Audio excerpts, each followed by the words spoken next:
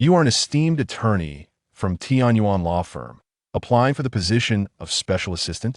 Zhai Shuangbai fixed her gaze on the interviewer's gleaming bald head, who had already put her through a grueling 10 minutes. Zhai Shuangbai, that name sounds quite familiar. The interviewer flipped through her resume. I fail to comprehend why a distinguished lawyer with such a successful track record would seek a position as a general manager's assistant. You need not comprehend, Zhai Shuangbai replied coolly. As long as I can fulfill my duties during the probation period, that is sufficient. Specialization is key. Excelling in court does not equate to proficiency as an assistant. The interviewer retorted, tossing her resume at her, which struck her head before she could evade it. As the resume fell to the ground, Zhai Shuangbai winced and bent down to retrieve it.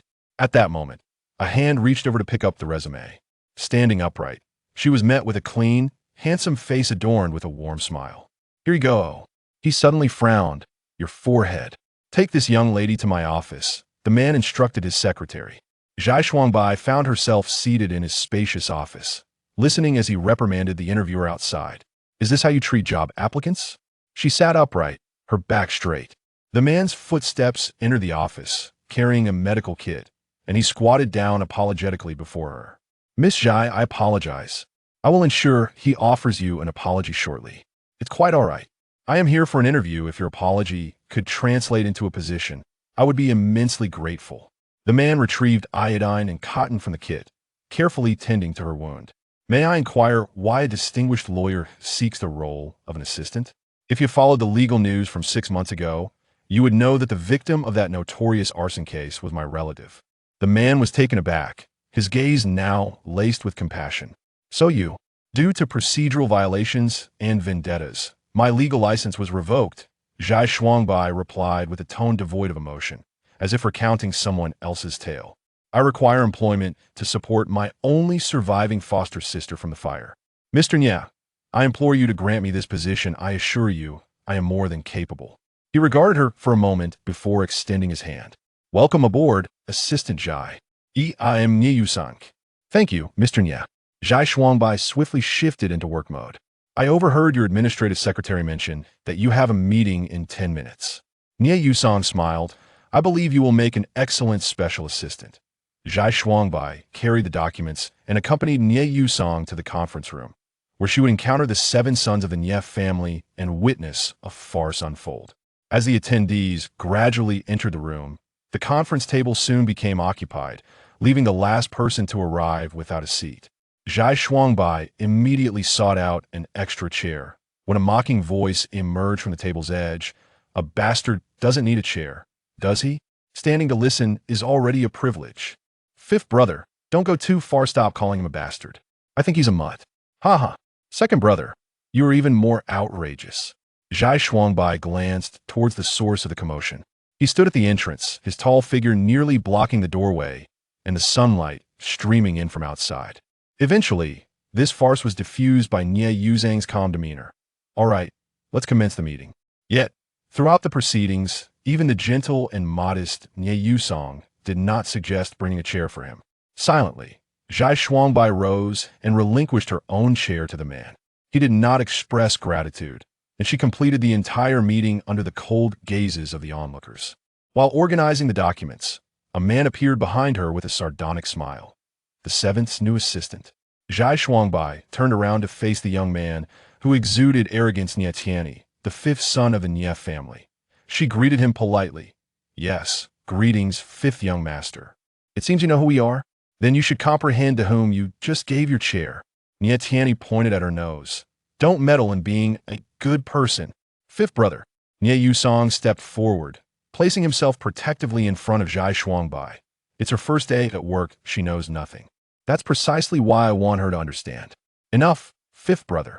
Nya Yusang's tone remained composed. Do not make things difficult for her. Huh. Nya Tianyi burst into laughter. You're quite fortunate. Our 7th is the gentleman of the Nya family. You truly have luck on your side. 5th brother, father wants you in his office. Nya Tianyi immediately panicked. Why does father want me? 7th, please help me out, I beg you. He fled in haste, and Nya Yusang turned to Zhai Shuangbai apologetically. My 5th brother is just like that. Don't take it to heart. Not at all. At that moment, the secretary knocked on the door. 7th young master, Miss Hondo has arrived. Zhai Shuangbai looked up to see a young woman at the entrance, her long hair cascading down her shoulders, with bright eyes and a radiant smile. Yusong. She approached with a gentle smile, and beneath her gossamer chiffon dress, Zhai Shuangbai noticed her slightly rounded belly. What brings you here? It's so hot today. Nie Yusong immediately pulled out a chair for the woman to sit. Allow me to bring you some soup, the woman named Hong Do said with a playful smile, tilting her head. Today, I made a soothing herbal soup. Nie Yusong opened the thermos that Hong Do had brought, and upon lifting her gaze, she spotted Zhai Shuangbai. With a cheerful demeanor, she inquired, "Would you care for a bowl?" Zhai promptly declined and exited Nie Yuzhang's office. The administrative secretary escorted her to the cafeteria, chattering incessantly along the way. The woman you just saw is the fiancée of our 7th young master. She is rather fortunate, being the daughter of a mere mechanic, yet she has encountered our 7th young master and is now expecting his child. What a transformation indeed. The secretary sighed in disbelief. Goodness, the 7th young master has always been the most favored son of the Nie family, and now he is the first to have child. That baby will be the eldest grandson of the Nie family, akin to a prince. Suddenly, a tall figure emerged from the rear staircase, startling the secretary into silence. Upon recognizing the individual, she lowered her head and murmured, "4th young master." He did not engage her in conversation, nor did he spare them a glance, simply walking past them with purpose. Once the man had departed, the secretary retracted her neck and remarked, "Our 7th young master is like a cloud, while that individual is akin to mud. Can you believe it? They bear an uncanny resemblance. Yet, within the Nie family, their statuses are worlds apart." Zhai Shuangbai, newly arrived and unaware of much, remained quiet and listened intently. The secretary scoffed and continued, "He appears like a specter, elusive and unpredictable. It is indeed a case of same family, different fates. Despite being sons of the Nie family, he stands as the exception." As Zhai Shuangbai left work, she encountered that very exception once more. He indeed resembled a ghost, emerging from the shadows in his dark attire before vanishing back into obscurity. Time was of the essence. She needed to rush to the hospital. Hani Mei lay lifelessly, and the 4 dripped steadily, not just dispensing medication, but also money. This private hospital, akin to a gold mine, boasted the most advanced equipment and finest medical personnel in the entire Yi city. However, the daily medical expenses, reaching 5 figures, weighed heavily upon Zhai Shuangbai. Due to that incident, her luxury car remained unsold, and selling it at a low price would only cover Han Yaimai's hospital stay for half a month. She gently combed Han Yaimai's hair and approached the doctor's office to discuss the skin graft surgery. Given her medical condition, I wish for the surgery to be performed as soon as possible. I want her to awaken looking beautiful, she stated. The doctor frowned and replied, "Miss Zhai, you must understand that your prepaid funds are running low. Would you consider transferring to a standard room?" "Absolutely not. Am I shortchanging you in any way?" Zhai Shuangbai interrupted vehemently. "In any case, before the funds are exhausted, I will ensure payment is made. As for the surgery, I demand the best surgeon," she nearly shouted, and the doctor lowered his head, choosing to ignore her. She wearily exited the VIP care room, not leaving the hospital, but instead heading to the nephrology department on the 3rd floor. Her fiancé's mother, her future mother-in-law, lay on the brink of death due to renal failure. Hesitating at the door of the ward, she was reluctant to enter. It had been 6 months since her fiancé, Park One, had encountered his misfortune, and she had not dared to reveal the truth to the gravely ill matriarch. In her moment of indecision, Park's mother spotted Zhai Shuangbai and beckoned her, "Shuangbai." She stepped inside, donning a smile. "Annie, I thought you were asleep. What brings you here so late?" Park's mother tenderly grasped her hand. "Your hands are so cold. After a long day at work, why not go home and rest?" "Auntie, I can only sleep if I stay by your side." "Silly child," Park's mother caressed her hair. "Look at how thin you've become, alas. My illness is wearing you down." "Auntie, I am determined to see you recover." Zhai Shuangbai buried her face in Park's mother's frail palm, relishing the warmest moment of her day. After spending some time with her, she took her leave. She did not return home to rest. Instead, she sought money, frantically searching for it. Today had begun well, and she anticipated a generous reward from her employer. Half an hour later, Zhai Shuangbai appeared by the poolside of a luxurious villa, observing the lithe figure gliding through the water like a fish.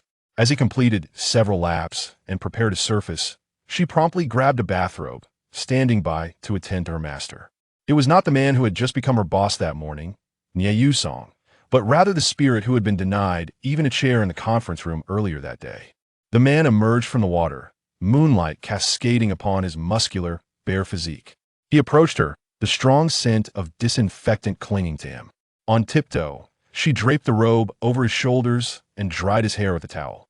"You performed excellently today," he rarely complimented her, though his tone remained frigid. "I knew you could accomplish the task." Indeed, her initial assignment was to serve as Nie Yuzhang's personal assistant. Zhai Shuangbai lowered her gaze. Finding no need for flattery, she sought practicality. "This is merely my duty." He bent to retrieve his phone from the table, and with a ping, Zhai Shuangbai pulled her own phone from her pocket to check. "Thank you, fourth young master." She settled by the shimmering pool, dipping her feet into the water. Every evening, she would sit by the pool for hours. This was the residence of the fourth young master, Nie Zi, who seldom stayed here.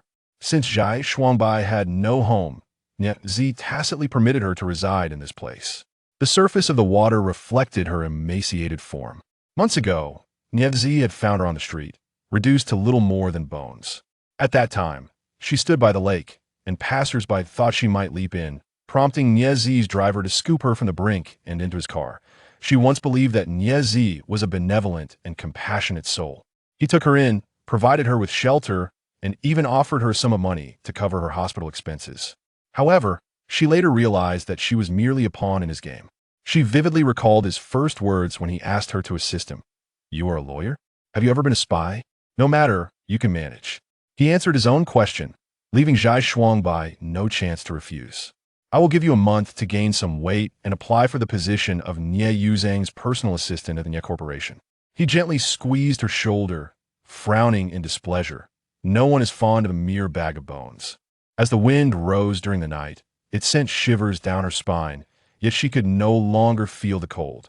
The flames from the devastating fire over 6 months ago had never truly extinguished, and countless embers danced within her chest, coursing through her veins. She calculated her finances. The recent red envelope could only sustain Han Yaimai's hospital expenses for half a month.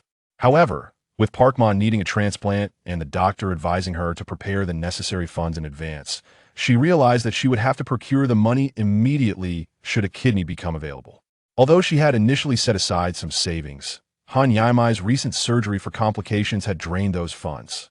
She had hoped to transfer Han Yimei to a standard ward once her condition stabilized, which would significantly reduce costs.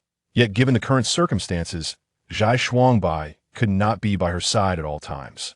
She resolved with gritted teeth to ensure that Han Yimei remained in the VIP care unit.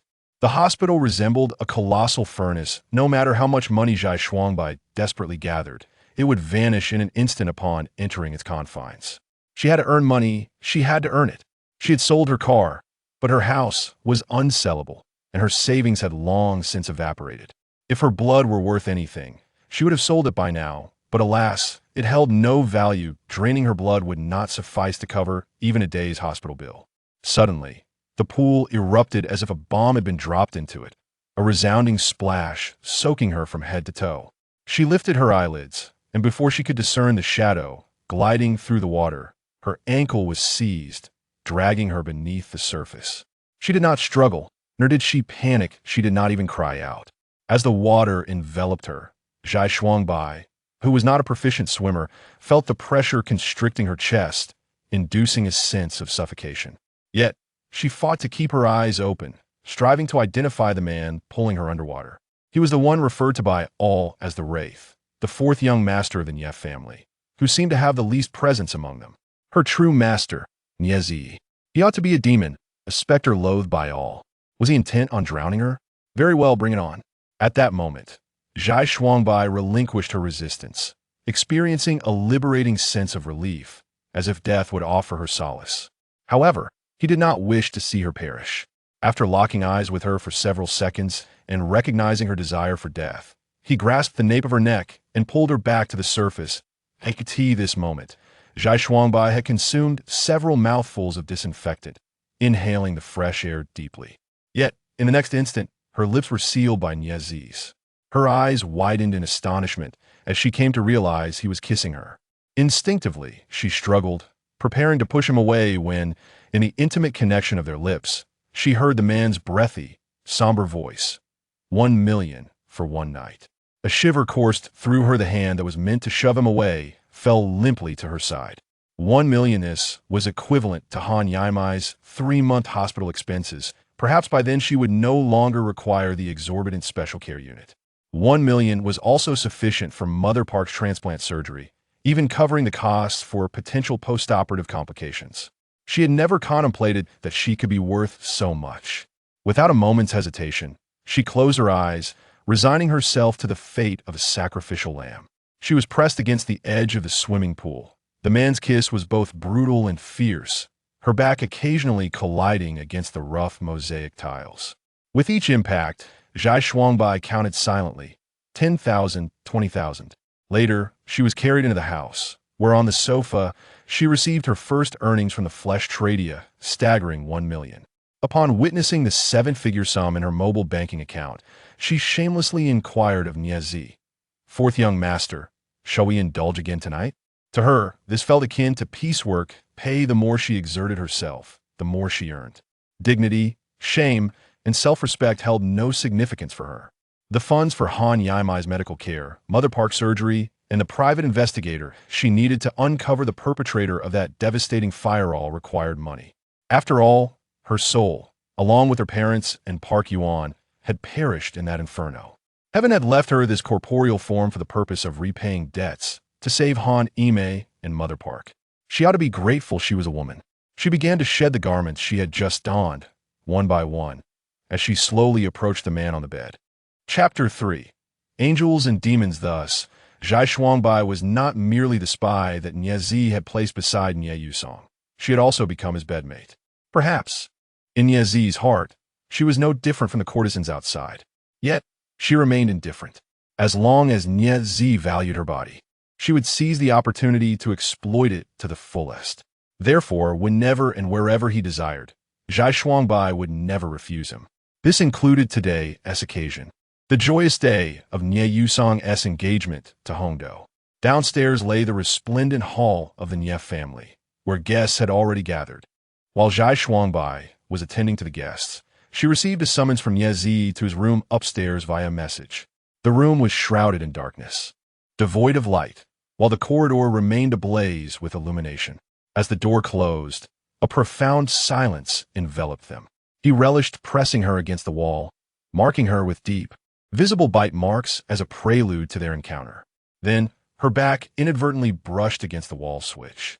In the blinding brightness, she beheld a face almost identical to that of Nie Yusong.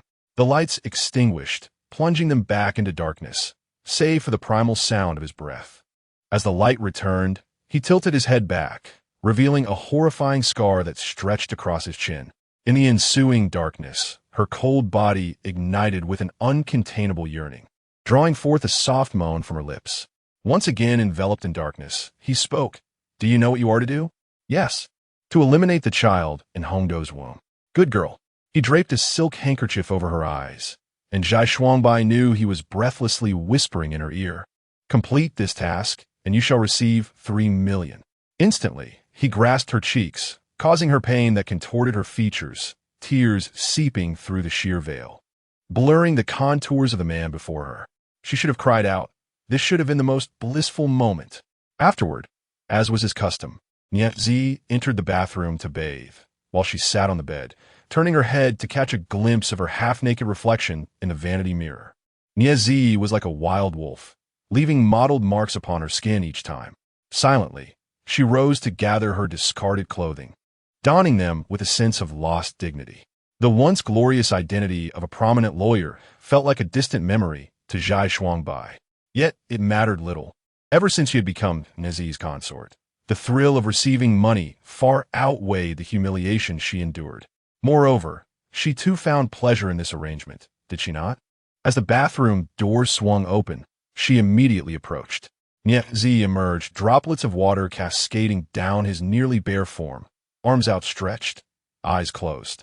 She, like a devoted maid, took a soft, dry towel to cleanse his body, dressing her master in a silk shirt, a black suit adorned with dark golden checks, and fastening the gilded buttons. At this moment, he would always close his eyes, savoring her attentive service. If in a particularly good mood, he might reward her with precious jewelry to pawn. An unexpected windfall. Just then a knock echoed from outside, accompanied by the delicate voice of Nidhi's fiancé. Nidhi, are you in there? The banquet is about to commence. Today marks the engagement of the seventh son. As the fourth brother, you. His impatience was palpable as he furrowed his brow and strode towards the door, pulling it open.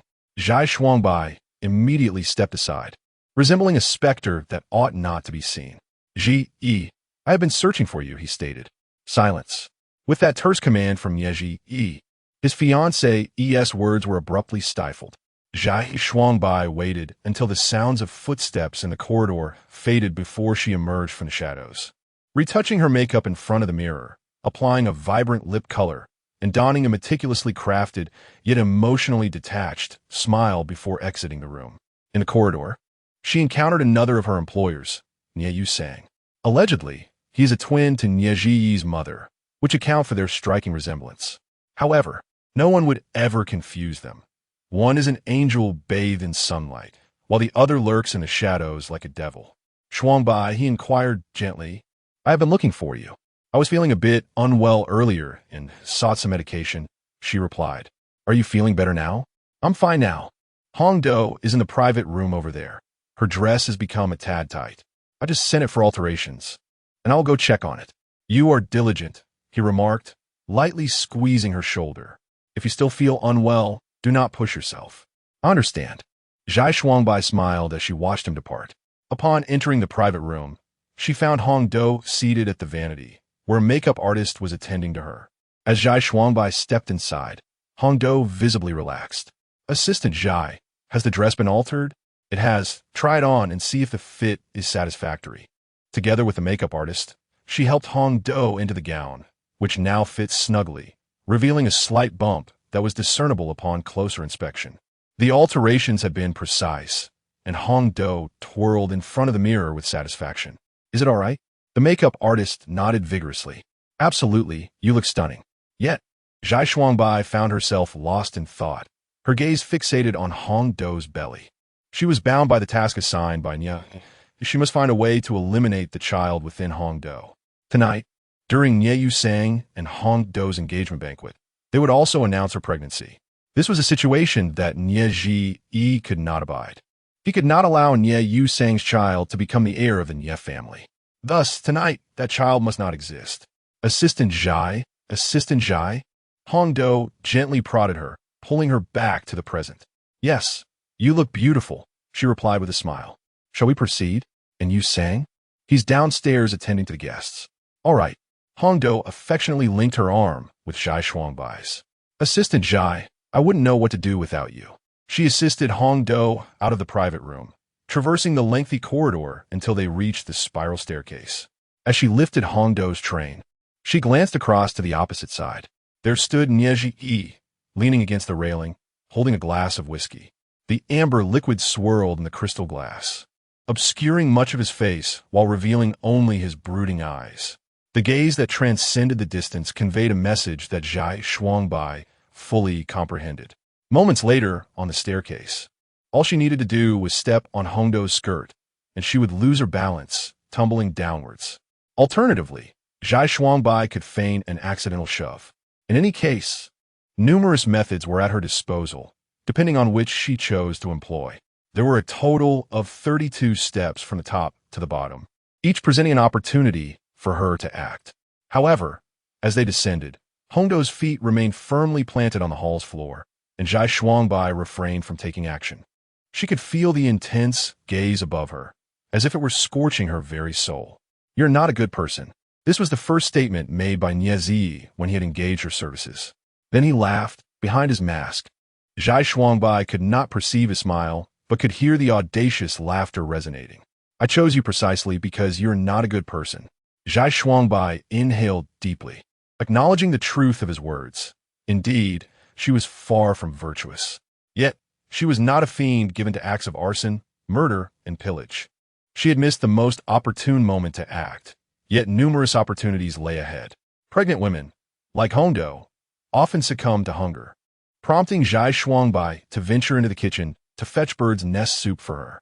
It would be simple to lace it with poison, unnoticed. Hongdo trusted her implicitly, consuming whatever she offered without a second thought. In reality, the poison had already been introduced, but before the soup could be served to Hongdo, Nie Yusong arrived, carrying a cup of warm milk, which he extended toward Zhai Shuangbai. She glanced at the milk and remarked, Hongdo mentioned that milk has a strong taste. It's for you. Nie Yusong replied, aren't you feeling unwell? You must not have eaten yet. Have a cup of milk, he insisted, placing the cup in her hands and preparing to take the bowl of bird's nest from her. Chapter 4, A Spectacle of Drama. At each level, Zhai Shuangbai had the opportunity to strike. However, upon reaching the very bottom, Hongdo firmly planted both feet on the hall's floor, and Zhai Shuangbai refrained from making her move. She could feel the intense gaze above her, as if it were searing through her very being. You're no saint, were the first words Nie Ji uttered when he engaged her. He then laughed, though concealed by a mask. His smile remained obscured, yet his raucous laughter resonated. I chose you precisely because you are not a saint. Zhai Shuangbai inhaled deeply. Indeed, she was no paragon of virtue. Yet, she was not a demon who reveled in chaos and destruction. She had missed the most opportune moment to act, but countless chances lay ahead. Hongdo, experiencing the cravings of pregnancy, often found herself hungry, prompting Zhai Shuangbai to venture into the kitchen for some bird's nest soup. She planned to lace it with poison. Stealthily and unnoticed, Hongdo held her in utmost trust, consuming whatever she presented without a second thought. In truth, the poison had already been introduced.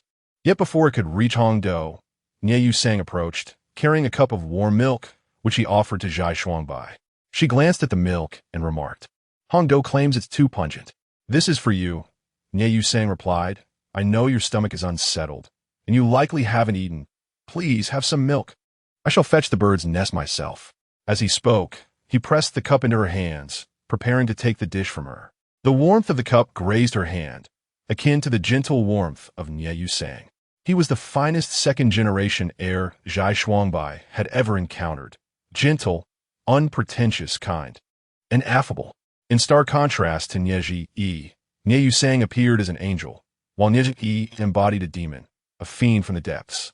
The demon sought to obliterate the angel, unwilling to allow his half-brother share of the Nie family's fortune, not even a penny. Just as Nie Yusong extended his hand to retrieve the bird's nest, Zhai Shuangbai trembled, causing the delicate dish to slip from her grasp and shatter upon the floor. Almost simultaneously, Nie Yusong caught her arm, pulling her aside. Be careful, he exclaimed, eyeing the scattered shards of porcelain before turning his attention to her. Are you all right? He was a boss who never raised his voice at subordinates. Zhai Shuangbai shook her head. I apologize, Mr. Nie. I'm Yufine. He dismissed her concerns with a wave. Do not fret. We shall have Zhang Sa clean it up later. I will fetch another bowl of bird's nest for Hongdo. No, allow me to do so, she insisted, as he pressed the milk back into her hands. First, drink the milk. Zhai Shuangbai returned to Hongdo's side, the warm milk wafting a fragrant aroma beneath her nose.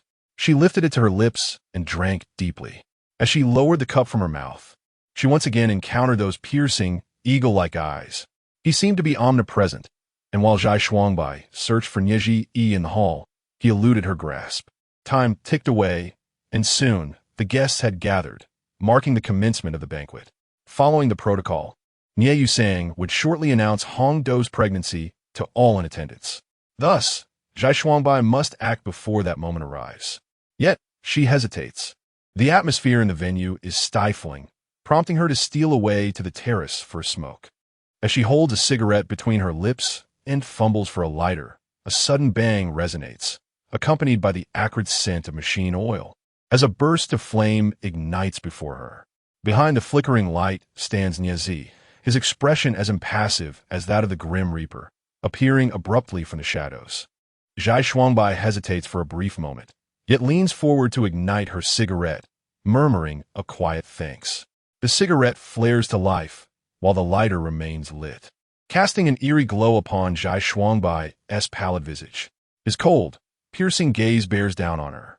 It is said that no one can endure Nie Zi's terrifying gaze for more than 30 seconds. She withstands it, but his stare threatens to melt her resolve. Throughout, Nie Zi remains silent. Eventually, with a mechanical click, he closes the lighter, leaving the unpleasant scent of oil lingering in the air. As he strides past her, he grips the nape of her neck, lifting her as if to extract her very bones. She clenches her teeth, remaining voiceless. Without uttering a word, he conveys his intent through his body language. Should she fail to accomplish her task tonight, she would become nothing but a mere skeleton. For someone like her, death would be of little consequence. Yet, Haname lies in a hospital bed, awaiting her life-saving funds. Moreover, Park Yuan's mother requires a kidney transplant, with surgery and donor costs all demanding financial resources. She understands that her existence is tethered to these responsibilities. It is her duty to save them, and only then may she earn the right to perish. As Niezi's footsteps recede from the terrace, Zhai Shuangbai feels a wave of relief wash over her. At that moment, she hears Nie Yusong's voice resonating through the microphone from within. Time is of the essence. Nie Yusong's voice tolls like a death knell for Zhai Shuangbai. She realizes that if she falters in this endeavor, Nie Zi would not hesitate to sever Han Imei's oxygen supply. Discarding the unlit cigarette, she crushes it beneath her heel and steps into the bustling hall. The venue teems with guests, alive with excitement. Nie Yusong stands atop the spiral staircase, with Hong Do nestled happily by his side. They are in this moment the happiest of souls, on the brink of marriage, dreaming of children. Elder Nie occupies the grand chair at the center of the hall, beaming as he gazes upon his beloved grandson. Should he learn soon of the impending arrival of a great-grandchild, he would bestow all his shares in Nie Tian International upon the little one. In a shadowy corner, Nie Zi lurks, dark and brooding, akin to an eagle poised to strike from its hidden perch. They form a sharp triangle, while Zhai Shuangbai finds herself outside this geometric arrangement. Esteemed guests, I extend my heartfelt gratitude for your presence at the engagement banquet of Hong Do and myself. Before the festivities commence, I wish to announce Nie Yusong. Microphone in hand, and the other clasping Hong Do's, wears a gentle and elegant smile. Zhai Shuangbai inhales deeply, closing her eyes. The joyous smile of Nie Yusong may soon find its abrupt conclusion in this very moment. Just as Nie Yusong was about to announce to the world that Hong Do bore the offspring of the Nie family, a man surged from the crowd, rushing to Hong Do's side and seizing her wrist in anger. Hong Do, how could you betray me? He exclaimed. Startled, Hong Do focused her gaze, and her tone shifted dramatically. Zhoukai, you are now engaged to young Master Nie. Where does that leave me? What about her child? The man shouted in despair. The crowd gasped, as if a torpedo had erupted in a tranquil lake, sending ripples of chaos throughout. While Nie Yusong stood in shock, she instinctively shielded Hong Do. Who are you? And who am I? Hasn't Hong Do told you? Young master, I am the impoverished boyfriend of your fiancée. Do you not believe me? She is carrying my child. From Zhai Shuangbai's perspective, he could see the instant pallor on Nie Yusong's face. Hong Do's voice, hoarse with emotion, pleaded, Zhoukai, stop this madness and leave. I will leave, but you must return our child to me. Do you intend to marry young Master Nie while carrying my child? Do you think the Nie family would accept such a disgraceful descendant? The hall descended into chaos, filled with Zhoukai's shouts and Hong Do's sobs. The elderly master, Nie, clutched his chest in distress, slowly rising from his armchair, striking the ground with his dragon-headed cane. Nonsense, nonsense! With assistance from those nearby, he approached Nie Yusong and the others, raising his cane to strike at Hong Do. As gasps erupted from the crowd, Nie Yusong swiftly intervened. Grandfather, step aside. You still protect her. What kind of woman have you chosen? The elderly master Nie, frail with age, could hardly withstand such fury and trembled uncontrollably, his nurse urgently advising him, Old master, please do not anger yourself. Your heart cannot bear it. You, the elderly master Nie panted, pointing at Nie Yusong. Go upstairs immediately. Throw this woman out, along with her paramour. A farcical scene, a melodrama of framing and deceit. Zhai Shuangbai had invested a significant sum to procure the performance of Hong Do's ex-boyfriend. As he observed Nie Yusong being escorted upstairs by bodyguards. In Hongdo and Zhou Kai being expelled from the Nia household, Zhai Shuangbai silently breathed a sigh of relief. Chapter 5. Do not gaze upon the malevolent in Niezi's bedroom. There exists an enormous bathtub, not situated within the confines of the bathroom, but rather directly opposite his bed. Seated within this tub, one can behold the half-sun mountain beyond the window. The nocturnal mountain looms like a half-reclined beast, poised to pounce at any moment. Zhai Shuangbai kneels partially behind Niezi, providing him with a massage. His back is adorned with rose essential oil, smooth and slick. He tilts his head back, a white towel draped across his face, rendering any sign of breath invisible. It is as though he were lifeless, or perhaps he was merely a corpse, animated by some malevolent spirit. Lost in her musings, her fingers are seized tightly by Niezi, akin to a vice grip, causing her immense pain. You are distracted. His back turned to her. He can sense her wandering thoughts through the massage she administers. He is indeed a terrifying creature, an oddity. I apologize. To his accusation, she never retorts. Would you prefer a firmer touch or a gentler one? His hand glides from her fingers to grasp her wrist, yanking her abruptly into the tub. Clad in a coffee-colored silk blouse and a fitted skirt, she tumbles headfirst into the water, becoming thoroughly drenched. She even chokes slightly, her mouth and throat overwhelmed by the scent of rose oil. Before she can regain her composure, Niezi forcefully presses her against the edge of the bathtub, kissing her with brutal intensity. He must be a sadist. She is already slender and with little flesh on her back. It feels as though he is biting down on her shoulder blade. Uncertain if her tears are born of pain, her face is drenched. The towel slips from his face, covering Zhai Shuangbai entirely. The wet towel, heavy and soaked, nearly suffocates her. In that moment, it feels as though death is imminent. Indeed, the events leading to this moment are of her own making. There is a truth in what Niezi has said. She is not a virtuous person. As a lawyer, she has taken on cases she should not have, accepted money she ought to have refused, thus causing harm to her close friend, leading to the demise of her fiancé, and affecting her parents. Only she has escaped unscathed. Life is undeniably unfair. It should have condemned her, a sinner, to death. Should it not? Refusing to remain a sacrificial lamb, she forcefully rolls over, positioning herself atop Niezi. He is momentarily taken aback, then erupts into joyous laughter, his hands resting on her slender waist. The chill of his palms against her lower back sends a shiver through her. I favor assertive women. The towel slips from Zhai Shuangbai's face, falling into the bathtub. As she prepares to open her eyes, that icy hand covers her eyes. He whispers into her ear, his warm breath cascading over her skin. Such beautiful eyes, do not gaze upon the malevolent. Chapter 6. What are you? Zhai Shuangbai found it difficult to discern whether Niezi was pleased or displeased this evening. His demeanor was rather unusual. Afterward, he assisted her in cleansing her body, encouraged her to lie on the bed, applied lotion, and provided a massage. His technique was commendable, even quite professional. Your body is too tense, he remarked as his fingers kneaded along her spine. This prompted her to recollect a film she had once watched, where a trained female assassin, while massaging an adversary, suddenly seized the second cervical vertebra and with a forceful tug, snapped the opponent's spine, resulting in death. Zhai Shuangbai pondered whether such lethal skills truly existed. Yet, in that moment, she found herself wishing that Niezi would end her life, and escape from the turmoil. Despite the comfort she felt, thoughts of death lingered. Once the massage concluded, Niezi excused himself to wash his hands. She donned her attire, stockings, and slipped in her high heels. She had never stayed overnight at Niezi's. It was known that he had many women, yet he only shared his bed with them, never truly sleeping with them. Passing the restroom, Zhai Shuangbai greeted him. Mr. Nye, I'm leaving.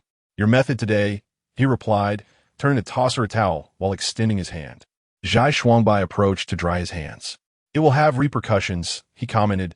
Is it truly so difficult to terminate an unborn child? Zhai Shuangbai remained silent, meticulously drying his long, elegantly structured fingers. He grasped her chin, lifting her gaze. Have you softened your heart, Zhai Shuangbai? Do you aspire to be a virtuous person? Mr. Yeah, As long as the objective is achieved, I will ensure there are no future complications, she responded, prompting him to release her, weary as he waved her off. Go and soothe your master. Make him depend on you, trust you.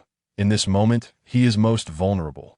Obeying his command, Zhai Shuangbai traversed the corridor and encountered Ni's fiancé, Tang Jinwen, who approached her with a fierce demeanor, raising her hand to strike. However, instead of landing a blow on Zhai Shuangbai's face, her wrist was deftly captured by Zhai Shuangbai's grip. Tang Jinwen struggled briefly, yet her wrist remained immovable within Zhai Shuangbai's grasp. Let go. Zhai Shuangbai, don't think I didn't see you leaving Z's room. You harlot. You slut. Zhai Shuangbai listened quietly as she spewed insults, observing the distorted rage on her meticulously made-up face. Having lost interest in the tirade, she abruptly released Tang Jinwen's wrist and walked past her. Zhai Shuangbai, if Nie Yusong discovers your connection with Z, do you think he will continue to use you? Tang Jinwen called out in a fit of fury from behind. Zhai Shuangbai halted and turned to regard her. Her calm gaze compelled Tang Jinwen to instinctively silence herself. Miss Tang, Zhai Shuangbai articulated slowly, Mr. Nie is about to rest. I hope you have not disturbed him. Tang Jinwen's expression faltered. Fear of Niazi gripped her, which is why she only dared to confront women she suspected of being associated with him in private, never daring to let him know. Zhai Shuangbai raised her hand and pointed towards Tang Jinwen's mouth, saying, Miss Tang, you should be quite aware of what words are appropriate to utter and what should remain unspoken. Take care of your speech if you wish to linger longer in Mr. Nie's presence. Having said this, Zhai Shuangbai departed, leaving Tang Jinwen fuming and stamping her feet behind her, exclaiming, what an insufferable individual. Indeed, she was not an insignificant person. However, Zhai Shuangbai dared to speak to Tang Jinwen in such a manner because she understood that, regardless of the type of woman, even with the title of Niazi's fiancé, Tang Jinwen held no significant value in Niazi's heart. Chapter 7. Like a gentle breeze under a bright moon, Zhai Shuangbai found Nie Yusong in a private club, where he was heavily intoxicated and barely conscious. Zhai Shuangbai and the driver supported him from either side as they guided him out of the establishment. Despite his inebriation, Nie Yusong, a man of honor, murmured to those around him before he was about to vomit, "Step back a bit, I'm going to be sick." He then leaned against a tree, expelling his stomach's contents. Zhai Shuangbai twisted open a bottle of water and tried to hydrate him, but he promptly vomited again. After he had emptied his stomach, he regained a modicum of clarity. Zhai Shuangbai instructed the driver to return to the car while she sat on the curb beside Nie Yusong. This night should have been a moment of great joy for him, yet it had all been ruined by her own hand. She possessed a remarkable talent for dismantling the lives of others. The night was brisk, and Zhai Shuangbai sneezed. Even in his disheveled state, Nie Yusong managed to remove his coat and drape it over her shoulders. Beneath the gentle breeze and the luminous moon, his bloodshot eyes, though clouded by intoxication, retained a beauty that was almost heartbreaking. I cannot believe it, he finally said after a long pause, that Hongdo would act in such a manner. Tomorrow, I shall seek her out and demand clarity. Thus, you too believe that Hongdo is not that kind of person? A flicker of hope ignited in Nie Yusong's gaze. Zhai Shuangbai assisted him to his feet. First, let's return and allow you to rest. I will find Hongdo. The following day, before she led Hongdo into the tea house, Zhai Shuangbai had meticulously prepared everything. She instructed Hongdo on what to say, even providing a script for her. Hongdo gazed at her in disbelief.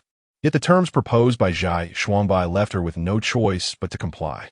Zhai Shuangbai waited outside, still holding a cigarette that had yet to be finished when Hongdo emerged from the tea house, tears streaming down her face. As she passed by Zhai Shuangbai, her beautiful, tear-streaked eyes bore into her intensely. Zhai Shuangbai offered her a tissue, which she refused to take. I never expected this from you, Zhai Shuangbai. Zhai Shuangbai pressed the tissue into her hand. Everyone has their own burdens. Did you not also do what you did not wish to do? Hongdo hurled the tissue back at Zhai Shuangbai's face, sobbing as she walked away. Nie Yusong stumbled out of the tea house behind her, leaning heavily against the wall. His face was ashen, and surely his heart mirrored the same desolation. Without needing to utter a word, Zhai Shuangbai understood what Hongdo had conveyed to him. Every word had been meticulously scripted and rehearsed by Zhai Shuangbai herself. I'm sorry, Yusong. I thought the child was yours. My encounter with Shoukai was but once. I never anticipated. I'm sorry, Yusong. I calculated the dates, and perhaps the child truly belongs to Shoukai. I wronged you. Such seemingly innocuous phrases carried the power to shatter Nie Yusong's spirit. He fell ill for several days, isolating himself within his room. Mr. Nie and the elder Nie were furious. The elder Nie, gripping his dragon-headed cane, struck the ground with a thud, thud, thud. With so many grandsons, he was my favorite, the one I had the most faith in. Who would have thought he would turn out to be such a disappointment? A woman completely captivated him, leading him to be cuckolded and nearly become an unwitting father. If he were to truly bring her into our home, would our Nie family then be responsible for raising her children? The elder Nie was so infuriated that he nearly lost his composure. Mr. Nie quickly sought to soothe his father, saying, Father, it has not yet reached that point. This is the exceptional son you have raised. As for the project in the new water city, you may bestow it upon whomever you wish, but must not be given to Nie Yusong. He must learn a lesson. Chapter 8. The 7 sons of the Nie family. The Nie family is blessed with 7 sons. Nie Yusong, the youngest, is the 7th son. Nie Jie, the 4th son, occupies the middle position. Among the 7, the most favored is the youngest, Nie Yusong, while the least favored is the 4th son, Nie Jie. Despite his exceptional abilities, the Nie family has entrusted him with only a modest company to manage. Before entering the Nie household, Zhai Shuangbai had heard various tales regarding Nie Jie's unpopularity, the most credible of which suggests that he and his brother shared different mothers. His mother, a deranged woman, allegedly murdered Mr. Nie's legitimate wife with a pair of scissors. Furthermore, when Nie Jie was very young, a monk had examined his bones and proclaimed that he was born with a rebellious nature, destined to bring misfortune to the Nie family. Initially, he was raised by a servant before Mr. Nie, moved by compassion, decided to bring him back into the family fold. The truth of these rumors remains uncertain. Nevertheless, Nie Jie exists as a ghostly presence within the Nie household. The servants fear him, yet choose to ignore him. Recently, Nie Yusong has brought shame upon the Nie family. The project in New Water City was originally assigned to him, but now the elder Mr. Nie has decided to reassign it. After much contemplation, he deliberated on who might take over this venture, which, if successful, would bring considerable acclaim in the business world. Among his 6 sons, the most capable is undoubtedly the 4th son, Nie Jie. However, it is precisely because he is the 4th son that, despite his remarkable talents, the project ultimately goes to the 2nd son. When this decision is announced, Nie Jie sits at the far corner of the conference table, his expression unchanging as he hears Mr. Nie call out the name of the 2nd son. The eldest son, consumed by jealousy, lacks the grace to even utter a word of congratulations. The 3rd son is absent, traveling in America, while the 5th and 6th sons, sharing the same mother, exchange hollow smiles with the 2nd son before leaving the conference room. Only Nie Jie extends his hand, saying, Congratulations, 2nd brother. The 2nd son, however, disregards the gesture, arrogantly passing by him. Mr. Nie soon exits the room, leaving Nie Jie alone in the vast space, where a grand chandelier looms above him like a serpent. When he is displeased, he takes pleasure in tormenting others. Zhai Shuangbai has suffered immensely under his whims, her body nearly crushed by his relentless cruelty. Her skin bears the marks of his biting, leaving little unscathed. Ultimately, she finds herself discarded on the floor as he strides past her to take a shower. Upon emerging from the bathroom, he discovers that Zhai Shuangbai has vanished, retreating to an adjacent guest room to wash away the blood seeping from her lacerated skin. Numb with pain, she steps out of the shower, her skin flushed red from the hot water, wrapped in a towel. Nie Jie awaits her on the sofa. She halts abruptly, Mr. Nie. He gestures for her to approach, and in that moment, Zhai Shuangbai yearns to plead for mercy. She is truly at her limit. Yet, her spirit refuses to yield. She has never backed down. Gritting her teeth, she strides towards him, only to be seized and pulled into his embrace. Whereupon he swiftly strips away her towel. She initially believed it was yet another tempest, but what met her skin was the cool touch of medicinal cotton. Niezi gently treated her wound with iodine-soaked cotton. He was the quintessential character who would strike one cheek only to offer a sweet date in return. Niezi attended to her with utmost seriousness and meticulousness, his focus unwavering. Once the treatment was complete, Zhai Shuangbai donned her nightgown, while Niezi slowly gathered the medical supplies with his head bowed. Get some rest, he advised before carrying the medicine box to the door, opening it, and stepping outside. Chapter 9. Is it ugly? Niezi, akin to a cunning hare with multiple burrows, possesses numerous residences.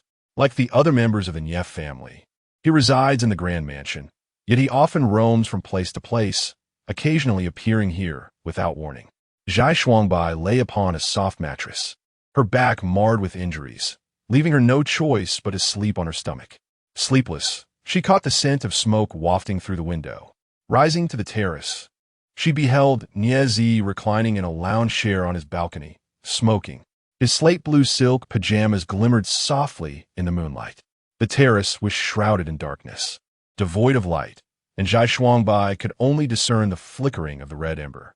The aroma of smoke ignited her own craving. Despite her many vices, she had never managed to quit smoking, even when Hanime and Park One relentlessly urged her to do so. As she turned to retreat indoors for a smoke, a thunderous rumble resonated from the heavens, accompanied by a flash of pink lightning. Instantly, the pitch-black night transformed into a bright day.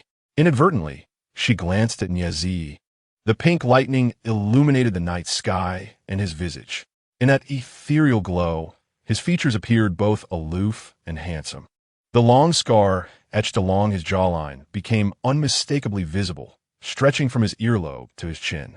Though he bore a striking resemblance to Nie Yusong, Zhai Shuangbai had never confused the two, solely due to the scar on Niezi's chin, a defining difference. This scar imparted a sense of severity, even malevolence, to his otherwise refined countenance. Her mind wandered back to his words from that day. Such beautiful eyes should not gaze upon wickedness. She realized he perceived his scar as a mark of evil. When the lightning flashed once more, Niezi caught sight of Zhai Shuangbai. Startled, she remained rooted in place, for he had already seen her. She felt like a mischievous sprite, covertly observing him, uncertain if she would survive his ire. Yet, not only did she endure, but she thrived. She was summoned to Niezi's chamber, sharing the same bed for the first time, having been in his company countless times before. He lay still, scarcely breathing, his body motionless. Zhai Shuangbai positioned herself prone, accustomed to tilting her head to the right, allowing her to glimpse Niezi's face. He gazed at the ceiling, tranquil as the dead. Just as she began to drift into slumber, he suddenly inquired, "Is it ugly?" She understood he referred to the scar on his chin. As a dutiful subordinate and bedmate, she adhered to the unspoken rules of silence. Pretending to be asleep, she kept her eyes closed, prompting Niezi to fall silent. Upon awakening the next morning, Zhai Shuangbai found that Niezi had already risen. His phone buzzed on the table, revealing a call from Tang Jinwen. Niezi meticulously buttoned his shirt in front of the mirror, stating, "I do not wish to meet this woman."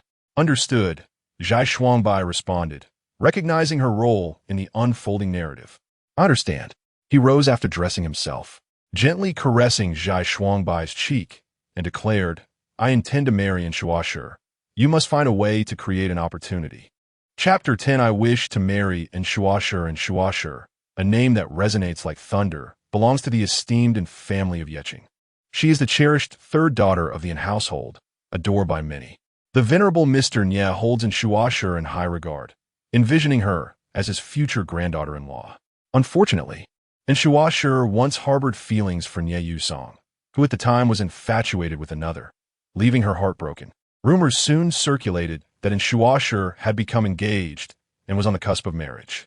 Zhai Shuangbai realized that Niezi intended to leverage his union with Shuashur to solidify his standing within the Nye family.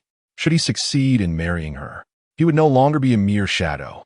Thus, Zhai Shuangbai faced a formidable task to dismantle Shuashur's engagement while ensuring she falls for Niezi in the shortest time possible. Before she could even furrow her brow in contemplation, Niezi presented her with an irresistible proposition. The day I wed in Shuasher will coincide with your mother-in-law's kidney transplant. In truth, Park Yuan's mother would never have the chance to become her mother-in-law, as Park Yuan had passed away before that could occur. The offer was tantalizing. Even if it proved exceedingly challenging, she felt compelled to give it a try. "All right," she replied. He nodded in satisfaction, cupping her face and placing a gentle kiss upon her lips. "Good girl," he praised her with the highest commendation. "I favor intelligent and obedient girls. For the next few days, refrain from visiting me and spend time with Nye Yusong instead. All right, if possible, consider becoming my sister-in-law," he said with a light-hearted tone, as if discussing a most delightful topic. "And if circumstances permit, expedite your widowhood." His mirth grew with each word, punctuated by a gleeful laugh. Zhai Shuangbai felt a disquieting sensation as she listened to his boisterous laughter, his face strikingly similar to that of Nye Yusong. Departing from Ye Zi's villa, she resolved to change her attire before heading home. Just as she neared her residence, she received a call from the hospital. The prospect of receiving such calls filled her with dread. With both of them hospitalized, she feared for their well-being. The doctor informed her that Hanamei's funds had been depleted and urged her to visit. This wretched private hospital charged exorbitant fees, as though wishing every patient's family possessed a money-printing machine. Nevertheless, they boasted the finest medical equipment and practitioners. With no time to change, Zhai Shuangbai rushed to the hospital, settled the bill, and proceeded to visit Hanamei. Previously, she had purchased a wig for Hanamei, enlisting a nurse to help lift her head and fit it properly. The flames had ravaged Hanamei's hair, leaving her scalp scarred and barren. The doctor suggested that once her condition stabilized, a scalp transplant might allow her hair to grow back. Until then, Zhai Shuangbai adorned her with a wig, transforming Han Yimei's appearance considerably. Once radiant and proud of her flowing locks, Han Yimei now looked far more beautiful with the addition of hair. Gently, Zhai Shuangbai combed through the wig, and upon finishing, she poured ginger essential oil into her palms, warming them before beginning a massage for Hanamei. She had countless words to share, yet since the incident, Zhai Shuangbai had uttered not a single one. After a prolonged silence, as the massage concluded, she finally managed to articulate a sentence. "Yimei, please awaken swiftly. You must oversee me, lest I descend into ruin. For you and Auntie, I would not hesitate to commit any act, no matter how egregious. Park 1 and Han Yimei serve as the benchmarks of my existence. Should I veer even slightly from the path, they would invariably pull me back. Now, with one benchmark deceased and the other wounded, I fear I may stray further into darkness. By the time Han Yimei awakens, I may be irretrievably lost." Chapter 11. The perfect persona and Shuasher's fiancé is named Zhai Wanjia. Quite coincidentally, individuals with the surname Zhai are not numerous, and Zhai Shuangbai has encountered a relative. On her way back to the Nye family, she perused Zhai Wanjia's profile. He and Shuasher seemed to be a match made in heaven, a golden couple. Zhai Wanjia was an academic prodigy during his school years, completing his master's degree abroad, and upon returning, he took the helm of the Zhai family's multinational enterprise. Flourishing in business, Zhai Shuangbai's gaze lingered on the photograph on the cover page of the profile. Zhai Wanjia possesses sharp brows and bright eyes, his features well-defined, making him an appealing figure among the affluent elite. He appears to have no vices, indulging only in sports such as surfing, rock climbing, and golfing, aside from his work. After thoroughly reviewing the profile, she noted that the private investigator had specifically mentioned Zhai Wanjia's exemplary character and his disinterest in the opposite sex. Viewed from this perspective, he seems to embody a nearly flawless persona.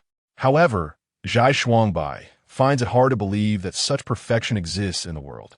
The more perfect his exterior appears, the more likely it is that he conceals some unspeakable flaw.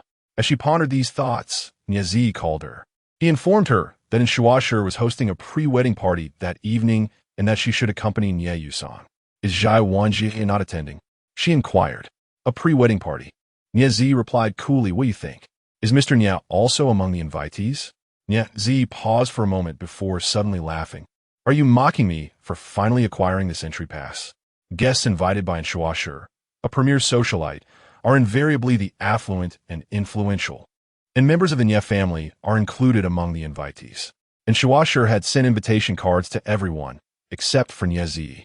Naturally, he would attend alongside the Nye brothers, and the security would not bar him at the entrance.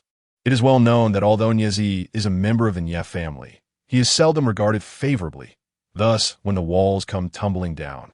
And Shuasher has never held him in esteem. "Mr. Nye, I have matters to attend to tonight, so perhaps you should refrain from going as well." Niazi found this amusing.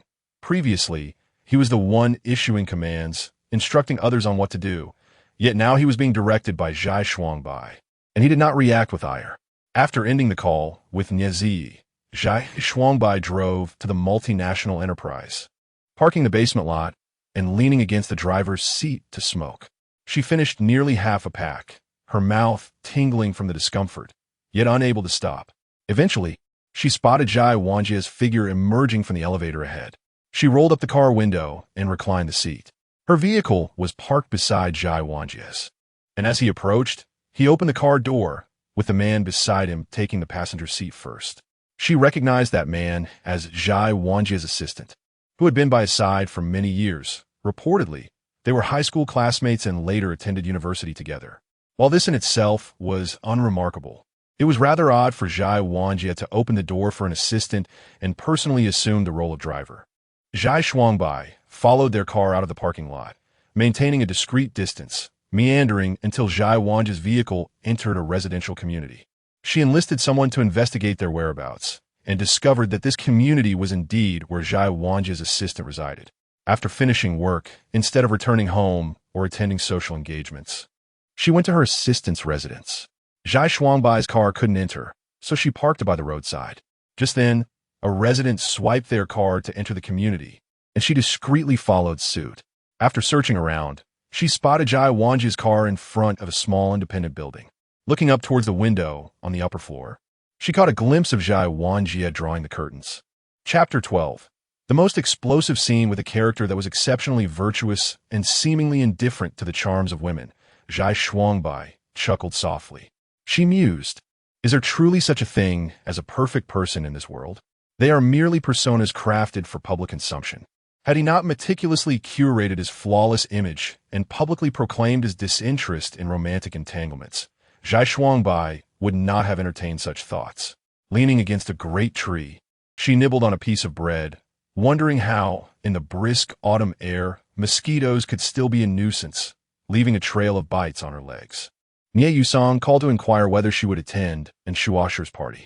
Zhai Shuangbai replied that she had prior commitments, and Nie Yusong did not press further. He was a remarkably affable boss, so much so that each time Zhai Shuangbai encountered him, she felt a pang of guilt. After finishing her bread, she glanced towards the villa where the dining room lights flickered to life, suggesting that dinner was underway. The curtains were drawn back, revealing a scene of conviviality as glasses clinked and laughter echoed. Soon after, the two figures embraced. Tonight marked in Shuasher's pre-wedding celebration, and Zhai Shuangbai surmised that if Zhai Wanjie were to make a move, it would undoubtedly be this evening. She contacted Niazi, suggesting he bring Shuasher along for the revelation. An anonymous message containing the address was dispatched to Shuasher, who was lost in revelry and only noticed the text after polishing off a round of drinks. With a mix of skepticism and curiosity, she made her way over, and Zhai Shuangbai informed her that she had come incognito, as her reputation would not allow for any indiscretion to be witnessed.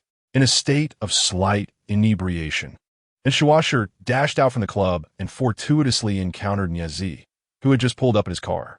He halted beside her, feigning a chance encounter. Unable to drive due to her intoxication and with no taxis in sight, she swiftly opened the door and took a seat inside.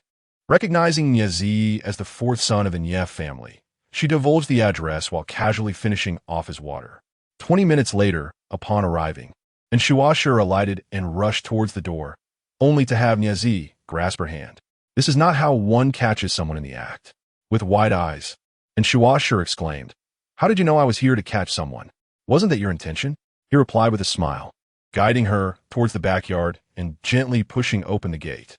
"It's your fiancé's birthday. Give it a try." Inputting Zhai Wanjie's birth date, the code was indeed correct. At that moment, the lights upstairs flickered on. Zhai Shuangbai tore into a piece of beef jerky, savoring the taste with satisfaction. Timing was impeccable. It appeared she had a knack for the paparazzi lifestyle. Once she amassed sufficient funds from Niazi to rescue Han Ime and the others, she would pivot to that line of work. Meanwhile, Niazi had led Shuasher through the grand entrance of the villa. Upon entering, she immediately spotted Zhai Wanjia's shoes at the foyer. Just as she was about to unleash her fury, Niazi covered her mouth, gesturing for her to remain calm. Leaning close, he whispered, "If you alert them, how will you witness the most explosive scene?" They stealthily ascended the staircase to the innermost room. The door was ajar, and as they approached, heavy breaths emanated from within. And Shuasher's heart sank as she beheld her seemingly perfect boyfriend entwined with his assistant upon the grand bed, both in a state of undress. As Shua's piercing scream echoed, Zhai Wanjia and his assistant stood frozen in a state of panic, while Niazi had already extracted his phone to capture this tantalizing scene. Zhai Shuangbai, having heard Shua's cry, finally finished chewing on her beef jerky. She straightened up from the flower bed, gently massaging her sore waist, and lifted her gaze to twist her neck. In that moment, her eyes met those of Niazi, who leisurely leaned against the railing of the second-floor terrace, indulging in a cigar, the rich aroma of smoke wafting down to her. Chapter 13. Rewards and Punishments. It turns out that the scenes of infidelity involving the wealthy and the ordinary are remarkably similar, both resulting in chaos. And Shuasher's piercing screams could be heard throughout the entire neighborhood.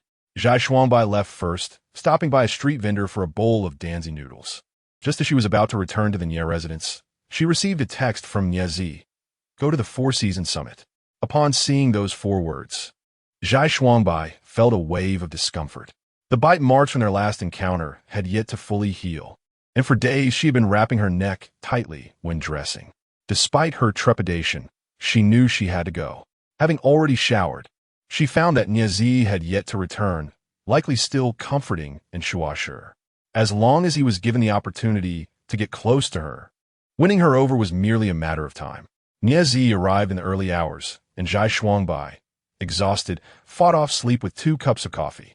She went to the entrance to help him change his shoes, remove his coat, and loosen his tie. In high spirits, he immediately leaned down to kiss her as soon as he slipped on his slippers. The scent of alcohol lingered on him, though his lips bore no trace of it. That must have been Shuasher's fragrance, indicating she had indulged in drink after the confrontation. This time, Niazi was particularly tender, wrapping his arms around her waist and lifting her onto the shoe cabinet. His soft lips glided from her neck to her chest. Although she was not particularly fond of this position, it pleased her benefactor, leaving her with little choice. Suddenly, he paused, gazing at her neck for a moment. As she reached up to touch it, he unexpectedly produced a necklace from his suit pocket with a flourish, one finger teasingly holding one end before her. Such a beautiful neck. How could it be left bare? His mood was exceptionally joyous today. He personally adorned her with the necklace, and then stepped back to admire his handiwork. "Ah," he said, removing his gold-rimmed glasses, a satisfied smile curling his lips. "You possess the most exquisite neck in the world." Zhai Shuangbai understood that this compliment was a reward for her significant contributions. With rewards come punishments. He lifted her down from the shoe rack. "If you perform well, I shall reward you handsomely. Do you like it?" She caressed the large diamond pendant, aware that this was no ordinary necklace, but rather an antique acquired at a previous auction. Zhai Shuangbai immediately appraised its value in her mind, planning to sell it for a good price in the near future. "I do," she replied. He tilted his head, studying her, yet shook it, pinching her chin. "As a lawyer, how could one not know how to lie? I can, but before Mr. Nye, I am utterly transparent." Niazi burst into hearty laughter, his spirits soaring, even his laughter resonating with delight. He ruffled her hair and, encircling her neck, led her from the entrance into the living room. Good girl. Every time he called her that, it felt akin to calling a dog. However, Zhai Shuangbai was indeed Niazi's loyal companion. When he tossed her a bone, she was compelled to scramble after it. Once again, she found herself pressed against the sofa by Niazi. He was one to explore various places for such encounters. Yet curiously, he had little affection for the bed. This time, however, Nye refrained from biting her, his movements gentle and tender. In that fleeting moment, Zhai Shuangbai seemed to experience a semblance of joy. Yet, it lasted but an instant. Upon catching sight of the grotesque scar on his chin, all traces of delight evaporated. Although his visage bore an almost identical resemblance to Nye Song, the impression it left upon her was entirely distinct. She found herself perplexed, pondering why the same features evoked such disparate feelings within her. Suddenly, Nye interrupted her reverie, inquiring, "You aren't comparing me to Nye Song, are you?" Chapter 14, They are one kind of people. As he attended to his tasks, he inquired about her. Had she been intimate with Nye Song? She shook her head no. He preferred innocent girls. There was no rush to engage in intimacy. Everything should unfold gradually. The two engaged in that particular activity were discussing how to entice other men. The dynamic between Zhai Shuangbai and Nye was perpetually peculiar. Afterward, Nye retreated to take a shower while Zhai Shuangbai went to the balcony to smoke. She inhaled Nye's cigar. Its potency was overwhelming, and with a single puff, it felt as though her lungs were enveloped in thick tar. She coughed violently, prompting Nye to approach from behind, take the cigar from her hand, and draw a puff, exhaling a plume of greenish smoke. Leaning against the railing, his bathrobe slightly ajar, he revealed a sensuous, muscular chest. The swirling smoke obscured his face. With no wind that night, it lingered for quite a while. He took another drag and placed the cigar at her lips, patiently instructing her, "Take a light puff. There is no need to exert so much force." This time, it was much better. She was not choked. He wrapped his arms around her, allowing her to lean against his bare chest. Thus, they shared the cigar, each taking turns until only the stub remained. Amidst the swirling smoke, he posed a question. Why do you think a woman might develop feelings for someone who catches her in the act of infidelity? Women differ from men. Men strive to conceal their vulnerabilities, while women often desire others to perceive their pain. Zhai Shuangbai finished her last puff and accurately tossed the stub into a distant trash bin. He snapped his fingers. "Good job." He gazed at her intently. "So, are you like that too?" Zhai Shuangbai smiled, shrugging her shoulders. Not every woman is so fortunate as to have a man willing to soothe her wounds. He gently grasped her chin and placed a kiss on her forehead. "What shall I do? I find myself increasingly fond of you." Zhai Shuangbai smiled, his thumb caressing her soft lips. "Don't you want to know why? I'm all ears. I adore intelligent women." Suddenly, he playfully tapped her forehead. "However, a sharp mind should be wielded wisely, and it must serve only my purposes." He pulled her into the room and tossed her card. She received it. "Mr. Nya, you've already rewarded me tonight. Let this suffice for your medical expenses. The necklace is not to be sold." He seemed to perceive all her thoughts. Zhai Shuangbai pondered for a moment, smiling with a hint of resignation. "Am I that transparent? Thus you still cannot lie." He embraced her. Lying down while gazing at the crystal chandelier on the ceiling, he mused, "Do you think my grandfather will entrust me with the new Water City project?" She replied affirmatively, "Yes. However, the second son has already taken it up. If he falters, then Mr. Nya is undoubtedly the most suitable candidate." He sighed contentedly. "Now I understand why I am fond of you." She remained silent, and Nye continued with his eyes closed. "Because you are just as wicked as I am." Nye has always categorized them as one kind of people. Perhaps this is the very reason he chose her. In Nye's embrace, she found it impossible to sleep. She lay there wide awake until dawn broke, and as she cautiously extricated herself from his hold, she was taken aback to find his piercing eyes wide open. He appeared not at all like someone who had just awakened. With a smile, he greeted her, "Good morning, Shuangbai." Chapter 15. Settling her, Nye, with a charming smile, addressed her as Shuangbai, which sounded far more distressing than when he called her good girl. It felt akin to a thorn piercing her back. "Mr. Nya," she said, hastily throwing on the clothes scattered on the floor before retreating to the bathroom to freshen up. After completing her grooming and donning her attire, she descended the stairs to find Nye in the kitchen, having brewed coffee, and he handed her a cup. "Did you sleep well last night?" he inquired, eyeing her dark circles, feigning ignorance. "Very well," she replied, lying through her teeth. He chose not to confront her deception, fully aware that he had heard her restless breaths throughout the night. One sip of coffee invigorated her spirit. Just as Shuangbai set down her cup, the voice of Tang Jinwen echoed from outside, accompanied by the ring of the doorbell. "Z, it's me." Tang Jinwen, Nye Zi's fiancé, had likely sensed his recent coldness and was now persistently pursuing him. Before finishing his coffee, Nye Zi slipped out through the back door, leaving behind 3 words: "Deal with her." Reluctantly, Shuangbai opened the door. Upon seeing her, Tang Jinwen paused momentarily, her brows furrowing in anger. "What are you doing here? I knew you were seducing Z. How shameless of you." Her tirade consisted of the same few words, lacking originality. Shuangbai chose not to engage in her provocations, politely inviting her inside. There was still a cup of coffee remaining, which she poured and placed before Tang Jinwen. In a fit of rage, Tang Jinwen seized the cup, intending to throw its contents at Shuangbai. Shuangbai warned her, "This sofa is Mr. Nye's custom piece. If you spill it, you know the consequences." Tang Jinwen, fearful of Nye Zi, begrudgingly set the cup back down. "Where is Z? I demand to see him, Shuangbai. I will inform Nye Yusong about your affair with Z." "You traitor." Shuangbai settled onto the sofa opposite her, browsing her emails and checking WeChat and messages, addressing what required her attention while Tang Jinwen continued her tirade, frothing at the mouth in frustration. "Mr. Nye hopes you can part ways amicably," Shuangbai stated. Tang Jinwen paused, her face paling. "I want to see Z. Who do you think you're to talk to me about this?" She sprang up, racing upstairs in search of him, scouring every floor, even rummaging through the storage room. It was no wonder Nye Zi had no affection for her.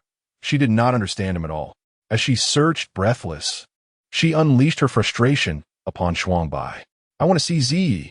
She began dialing his number, but before the call connected, Shuangbai cautioned her. "He did not sleep well last night. Do you truly wish to provoke him?" With trembling fingers, she ended the call and collapsed onto the sofa. Shuangbai crossed her legs, waiting for her to regain composure, while Tang Jinwen began to weep. "He wasn't like this when he pursued me. He even proposed. Now he wants to cast me aside. And it's all your fault." She pointed accusingly at Shuangbai. "You must be the vixen." "I still possess self-awareness," Shuangbai gently replied. "Miss Tang, neither of us is the person that Mr. Nye desires. And who does he wish for? I do not know who it is, but surely there must be someone capable of assisting him. Miss Tang, how many times have you borrowed money from Mr. Nye this month regarding your brother's company?" Tang Jinwen glared at her, moistening her lips. "It is merely a matter of cash flow. I shall repay him once the funds are replenished. Besides, does he truly care about this trifling amount? What he seeks are those who can enhance his prospects, not hinder his progress. When he pursued me, our Tang family was still in great repute. Did he think that upon witnessing our family's decline, he would? Miss Tang, he must have some ulterior motive. Mustn't he?" Chapter 16. A graceful parting Tang Jinwen was the type of person who would throw a tantrum if things did not go her way within just 3 sentences. The dialogue between Zhai Shuangbai and her was exceedingly arduous. Tang Jinwen began to wail, causing Zhai Shuangbai a throbbing headache. She received a text from Nye Zi, his tone laced with impatience. Is it not resolved yet? It was not an easy feat. After all, he could never comprehend women as she did. Enough said. Time for the trump card. Zhai Shuangbai pushed her phone towards her. "Miss Tang, look at this before you cry." She glanced down. "What?" "Just take a look first." Upon inspecting the screen, her entire demeanor froze, her complexion shifting dramatically. "Where did you acquire this?" "Thus, you are now aware of the primary reason for your breakup with Mr. Nye, are you not?" "You mean Z knows?" "What do you think? Before you accepted Mr. Nye's courtship, you actively approached, or, to use a more precise term, seduced several other young gentlemen from the Nye family. But only after your attempts failed did you settle for Mr. Nye. Am I mistaken?" Tang Jinwen's face fluctuated between crimson and pale. "What evidence do you possess? Would you like to see the chat logs? Printed out, they comprise an entire tome, along with your half-naked selfies, Miss Tang. You even sent them to the already married Master Nye. Are you planning to be the other woman? Therefore, Mr. Nye is merely your second choice, and I believe a graceful parting suits you far better now. If you continue to cling stubbornly, you are well aware of Mr. Nye's temperament." Tang Jinwen bit her lip, trembling slightly. Zhai Shuangbai's assertions were indeed valid. Nye Zi was, after all, her fallback option. He was the least favored son in the Nie family, deprived of the best resources. If given a choice, she would undoubtedly select the finest. Yet, both she and the Tang family lacked the qualifications, which led her to choose Nie. Nevertheless, he was still a member of the Nie family, and, as she spent more time with him, she became increasingly aware of his capabilities, leading her to ponder whether the entire Nie family might one day be under his dominion. She was reluctant to part with this potential asset, yet she felt powerless to secure him. Deleting the photos from her phone in a fit of emotion, Zhai Shuangbai quietly observed her juvenile antics. Let her delete them, for there were still plenty in the backup. I want to speak with Z in person. Are you certain? After Mr. Nie has become aware of your actions, do you still dare to confront him alone? Tang Jinwen shivered at the thought, recalling Niezi's emotionless gaze and the coldness that enveloped her when he looked upon her. The kindest thing Mr. Nie has done for you is to absolve you of repaying the money borrowed under your brother's name. Consider it a severance fee. Tang Jinwen bit her lip, tears of sorrow and indignation threatening to spill from her eyes. Zhai Shuangbai checked the time, reminded that she had another appointment. Nie Yusong had requested her presence at the Nie Corporation by 10 o'clock. Rising, she regarded Tang Jinwen. Miss Tang, it's best to know when to stop. We can still exchange pleasantries when we meet again. As Zhai Shuangbai approached the door to change her shoes, she added, Miss Tang, please remember to close the door on your way out. Do you not fear that I shall reveal your affairs to Nie Yusong? A mutually destructive outcome would serve neither of us, would it not? She stepped into her high heels, smiling as she addressed Tang Jinwen. When one becomes privy to a secret, it is prudent to wield that knowledge in the most advantageous manner, maximizing one's benefits rather than acting impulsively. With that, she opened the door and exited, leaving behind the heart-wrenching screams of Tang Jinwen. You wretched woman. Chapter 17. He is an exceedingly good man on the way to the Nie family. Zhai Shuangbai sent a message to Nie, informing him that Tang Jinwen had resolved the situation. He replied with just 2 words, good girl. She was not fond of this appellation, as it felt akin to him patting her head and saying, good dog.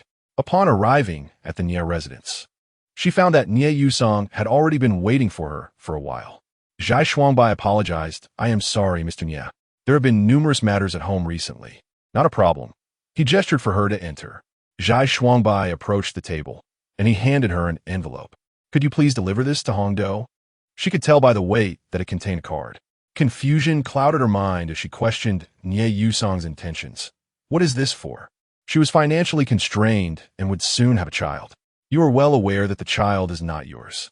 Although Zhai Shuangbai had persuaded Hongdo to assert that the child was not Nie Yusong's, later, Nie informed her that the child had never belonged to Nie Yusong. She had nearly been deceived by Hongdo. Regardless, I have loved her, Nie Yusong spoke calmly. Though the circumstances are regrettable, I still wish her a better life. She has deceived you. Such is human nature. She desires a better life for herself and her child. Though Zhai Shuangbai struggled to comprehend Nie Yusong's empathetic perspective and found herself profoundly affected, she accepted the envelope. All right, Mr. Nie, I shall attend to it immediately. As she turned to leave, Nie Yusong inquired, You have been frequently visiting the hospital. Is there something amiss with your family? Do you require assistance? She composed a smile and shook her head. No, thank you for your concern, Mr. Nie. She arranged to meet Hongdo at a CAF several streets away from the Nie residence to avoid any encounters with the Nie family, which might reach the ears of the elder and lead to discussions about Nie Yusong's emotional entanglements. Subconsciously, Zhai Shuangbai felt that assisting Nie Yusong stemmed from genuine goodwill, while aiding Nie was merely a means of financial gain. Upon receiving the card, Hongdo wept inconsolably, covering her face with a tissue as her tears flowed freely. Zhai Shuangbai observed her regret as she pounded her stomach in frustration. I truly loved Yusong. He is an exceptional person. I am simply unworthy. Zhai Shuangbai found herself simultaneously managing the affairs of 2 employers and their former partners. Yet, the situations were starkly different, as were the approaches required. Nie regarded his former partner with disdain, akin to discarding a foul sock, while Nie Yusong contemplated the future of Hongdo's life. Zhai Shuangbai remained silent, waiting for Hongdo to finish her tears before preparing to depart. Suddenly, Hongdo grasped her hand. Assistant Zhai, regardless of your reasons for acting as you have, please do not harm Yusong. He is genuinely a wonderful person, and I have wronged him. He deserves to find a better woman. I am not worthy of him. She wiped her tears with her hand, which was damp. Zhai Shuangbai disliked this clammy sensation and withdrew her hand, glancing at Hongdo. Did you ever love Mr. Nye? Of course, I have always loved him. And if he were not a member of the Nye family, if he were not so affluent, would you still love him so dearly, reluctant to let him go? The red bean ceased her weeping, gazing vacantly at her. Zhai Shuangbai smiled at her. Love that is driven by ulterior motives cannot be deemed as true love. The traces of her tears still lingered on her face. Yet she defiantly defended herself. I truly love you, Sang. But what if Mr. Nye is willing to elope with you, provided he renounces the Nye family and possesses nothing? Would you still choose to accompany him? The red bean was rendered speechless, and Zhai Shuangbai understood that she could not answer, and even if she did, her sincerity would be questionable. Chapter 18. Intimate companion. That evening, Nye Yusong had a social engagement, and Zhai Shuangbai accompanied him. He seemed to have moved on from his relationship with Hongdo and was now fully immersed in his work. He was not fond of such places and would only come under dire circumstances. Nye Yusong did not drink, so Zhai Shuangbai took a few drinks on his behalf. They barely touched their dinner, and given her poor sleep the previous night, a whole bottle of Martell would normally be manageable. But now just a few glasses had begun to churn her stomach. She went to the restroom to relieve herself and felt much better afterward. Clutching her stomach, as she returned to their private room, she happened to glance into a slightly ajar door and was surprised to see Yi and Shuasher drinking together. And Shuasher was drinking quite heavily, downing glass after glass, while Yi sat beside her, observing her with a smile. It appeared their relationship was progressing well as they were comfortably sharing drinks together. Nye noticed Zhai Shuangbai and nodded at her, gently closing the door behind them. Upon returning to their own room, Zhai Shuangbai saw the client, with a public relations representative on either side, singing enthusiastically. Nye Yusong wore an expression of utter exasperation. On the verge of storming out, Miss Zhai has arrived, the client exclaimed, spotting Zhai Shuangbai. He leaned over, slurring slightly, and casually draped his arm over her shoulder. Kulme, come, intimate companion, you can sing, right? It was a peculiar trait of wealthy individuals to fixate on the secretaries or assistants beside them, despite having public relations representatives at their disposal.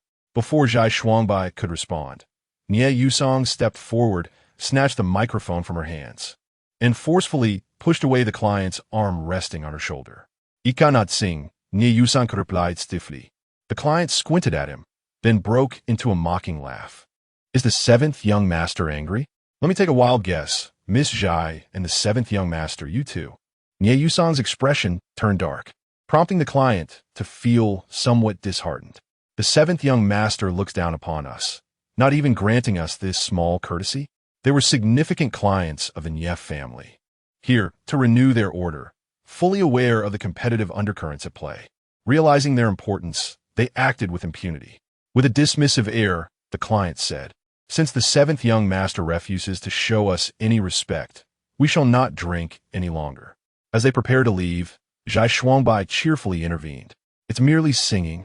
Dear intimate companion, I'll sing with General Gua, but please, General Gua, don't outshine me too much." General Gua, delighted, patted her hand. "Miss Zhai is giving me face. Very well, I shall concede." He then belted out, "Keep your feelings in your heart for eternity," singing with exaggerated enthusiasm, deliberately leaning toward Zhai Shuangbai. As he passed by, Zhai Shuangbai filled her glass to the brim and raised it high toward General Gua. "Mr. Nye is a good boss, knowing I sing off-key and giving me face. General Gua, I apologize. Let me drink this as a toast." Before Nye Yusong could intervene, she had already downed the entire glass. General Gua's grin widened as he wrapped his arm around Zhai Shuangbai's neck. "Miss Zhai has a great capacity for liquor, but do not drink too much. I do not fancy drunken chickens." He leaned in close to Zhai Shuangbai, whispering in her ear, and slipped a rune card into her palm. Dealing with such a lecherous creature was not beyond Zhai Shuangbai's capabilities. She planned to first trick him into signing the contract. With a playful smile, she accepted the card, but just as she was about to tuck it away in her bag, Nie Yusong seized it and hurled it into Manager Guo's face before pulling Zhai Shuangbai away. Chapter 19. A servant cannot serve two masters beneath the streetlight at the entrance of the club. Zhai Shuangbai broke free from his grasp and turned to see Mr. Gu and his companions furiously exiting the establishment and boarding the car parked at the entrance. This certainly meant the contract was doomed. Emir, ne, we are merely one step away. If that final step is rooted in your humiliation, then it is better not to sign. Zhai Shuangbai looked at him with a hint of helplessness. This world operates thus. You need not concern yourself. I can handle him. Shuangbai, he gazed at her, his eyes clear and profound beneath the murky glow of the streetlight. It is merely a contract. If you do not wish to sign, then do not. Do not make this so difficult for yourself. Mr. Nia, if you refuse to sign, your brothers will eagerly seize the opportunity. Zhai Shuangbai exclaimed. Due to the situation with Hongdo, both your father and the old gentleman harbor significant reservations about you. If this long-term contract falls through, you're standing within the Nye family. You need not concern yourself with such matters. You are a girl. Your priority should be to protect yourself. Nie Yusong interrupted Zhai Shuangbai. I am your assistant. My duty is to support your work and life. Shuangbai, remember, you must first live for yourself. I am merely here for the job. Nie Yusong's clear voice rendered Zhai Shuangbai speechless. She looked at Nie Yusong as if she were gazing upon an extraordinary anomaly in a world governed by the survival of the fittest. She truly wished to express that his kindness bordered on foolishness. Suddenly, a wave of nausea surged within her, and she leaned against the lamppost, retching violently. Nie Yusong searched his person but found no tissues or handkerchiefs, so he unfastened his tie to wipe her mouth. Wait for me. I will fetch some water. Nie Yusong dashed across the street to the convenience store. Once Zhai Shuangbai had emptied her stomach, she gradually straightened up, only to find another figure beside her. Assuming it was Nie Yusong returning with water, she looked up, only to be met with the hawkish, sinister gaze of Nie Zi. Though he shared nearly identical features with Nie Yusong, Zhai Shuangbai recognized their differences immediately. There was no need to observe the scar on his chin or their differing attire. Their eyes alone were enough to distinguish them. Nie Zi's eyes were like an unfathomable black abyss, a gaze that could drown countless souls. In contrast, Nie Yusong's eyes were clear, pure, and unblemished, reminiscent of a sunlit lake, transparent enough to reveal the small fish swimming beneath its surface. Leaning against the lamppost, her breath barely a whisper, she addressed him, Mr. Nie. He extended his hand towards her, and she anticipated a tissue, but instead, he grasped her chin with a fierce grip that felt as though it might shatter her jaw. There is a saying, a servant cannot serve two masters. Zhai Shuangbai, do not blur the lines of pretense. You are not truly Nie Yusong's assistant and need not exert yourself so fervently on his behalf. With his grip forcing her to tilt her head sideways, the world around her seemed to tilt with him, rendering Nie Zi entirely disorienting. She licked her lips and boldly retorted, What is it? Mr. Nie has abandoned Miss and to confront me. Could it be that you are feeling jealous? He grasped her chin, drawing her closer, and she beheld her reflection in Nie Zi's obsidian depths. Pale and haggard, she resembled a specter. There was no scent of smoke, no trace of alcohol, nor any hint of humanity about him. He pressed his straightened nose against Zhai Shuangbai's, a cold smile playing on his lips as he spoke to her, each word punctuated with chilling clarity. Tonight, you shall pay for the words you have uttered and the deeds you have committed. Chapter 20. What is acting? As Nie Zi whisked her away, hastily securing her in the car, Zhai Shuangbai caught a glimpse of Nie Yusong, who was hurriedly crossing the street with a bottle of water in hand. She turned her head to look through the rear window, but Nie Zi, while driving, forcefully twisted her head back. If you turn again, I shall twist your head off your neck. Mr. Nie, it is you who urged me to seduce him, without exerting myself for his affection. How could I ever garner his sympathy? Whether you are acting or sincere, I could discern the truth. He cast a cold glance at her through the rearview mirror. Zhai Shuangbai smiled bitterly. Her propensity for deceit had led her to this unfortunate predicament. She reclined against the back seat, the alcohol taking its toll as discomfort surged within her stomach. She covered her mouth, and Nie Zi bellowed in irritation, "Do not vomit in my car." He abruptly pulled over, yanking her from the vehicle and unceremoniously discarding her in the shrubbery. The branches and leaves scratched at her face, and she stumbled, unable to find her footing. With her feet dangling helplessly, Niezi, observing her flail like a large cockroach, lifted her by the collar and hoisted her up. Unable to reach her, Nie Yusong called, and Zhai Shuangbai, finally steadying herself, fished her phone from her pocket. "Shuangbai, where have you gone?" Nie Yusong's voice brimmed with concern. "Oh, there are some matters at home." Zhai Shuangbai managed to catch her breath. "Please, Merni, are you all right? You've had quite a bit to drink."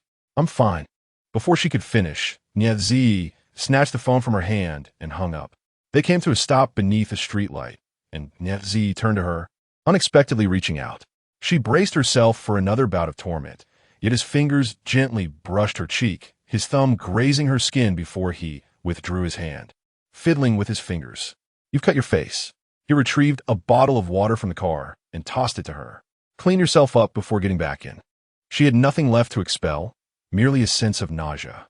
Upon re-entering the car, she found him smoking a cigar, gesturing for her to sit in the passenger seat. He then pressed the cigar to her lips. Reluctantly, she inhaled, only to be met with a choking cough. As he started the engine, he glanced at her. "Do you understand what it means to act?" Tears threatened to spill from her eyes due to her coughing fit. With a sudden screech, he slammed the brakes. Pulling over once more, unbuckling his seatbelt, he grasped the back of her head and leaned in to kiss her. Zhai Shuangbai had nowhere to escape. The cigar slipped from her grasp, landing on the seat, quickly filling the air with the acrid scent of burnt leather. That odor lingered in her nostrils, while Niezi's mouth silenced hers, depriving her of breath. He kissed her with abandon, his heated palm roaming over her chest. When Niezi was in a frenzy, Zhai Shuangbai could not resist. She was no match for him, and angering him only led to further torment. Fortunately, the road was devoid of traffic and pedestrians, and she reluctantly acquiesced to his advances. Her clothing had already been mostly removed by him when he abruptly ceased all movements, illuminating the car's interior with the overhead light and adjusting the rearview mirror to compel her to behold her own reflection. "What do you see?" he inquired in a menacing tone. What could she see but her own face, pale and ravaged from the ordeal?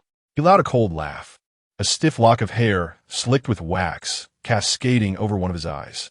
"The expression you wear now is nothing but a performance," he remarked. Chapter 21. He extinguished the lights and restarted the car. Zhai Shuangbai, flustered, tidied her clothes in the passenger seat. It turned out he had not intended to consummate their encounter in the vehicle. He relished imparting lessons to her at any moment and in any place. However, in certain respects, he had indeed taught her a considerable amount, predominantly of a wicked nature. Upon returning to the Four Seasons Cloud Up, he did not immediately push her down as soon as they entered. Displeased by her scent of alcohol, he unceremoniously tossed her into the bathtub for a soak, generously adding evening primrose essential oil to the water. After soaking until her 10 fingers were wrinkled, Zhai Shuangbai emerged, only to find Niezi, still impeccably dressed in a suit, seated on the sofa, his phone vibrating on the coffee table.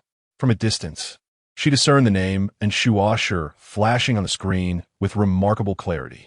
She approached the vanity to dry her hair, and as she lifted her head midway through, she caught sight of Niezi's reflection in the mirror behind her. Clad in black, he resembled the Grim Reaper, save for the scythe he lacked. "Have you suddenly abandoned Miss and stopped answering her calls? Is everything all right?" Zhai Shuangbai inquired, switching off the hairdryer. He grasped a strand of her hair, meticulously winding it around his fingers, as though he were playing with an intriguing trinket.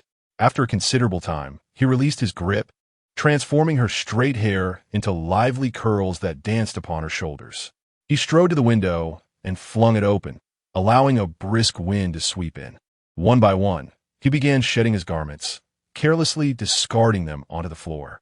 Zhai Shuangbai knelt to assist him, picking up each article of clothing as he stood there clad only in his trousers. His teasing voice echoed throughout the room, carried by the wind. A young lady like Shuasher, who held herself in such high regard, was least accustomed to being disregarded or stood up. He slowly turned to face her, crouching down, and pressed her hand, still holding his clothes, to the floor. His long fingers traversed the back of her hand, gliding to her wrist, before seizing her and drawing her into his embrace. With each of these encounters, Niazi unveiled a new realm of exploration. This time, it was upon the floor. The surface was unforgiving and cold, causing her back to collide repeatedly with the hard ground, as if her bones might shatter. Finally, she let out a moan, and he regarded her with half-closed eyes. "Is this pleasure or pain?" he queried. With utmost sincerity, she replied both, perhaps sensing the truth in her response. He displayed a rare moment of kindness and lifted her onto the bed. Having not slept the previous night and thoroughly exhausted by his endeavors, Zhai Shuangbai quickly drifted into slumber. In her dreams, she encountered Park One, her fiancé. She endeavored to approach him, yet no matter how hard she tried, he seemed perpetually distant. The more she sprinted, the further he receded. Exhausted, Zhai Shuangbai came to a halt, shouting at Park One to wait for her. He remained silent, and a fireball descended from the heavens, enveloping him entirely. She screamed, frantically attempting to pull Park One from the inferno. But in an instant, he was reduced to ashes. Awakening in a sweat, she found herself still in Yezi's embrace, his eyes wide open, resembling a fish that would never close its eyes.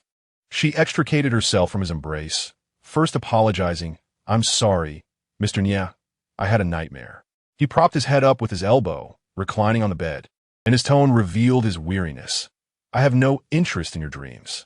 Zhai Shuangbai had no intention of sharing hers.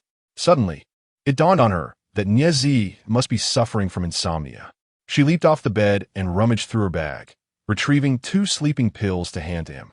"I take 2 when I can't sleep." Chapter 22. A poor actor in a farcical performance, he raised his hand and knocked the sleeping pills from her grasp. "I have never relied on medication. What if I can't sleep? Then stay awake. You shall eventually feel the weight of fatigue." Zhai Shuangbai mused that the ever-cautious Niazi was likely wary of her intentions, fearing she might administer poison. She retreated to the bathroom, wringing a warm towel to wipe the perspiration from her brow. Upon returning to the room, she found Niazi on the terrace, braving the cold in nothing but a thin t-shirt. He appeared to be lost in thought, contemplating how to usurp all of his brother's inheritance and establish himself as the patriarch of the Nye family. Zhai Shuangbai, too, found sleep elusive. 2 individuals, each with ulterior motives, deserved their restless night. Eventually, Zhai Shuangbai succumbed to slumber. The following morning, she awoke to the sound of Niazi in the bathroom, shaving while making a phone call to Inopportune. "My apologies, Missin. I had some personal matters last night and did not have the opportunity to greet you." He uttered the words casually, leading Zhai Shuangbai to suspect that Inopportune hung up in a fit of anger. He carelessly discarded the phone and, catching sight of Zhai Shuangbai stirring, beckoned her over. She approached, and he enveloped her in his arms, assisting her in squeezing toothpaste onto her brush, which he then placed in her mouth. As the electric toothbrush hummed, his phone rang once more. Wiping the shaving foam from his face, he activated the speakerphone, and Shuasher's voice emerged from the receiver. "Niazi, don't think I'm oblivious to your little games. Are you attempting to play hard to get?" He finished cleaning his face and replied nonchalantly, "It seems I've been seen through by Missin. How embarrassing." Surprised by his admission, and Shuasher was momentarily at a loss for words. Leaning closer to the microphone, Niazi's voice took on a seductive tone. "So, Missin, will you dare to join me for drinks tonight? Shall I complete my little charade?" The call abruptly ended with a click, replaced by the rapid tone of a busy signal. Niazi continued his leisurely grooming, even cheerfully applying a face mask on Zhai Shuangbai. As they finished their morning routine, the phone on the shelf behind them chimed. Niazi glanced at it, a smirk flickering across his face. Zhai Shuangbai did not need to look to surmise that the message was likely from Shuasher, extending an invitation for an evening rendezvous. Niazi certainly understood women well. Thus, Shuasher would likely find herself ensnared in his grasp. "Congratulations," Zhai Shuangbai remarked, to which Niazi responded with an impassive expression as he fastened the buttons of his shirt. "It is still premature for congratulations. Taking the first step is merely a promising beginning. What I seek is the outcome." He tossed a tie to Zhai Shuangbai, who approached on tiptoe to assist him in fastening it. At that moment, She recalled the tie Nie Yusong had given her the day prior, using it as a handkerchief. What does Mr. Nie require of me? Nothing for now. You would not be of assistance in such matters. After securing the tie, Nie Zi donned his suit, while Zhai Shuangbai searched the room for Nie Yusong's tie. She remembered placing it in her bag yesterday, yet it was nowhere to be found. Looking for this? Nie Zi suddenly tossed her an object, and upon receiving it, she discovered it was Nie Yusong's tie. The tie bore a few stains, and she murmured her gratitude before placing it into her bag. Do you recall the matter of acting that I mentioned to you last night? He leaned lazily against the doorframe, observing her. She forced a smile and replied, I remember. Acting can make others believe in its authenticity, yet one must understand the underlying falsehood. A true actor does not blur the line between pretense and reality. He beckoned her with a flick of his finger, and she approached him. He then entwined his fingers in her hair, tilting his head to appraise her. Your curls would look even more enchanting. Chapter 23, seizing the opportunity as she stepped out of the doorway. He grasped her shoulder once more. Do you know how to handle men? She turned to him, intrigued. The ultimate step is to share a bed. To a man, intimacy unveils every mystery. To maintain a man's enduring interest, one must preserve oneself and cast a long line to catch a big fish. He leaned down and kissed her eyelids before walking past her. Watching Nie Zi's towering figure, she mused that she was merely bait cast by him. As she drove away, she received a call from Nie Yusong, who resided in the Nie household. Having not returned the previous night, she inquired with concern, Are you all right? I'm fine. Is there something wrong at home? Just a minor issue. Do you need my assistance? No need. At that moment, she received a text that weighed heavily on her heart, prompting her to inform Nie Yusong, Mr. Nie, General Manager will be at the company today to sign a contract with the second young master. Oh, it's all under our Nie family anyway, he replied nonchalantly.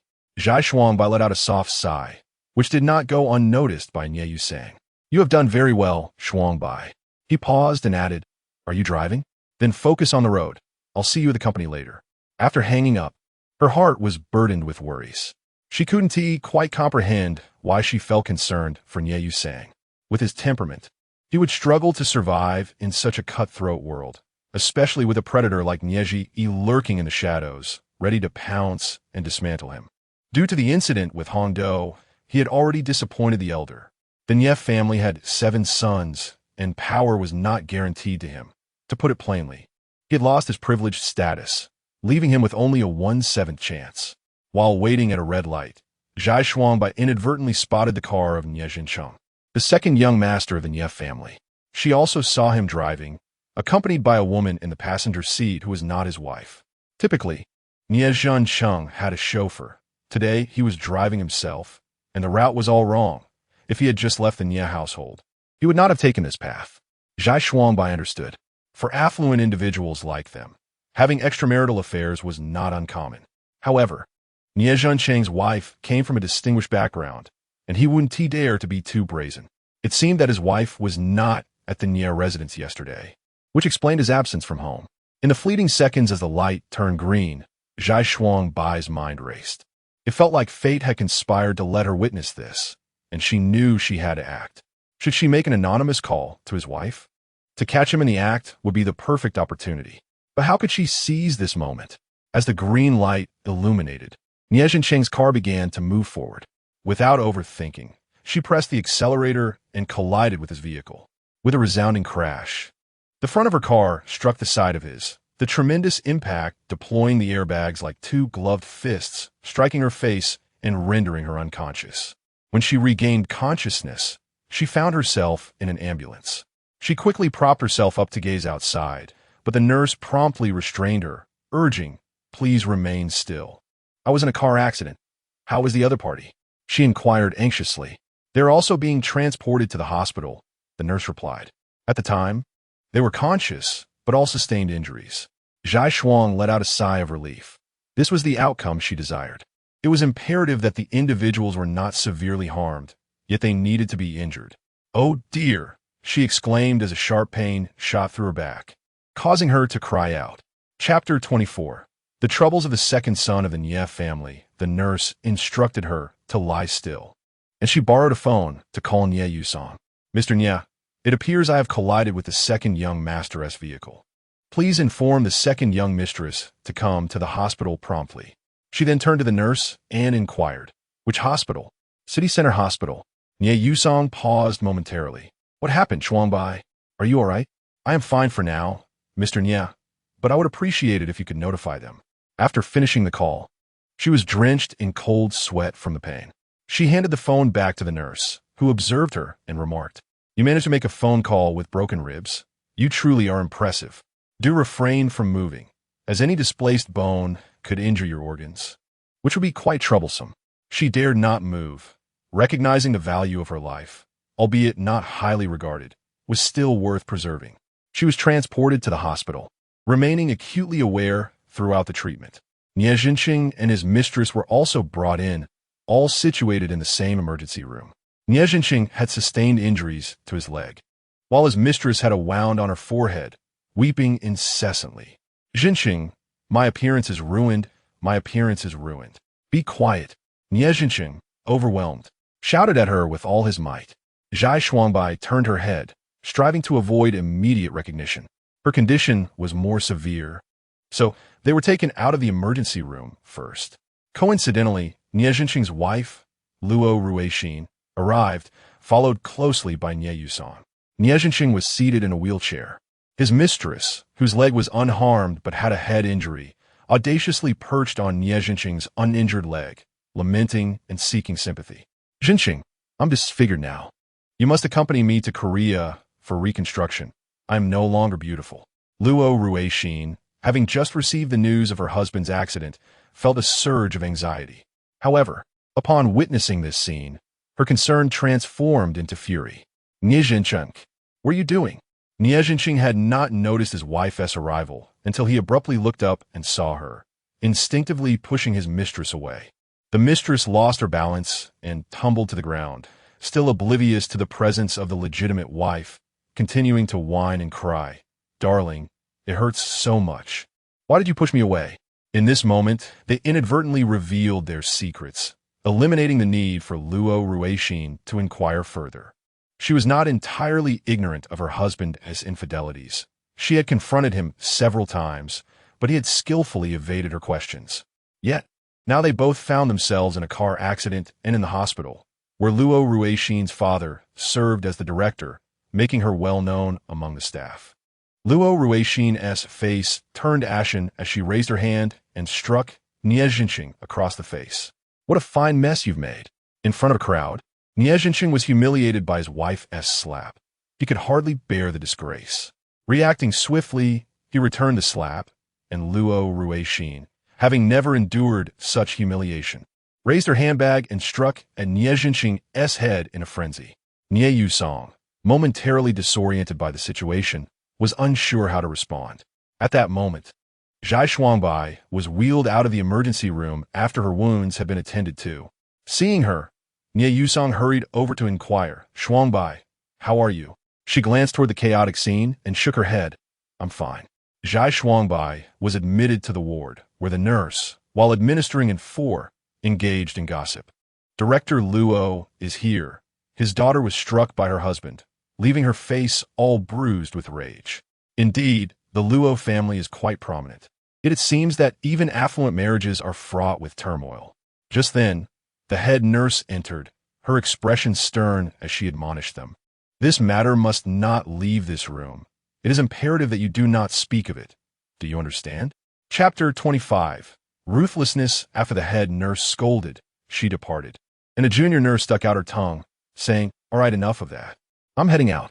"Well, if you want to speak, I've still recorded a video," murmured another junior nurse to herself. Zhai Shuangbai felt a stir in her heart and called out to the junior nurse, "Hello." She turned back, asking, "What's wrong? Are you feeling unwell? You mentioned you just recorded a video of Mr. Nie and the others." The junior nurse frowned. "What do you want? Send it to me, then delete it." "Why? Is 10,000 enough?" Zhai Shuangbai quickly pulled out her phone, casting a glance towards the door, relieved to find no one outside. The junior nurse's eyes brightened, tempted by the offer. "What are you planning to do?" "That's none of your concern. Regardless, keeping that video will only bring you trouble. Are you a paparazzi, Or perhaps a social media influencer looking to garner views. Don't even think about profiting from it. I assure you, if you release it, your account will be banned within 3 minutes. The junior nurse licked her lips, add a little more. 15,000. Deal. She sent the video to Zhai Shuangbai and deleted it right before her eyes. As the junior nurse left the ward, Nie Yusong entered immediately after. He inquired, "What's going on?" "I'm not sure." She discreetly tucked her phone beneath the pillow. "I just called you, and when I saw the green light, I hurried forward, only to collide with something. I shouldn't have called you." Nie Yusong instantly felt remorse, furrowing his brow tightly. The doctor said you need to rest and recuperate. What is happening with the second young master? Nie Yusong sighed. It's quite a coincidence. He was seen by the second sister-in-law. You mean the second young master was out? Yes. Nie Yusong nodded. I've encountered him once. I told the second brother to be a little more discreet. But who knows? Zhai Shuangbai sighed in frustration.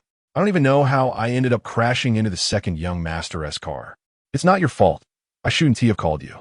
Nie Yusong didn't consider any other possibilities, nor would even Nie Zhenxing think too deeply. For the first time, Zhai Shuangbai felt a sense of decisiveness and ruthlessness. She said to Nie Yusong, "Mr. Nie, you should return to the company promptly." "What is the matter?" "The second young master was supposed to meet with General Guo at 10. The time is nearly upon us. You need to go back, host him, and sign the contract." "But there are doctors and nurses here. How could I allow my boss to take care of me?" Zhai Shuangbai playfully nudged him. "Hurry along." Nie Yusong hesitated but stood up, still somewhat concerned as he looked at her. "Are you truly all right? Is there anything you can help with if I'm not?" Zhai Shuangbai joked, "With you here, I'll have to keep you company, which is exhausting. Business matters are important." Only then did Nie Yusong remind her to rest well before leaving the ward. Zhai Shuangbai promptly contacted Nie Yusong's secretary, requesting her assistance in receiving General Manager Guo, emphasizing the importance of finalizing the contract. The secretary obliged, but before ending the call, she curiously inquired, "I heard the second young master was caught in an affair by his wife?" Zhai Shuangbai replied, "Focus on your work and refrain from indulging in gossip." After hanging up, she let out a long sigh of relief. Yet, with each breath she took, a sharp pain pierced her chest.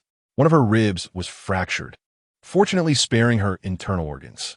Nevertheless, she deemed the ordeal worthwhile. Chapter 26. A dog when the ward was empty. She sent the video to a private investigator she knew, requesting him to disseminate it. Later, Luo Ruixin visited Zhai Shuangbai in the hospital room, and upon seeing her, Zhai Shuangbai felt a surge of panic. "Second young madam, I'm truly sorry. I had no idea it was the second young master's car." She attempted to prop herself up with one hand. Luo Ruixin pressed her down gently, sitting by the bedside. Though there were still marks on her face, her emotions had begun to stabilize. "You did well." Luo Ruixin's tone was laced with resentment. If only they had been killed. Zhai Shuangbai lowered her head, remaining silent, and Luo Ruixin patted her shoulder. "Do not burden yourself with guilt. This matter does not concern you." After a short while, Luo Ruixin received a phone call and moved to the window to answer it. Zhai Shuangbai closed her eyes, pretending to sleep, while listening to Luo Ruixin on the phone. "Mom, this situation is far from over. I don't know who spread the video, but how can I continue living? You must negotiate with the Nie family. This issue needs resolution. I want Nie Zhenxing to kneel before me and apologize." Luo Ruixin wept in anger before hanging up. Noticing that Zhai Shuangbai was still asleep, she exited the ward. Zhai Shuangbai, genuinely fatigued, had drifted off after pretending for a while. She was unaware of how long she had slept, but for the first time, she found a hospital bed comfortable. She dreamt of wheeling herself to see Hanime, exclaiming, "Hey, don't sleep. I'm in so much pain. Tell me a joke." Hanime suddenly opened her eyes wide, and Zhai Shuangbai was overjoyed. However, to her dismay, Hanime quickly closed them again, the heart monitor flatlining. Ime! Ime! She cried out in terror, waking up in a cold sweat. Lately, she had been plagued by such dreams, fearing they were ominous signs. She had heard of a rehabilitation center for comatose patients abroad and wished to send Hanime there, but the costs were exorbitant, far beyond her means. As she opened her eyes, a tall shadow loomed over her, blocking the light from the ceiling fixture. "Emir! Nye!" She felt her cold sweat seeping into her pores. Niezi possessed such an intimidating presence that it made her sweat freeze in fear. She had not anticipated his visit, but his expression indicated he was not there for a friendly call. He leaned closer, almost touching her nose with his. Congratulations. You've secured a long-term contract for your master with General Manager Gua, Zhai Shuangbai. You're quite ruthless with yourself. Suddenly, he placed his hand on her bandaged ribs. Is this where you're hurt? Does it hurt? As soon as he finished speaking, he pressed down hard. She cried out in pain. He raised his eyebrows in surprise. You can feel pain? I thought you wouldn't. Speechless from the pain, she understood why Niezi was furious. He sat down at the edge of her bed, his hand still resting on her wound, poised to press down hard at any moment, as if intending to break her ribs anew. His mood was foul, accentuating the scar on his jaw, which appeared particularly menacing. Let me give you an analogy. He spoke with a chilling tone. For instance, if you have a dog that you treat with utmost care, nurturing her diligently, yet she remains insatiable, constantly frolicking and wagging her tail around another person, Zhai Shuangbai. Tell me, if you were to raise such a dog, how would you feel? Would it not vex you? Chapter 27. Do not cry in pain. It is hardly surprising that he likens her to a dog. She has long been aware that she is but a dog to Niezi. He is domineering, allowing only his dog to serve him alone. The pain made her sweat, her fingertips numb. Do not cry in pain. He furrowed his brows in irritation, for the scars inflicted by others. I do not acknowledge them here. She swallowed the moan that rose in her throat. After tormenting her sufficiently, he released her, lighting a cigar yet not inhaling, merely holding it between his fingers as the smoke spiraled above her head. The acrid scent made her cough, each spasm sending a jolt of pain through her chest. Mr. Nya, she managed to utter. I presume the Luo family has gone to the Nya residence to demand an explanation regarding today's events. Surely, the elders must be quite furious? At this, Niezi raised an eyebrow. This was indeed true. His father, Nie Guangxing, abhorred such incidents. The scandals surrounding Nie Jinxing had become widely known, and the moment he opened his phone, he was greeted by videos of the couple brawling in the hospital.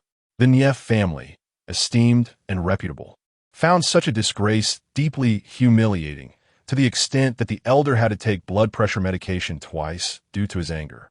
That evening, the Luo family arrived at the Nie residence with Luo Ruixin in tow. The father of Dean Luo shared a close bond with the elder, having once saved his life. The Luo family frequently referenced old grievances, and since the incident was fundamentally Nie Jinxing's fault, the elder had resorted to familial discipline, giving Nie Jinxing a sound reprimand and insisting he apologize to Luo Ruixin. While this matter seemed resolved, the Nie family felt diminished in the presence of the Luo family from that point forward. After the Luo family departed, Nie Guangxing instructed his son to kneel in the study until the elder's anger subsided. The Nie household was not particularly strict, yet the elder was furious that Nie Jinxing's infidelity had been so carelessly exposed, berating him for his foolishness and lascivious desires. Mr. Nie, Zhai Shuangbai ventured, noticing the slight curve of his lips, indicating her conjecture was correct. He lowered his gaze. You wish to imply that your actions were for the sake of the Xinshi City project? Otherwise, Mr. Nie, is General Manager Gua's contract worth such a significant sacrifice on my part? He flicked the nearly burnt-out cigarette, but into the bathroom sink across from him, tugging at his tie, leaning back against the chair. He lapsed into silence, remaining in that posture for a considerable time. Mr. Nie, Zhai Shuangbai cautiously called out, but he remained unresponsive, even emitting a low, steady breathing sound. She propped herself up on her elbows to observe him, and it appeared that Nizi had fallen asleep. They had spent 2 nights together, and it seemed he had been plagued by insomnia. He was indeed well acquainted with himself. When weary, he would naturally succumb to sleep. Even in slumber, the demon remained a demon. His breathing resonated like an incantation, ensnaring Zhai Shuangbai and stirring her unease. However, half an hour later, Niezi awakened abruptly, resuming his composure as if nothing had transpired. After waking, he meticulously adjusted his tie. Unable to tie it himself, Zhai Shuangbai endured the pain and extended her arm to assist him. His gaze remained fixed upon her, sharp and dissecting, as if wielding a scalpel against her very essence. As she finished her task and prepared to withdraw her hand, he grasped her wrist firmly. Zhai Shuangbai, I do not demand your unwavering loyalty. Yet remember this, when one receives remuneration, one must also bear the consequences. Should you engage in such reckless endeavors for others again, I shall dismantle your bones. One by one, he abruptly released her, causing her to tumble onto the bed, her entire chest aching as if it might shatter. Chapter 28. Different Souls. Niezi departed, his footsteps gradually fading into the corridor. She stared blankly at the ceiling light, aware that Niezi might not fully trust her words. She remained uncertain whether her actions were for Nie Yusong or to fulfill Niezi's aspirations for New Water City. Thus, she found herself questioning her own allegiance. However, one thing was certain. Nie Yusong would never regard her as a mere pawn. She spent a solitary night in the hospital room. Upon awakening the next morning, she found Nie Yusong seated at her bedside. As Zhai Shuangbai attempted to sit up to greet him, he quickly pressed her arm down. Stay still. I consulted the doctor. You must remain lying flat for at least a week. Near, regarding Gu's contract. It has been signed, he interjected. Focus on your recovery. Do not trouble yourself with work matters. My work logs are on my computer. I will call Linda to hand over the tasks. No need, he replied gently. It's not that urgent. Just rest well. You needn't worry about anything else. By the way, I brought you some soup. He opened the thermos and poured a bowl, instantly filling the room with a delightful aroma. Ginseng chicken soup. Zhou saw prepare it early this morning. I haven't brushed my teeth yet. Oh, he hurriedly set down the bowl. I'll fetch a mouthwash cup and a toothbrush. Don't move. He rushed to retrieve them, even bringing a basin, supporting her back as he presented the mouthwash cup to her lips. I can manage. Stay still. That hand is still receiving 4 fluids. He spoke softly. I'll hold the basin. You can use that hand to brush your teeth. Thus, she leaned against Nie Yusong's embrace as she completed her dental care. He bore a refreshing minty scent, likely from a shampoo, reminiscent of Pu Yuan, who always exuded a clean, invigorating aroma. After she finished brushing her teeth, Nie Yusong helped her lie back down and went to fetch a warm towel to cleanse her face. I can do it myself, she insisted. Stay still, he reiterated, bending down to meticulously wipe her face with the towel. Nie Yusong was so close that she could see her reflection in his dark eyes. She had once glimpsed herself in Niezi's gaze, yet the reflections were starkly different. In Nie Yusong's eyes, she seemed to embody a better version of herself. Do you have any skincare products? His voice broke her reverie. She shook her head. No need for that. Winter is approaching. Your skin will dry out. I'll go downstairs to the convenience store buy some. You manage for now. Mr. Nye, she called after him, truly unnecessary. You should go to the company. There's a caregiver here. You needn't worry about me. He pondered for a moment before returning to her bedside. Then let us do this. I'll feed you the soup first, all right? He fed her the chicken soup spoonful by spoonful, even blowing on it to cool it before offering it to her. His eyes were cast downward, sunlight streaming onto his shoulders. Though he bore a resemblance to Niezi, the essence within him was profoundly different, a vast chasm of disparity. I'll visit you after work tonight. No need to trouble yourself. It's no trouble at all. He remained gentle. You were in an accident, and I share the responsibility. He tucked her blanket in neatly, assuring her, I will cover all medical expenses. You need not worry about anything. Before departing, Nie Yusong cautioned the caregiver at the door, do not let her sit up. She must remain lying down even during meals. And you should feed her. After giving these instructions, he opened the door once more to bid her farewell. Rest well, Shuangbai. Chapter 29. One must consider the master when beating a dog not long after she became Nie Yusong's assistant. He gently referred to her as Shuangbai. He never exhibited arrogance nor treated her with disdain. Throughout her relatively short life, Zhai Shuangbai had encountered a plethora of individuals. Yet Nie Yusong stood out as the finest among them. She felt that the term best was entirely justified.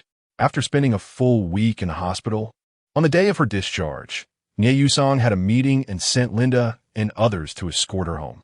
Linda informed her that the second young master had been facing difficulties recently, as the New Water City project had been halted by the esteemed Mr. Nie. Inquiring about who would take over the project, Shuangbai received a nonchalant shrug from Linda. It hasn't been announced yet, but I suspect it will still be the 7th young master. It was originally his, and now it has returned to its rightful owner. Linda continued, Assistant Jai. You should be cautious. Your accidental encounter has enraged the second young master, and he may seek retribution. Zhai Shuangbai laughed carelessly. That shouldn't be the case. I have no grievances with the second young master. It was an unintentional collision. But you have embarrassed him, and he likely doesn't care whether it was deliberate or accidental.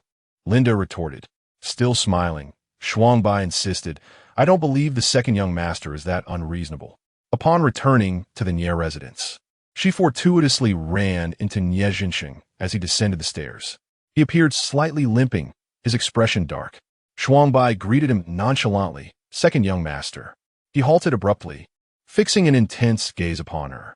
She nodded and intended to continue upstairs when Nie Jinxing unexpectedly grasped her shoulder. Zhai Shuangbai. Feigning surprise, she asked, What is it? Second young master? Stop pretending, he exclaimed angrily. Tell me, how long have you been following me? Did Lao Qi send you to spy on me? Or was it Luo Ruixin? Second young master, I was feeling unwell that day, suddenly dizzy, mistaking the accelerator for the brake and inadvertently crashed into you. I truly had no knowledge of it. Spare me your excuses. Nie Jinxing tightened his grip on her neck, pent-up frustration boiling over after days of suppressed anger. Zhai Shuangbai, do not think I am unaware of your past. You've accepted bribes and engaged in fraudulent lawsuits, and when you could no longer work as a lawyer, you became an assistant. If Lao Qi does not investigate you, I certainly will. You have always resorted to unscrupulous means to achieve your goals. What exactly is your aim? Surely it cannot be merely for President Guo's long contract. Such an audacious endeavor? His ire mounted as he spoke, and he roughly dragged her down the steps, throwing her to the ground. Still recovering from her injuries, Shuangbai winced in pain. Clutching her chest, she saw Nie Jinxing, now even more infuriated, hurling cushions from the sofa at her. Once he exhausted that, he looked around, spotting a golf bag in the storage area beneath the stairs. He approached and seized a golf club, advancing towards her menacingly. Zhai Shuangbai, I will make you understand what it means to be a lackey. He raised the golf club, poised to strike, when a voice from upstairs called out, Second young master. The sound halted Nie Jinxing's raised arm midair. He looked up to see Nie Ji leaning over the second floor railing, observing him from above. Second brother. He moved leisurely, almost languidly, remarking, So ruthless? You dare strike the assistant of the seventh? One must consider the master, even when chastising the dog. Nie Jinxing had never regarded Nie Zi with any respect. Casting a cold glance in his direction, he resumed his focus on Zhai Shuangbai, swinging his club with determination. With a resounding crash, an ashtray hurtled to the floor beside them, leaving a significant dent in the surface. Startled, Nie Jinxing instinctively recoiled, while Zhai Shuangbai seized the opportunity to rise from the ground, clutching his chest, and fled past him. Chapter 30. The whelp filled with an overwhelming fury. Nie Jinxing turned to find that Zhai Shuangbai had already fled the scene. Gripping a golf club in his hand, he charged upstairs, shouting, Nie Zi, do not leave. Nie Zi remained where he was, a smile still gracing his face as he observed his brother's furious approach. Nie Jinxing harbored a profound disdain for his sibling, perceiving Nie Zi as no different from the household's bodyguards or gardeners. This is not a place for someone like you to speak, he bellowed. Unleashing a swing of his club, Nie Zi effortlessly sidestepped the blow, inadvertently causing the antique vase behind him to shatter into countless pieces. Startled by his own actions, Nie Jinxing's anger only intensified. Nie Zi, he seethed through clenched teeth, do not think that just because you share the Nie surname, you're truly one of us. Your mother, that madwoman, lives like a dog in a doghouse, and you should reside there with her as well. Lao Zhang, Lao Zhou, bring Mika out of the doghouse. That doghouse shall now belong to that illegitimate child. With the rest of the Nie family absent, only servants remained, timidly watching from the sidelines, none daring to intervene. Zhai Shuangbai heard everything distinctly from the partially ajar door, peering through the crack to witness the confrontation. Nie Jinxing's face was contorted with rage, his lips twitching, suggesting an inner turmoil. This was Zhai Shuangbai's first encounter with someone openly mentioning Nie Zi's mother in such a derogatory manner. She was uncertain how Nie Zi would retaliate, having never truly witnessed his fury. Yet, he remained remarkably composed, pausing for a few seconds before turning around. His calmness only fueled Nie Jinqing's confidence, who erupted into laughter. Nie Zi, do you not even consider your own worth before defending others? What? Do you feel a kinship with that lapdog Zhai Shuangbai? But then again, you are both merely dogs. As Nie Jinqing's insults grew more frenzied, he lunged forward, seizing Nie Zi by the collar. Welp, I am speaking to you, did you not hear? Aren't your dog ears supposed to be sharp? You were quite vocal earlier. Why the silence now? In a swift motion, Nie Zi grasped Nie Jinqing's wrist, taller than his brother. He exerted a physical dominance that made Nie Jinqing uneasy. The pain radiating from his wrist caused him to grimace, and just as he was about to retort, Nie Zi had already pulled his hand away from the collar. Aware of Nie Zi's frequent visits to the boxing gym, where he had been rumored to be undefeated, Nie Jinqing felt a twinge of trepidation. Yet, when Nie Zi finally spoke, his tone remained calm. Second brother, please refrain from this. Shaking off Nie Zi's grip, Nie Jinqing regained his bravado. He was certain that Nie Zi would not dare to strike him, and with renewed arrogance, he raised the golf club. Welp, listen closely. Do not call me second brother again. You are merely a dog of the Nie family. In the future, do not wag your tail at me. I shall strike you each time I see you. Nie Jinqing caught a glimpse of the servants lurking nearby and those watching from below.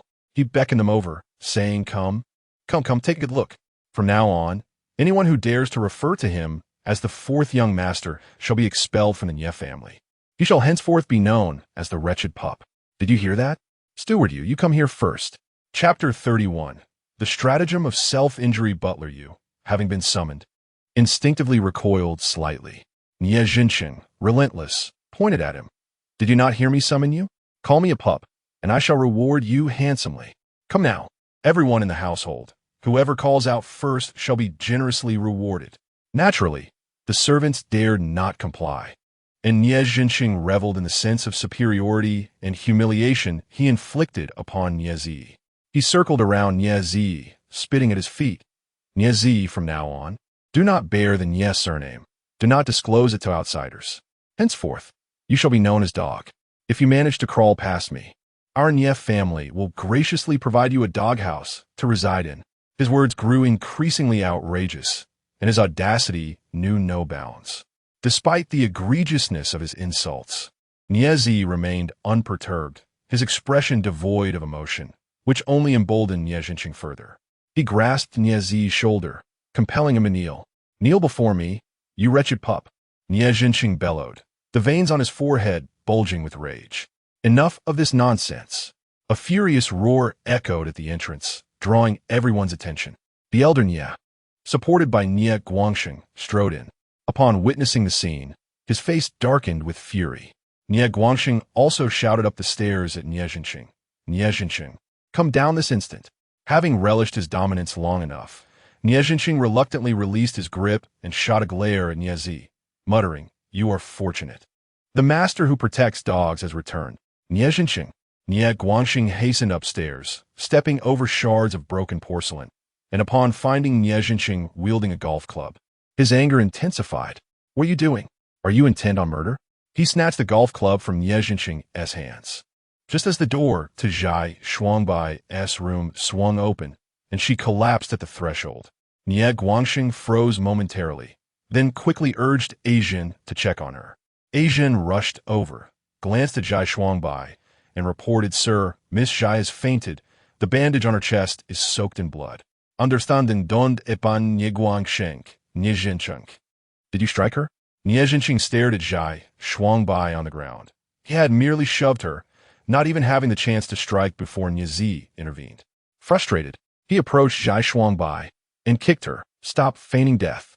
Nie Jinqing, witnessing his audacity to act violently in front of him, Nie Guangxing's fury reached its zenith. You will march to the study at once. He then turned his attention to Zhai Shuangbai. While Nie Zi had already picked her up and carried her into her room, Nie Guangxing called after him, Zi, do come to the study shortly. Understood.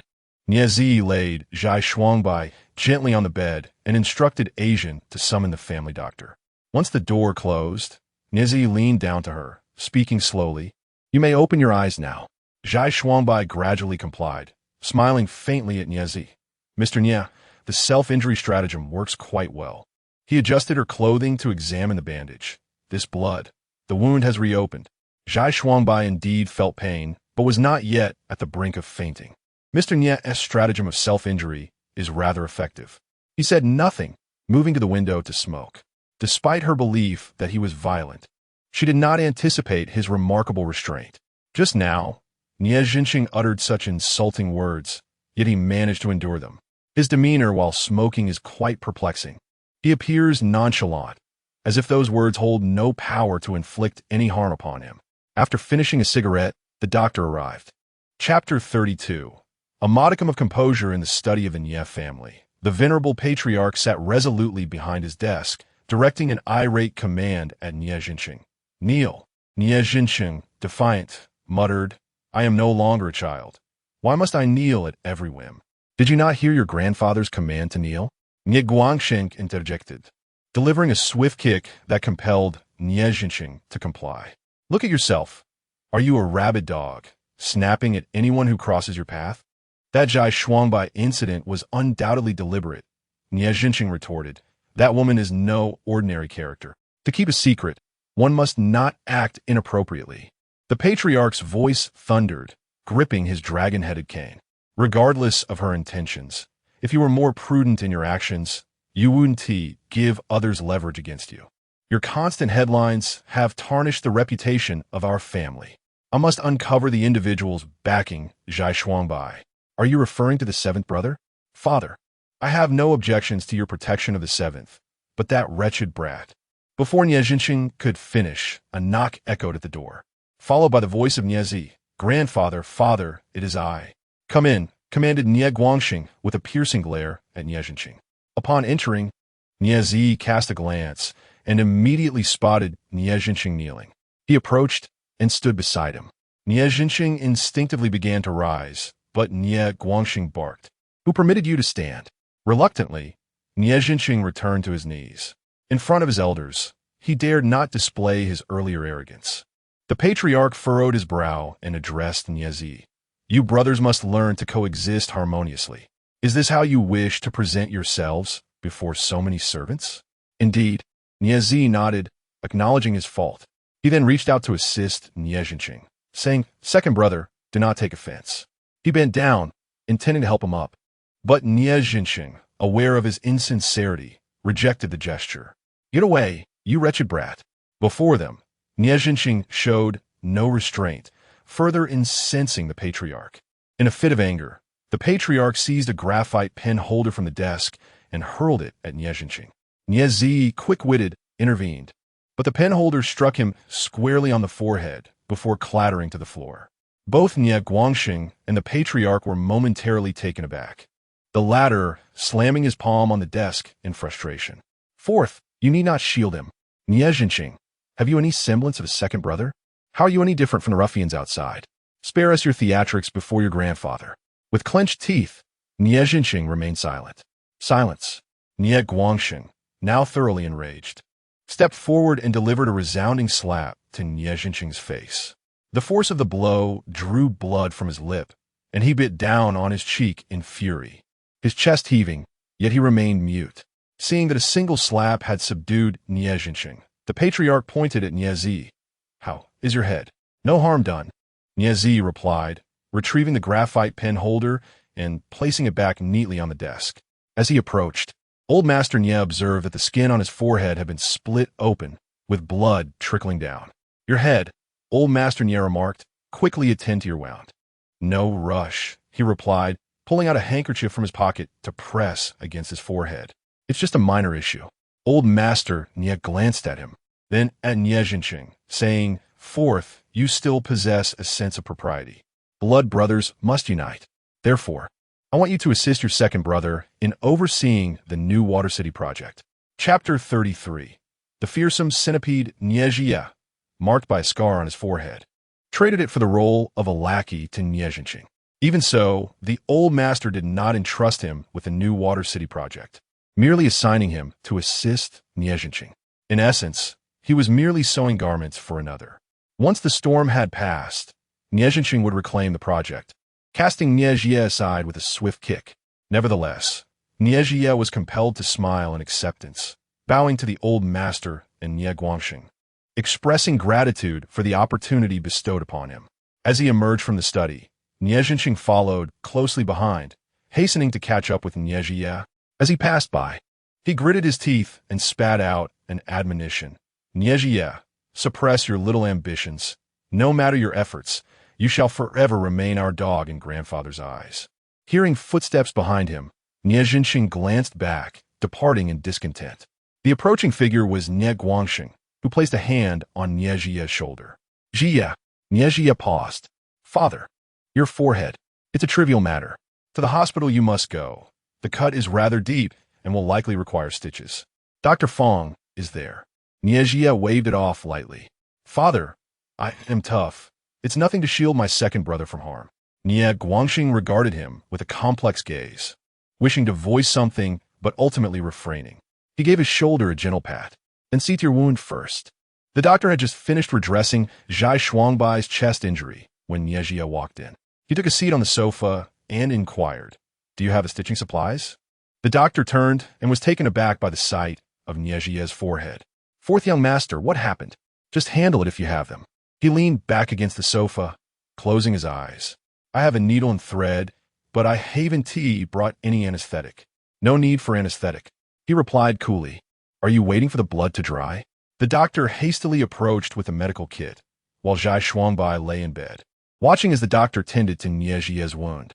It was the first time she had witnessed someone being stitched without anesthetic. As the doctor began the first stitch, his hands trembled. Nie Jie's voice remained steady. "Is the doctor not skilled? Is this how you tremble?" Zhai Shuangbai could not ascertain how he had sustained his injury.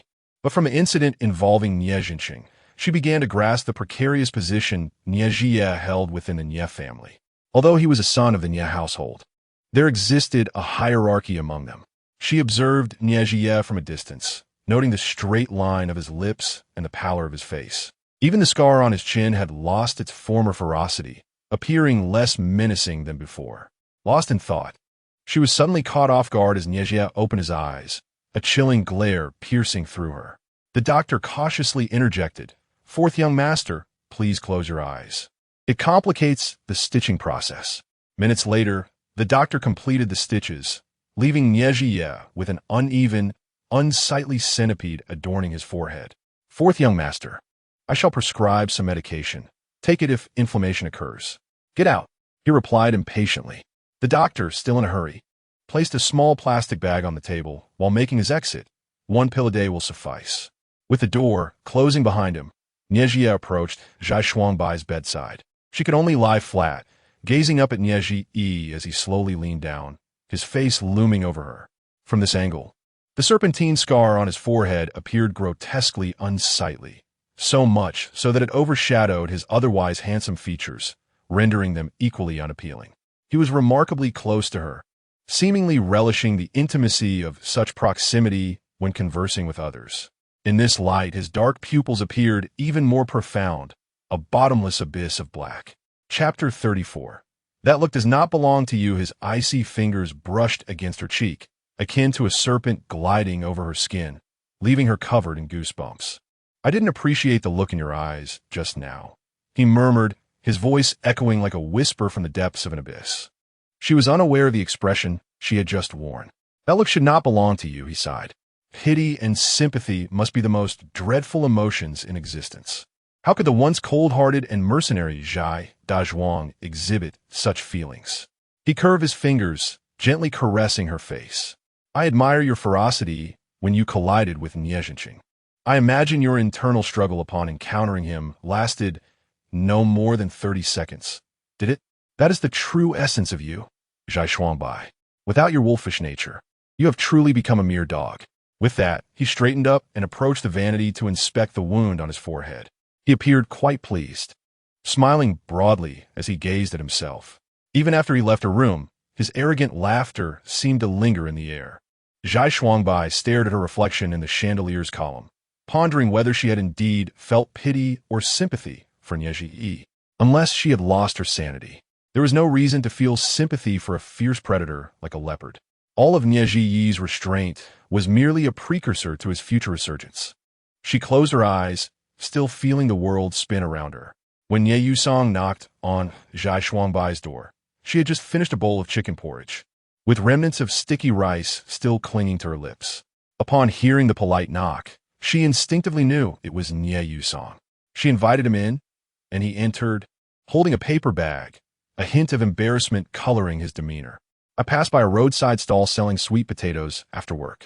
The aroma was delightful, so I bought one for you. I wasn't sure if you liked them. He opened the bag to reveal the fragrant sweet potato. I just finished a bowl of porridge. She replied, "Oh."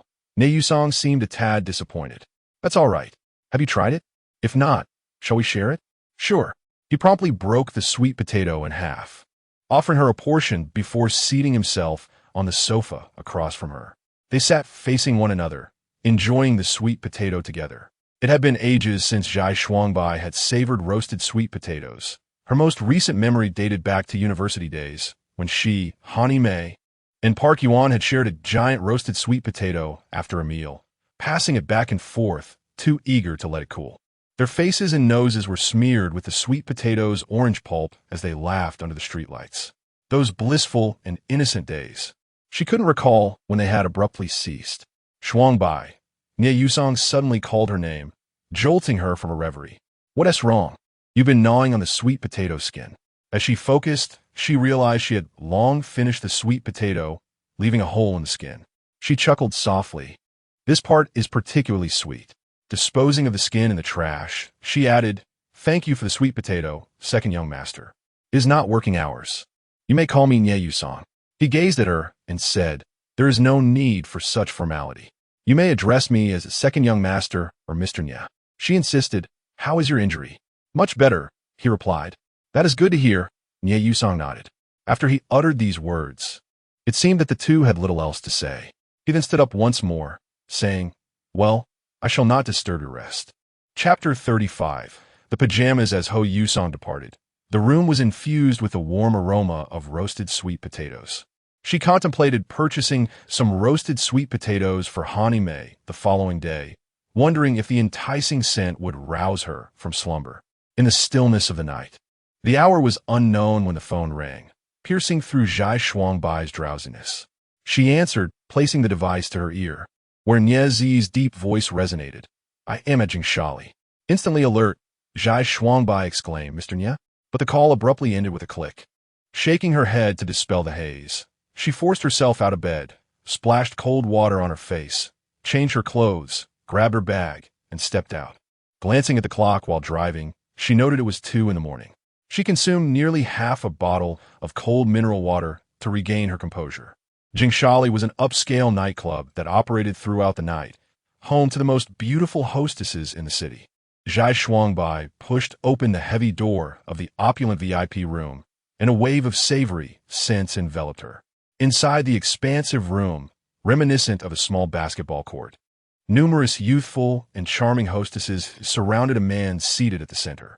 To her astonishment, he wore black silk pajamas, his legs crossed, adorned with black and white checkered slippers. Even the waitstaff were impeccably dressed in tailored suits.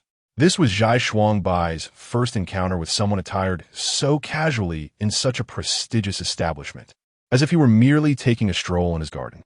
Yet, given the circumstances surrounding Nie Zi, it seemed almost fitting.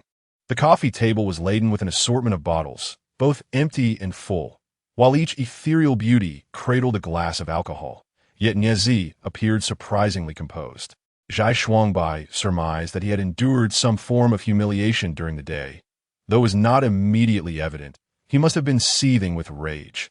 Seeking solace in drink that night, she stood at a distance, calling out Mr. Nie. He beckoned her over, and as she approached, he glanced at the girl beside him.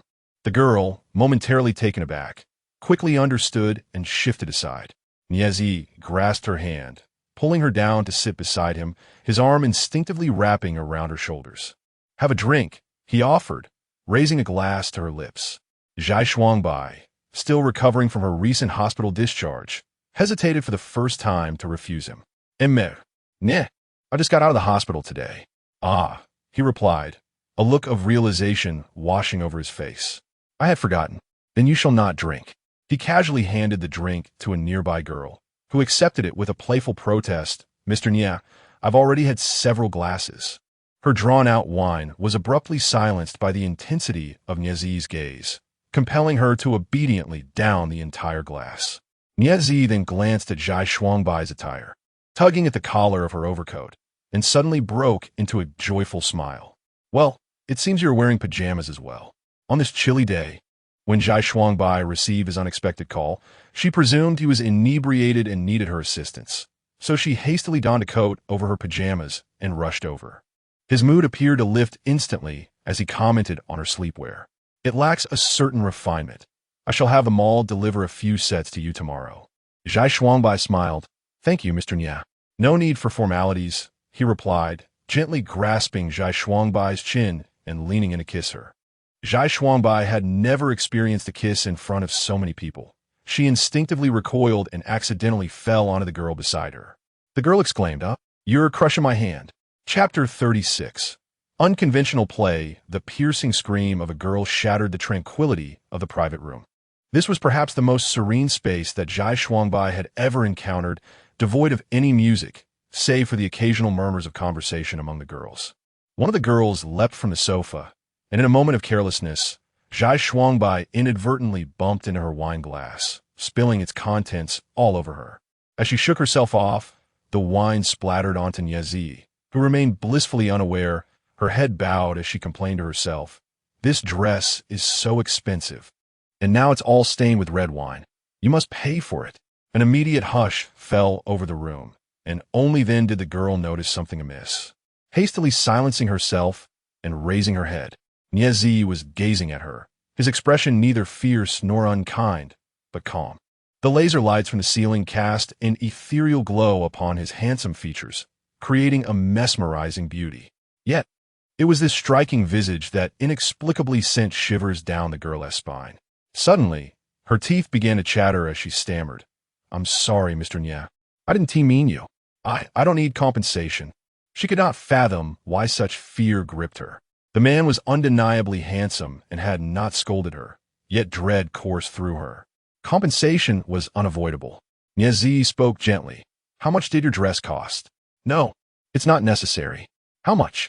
He inquired again. 2,000 yuan. Nyezi took out his phone. Please provide the QR code.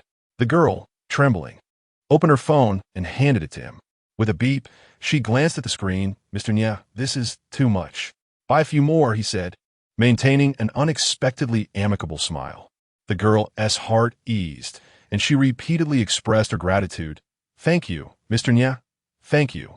She raised her wine glass to toast him, but he interjected, You've been compensated. Now remove your dress. The girl froze, staring blankly at Nyezi. He seemed to grow slightly impatient, gesturing towards several other girls. Assist her in removing it, then leave the dress behind and exit. The girls gathered around her, and with a quavering voice, she exclaimed, I'll do it myself. In a matter of moments, she stripped off her dress and placed it on the coffee table, clutching her chest as she fled the room, half naked. The other girls followed suit, streaming out one after another. The already spacious private room now felt even larger and emptier. Shortly thereafter, the club manager arrived, standing at the door with a forced smile. Fourth young master, what seems to be the issue? Did they not serve you well? Have they displeased you? Leaning back against the sofa with his eyes half closed, appearing weary, Z remained silent as the manager continued to chatter. In a fit of irritation, he threw a wine glass, not missing despite the distance, striking the manager squarely in the chest. Get out. Startled, the manager barely had time to wipe away the spilled wine on his chest before he stammered, I won't disturb you any longer, and hastily exited, closing the door behind him. After discarding the glass, Nyezi reclined once more against the back of the sofa, feigning exhaustion. Before Zhai Shuangbai could speak, he pulled her closer, resting her head against his chest. Stay with me for a while. Why sleep at home when you can nap here? No matter how comfortable the sofa here is, it pales in comparison to the embrace of a bed. Zhai Shuangbai could hear Nyezi's heartbeat, thumping rhythmically, each beat resonating with remarkable strength. She detected no trace of alcohol on Nyezi's breath. To her surprise, He neither indulged in drunkenness nor sought solace in intoxication. Niezi was a man who seldom conformed to expectations. Just when one might assume he would act in a certain manner, he would defy it entirely. Chapter 37. Waltz Niezi summoned a multitude of ethereal public relations professionals, yet appeared he did not indulge in revelry with them. Despite purchasing an abundance of alcohol, he seemed to have not taken a single sip. In this opulent venue, where intoxication and luxury mingled, he chose instead to rest. Zhai Shuangbai was uncertain whether he had succumbed to slumber. Her body had become numb from maintaining the same position for too long. Cautiously, she attempted to sit up from his embrace, but as soon as she lifted her head, his eyes fluttered open. It turned out he had not been asleep at all. Otherwise, why not simply return home to rest? Do you truly believe that if I could sleep, I would need to come here to seek intoxication? You merely purchase the drinks. You are not inebriated. There is no one here capable of intoxicating me. He stretched languidly and suddenly inquired, "Can you dance?" Zhai Shuangbai shook her head. "I cannot." "Have you never joined any dance clubs during your university years?" "None." He played a piece of music, rose, and effortlessly pulled her up. "I shall teach you." He wrapped his arms around her waist and took her hand. "Let me show you a simple step." Even the simplest of steps proved to be exceedingly challenging for Zhai Shuangbai. They managed only half a song, during which she inadvertently stepped on Niezi's feet several times. She was clad in leather shoes while he wore mere slippers. She paused. "Mr. Nye, I truly cannot manage this. There is nothing that cannot be learned." He once more encircled her waist. "Follow my rhythm. 1, 2, 1, 2, 3, 4. Thus, two sleepless souls danced from 2:30 in the morning until the break of dawn. Zhai Shuangbai finally mastered the waltz, and, astonishingly, it was while dressed in her pajamas. Niezi appeared quite pleased. "I told you, there is nothing unlearnable. It is only a matter of your desire to learn." He took her hand and bowed to kiss the back of it. "Beautiful lady, may I request the honor of a dance?" As the music resumed, they shared their final dance. This time, Zhai Shuangbai did not tread on his feet. Her movements were no longer chaotic, and during the turns, there was even a hint of grace. Outside, the manager and waitstaff stifled yawns, though the venue operated throughout the night. It was rare for patrons to truly engage in merriment until dawn. Through the thick, colored glass of the heavy door, they observed two individuals clad in pajamas dance the night away. When Niezi swung the door open, those outside leaned against it, nearly toppling over onto him. "Fourth young master," the manager mumbled sleepily. "Are you departing?" Zhai Shuangbai followed Niezi out of the club. The sun had yet to rise, and the crisp, cool morning breeze sent a shiver down her spine. Niezi, clad in a thin satin pajama set, appeared completely unfazed. He was the one driving. Initially, Zhai Shuangbai felt alert, but as soon as she entered the car and the warm air enveloped her, drowsiness swiftly overtook her, and she soon fell into a deep slumber. In the midst of her peaceful sleep, she was roused by Niezi's gentle nudge. He parked the car by the roadside. "Step out. In half an hour. You shall make your own way inside." She glanced ahead, noting they had not yet reached the Nye residence. There were still 2 intersections to navigate. As she alighted from a vehicle and steadied herself, Niezi swiftly drove past her with a whoosh. Wrapped in her overcoat, she yawned and trudged forward with great difficulty. Niezi was indeed capricious, and Zhai Shuangbai had grown accustomed to it.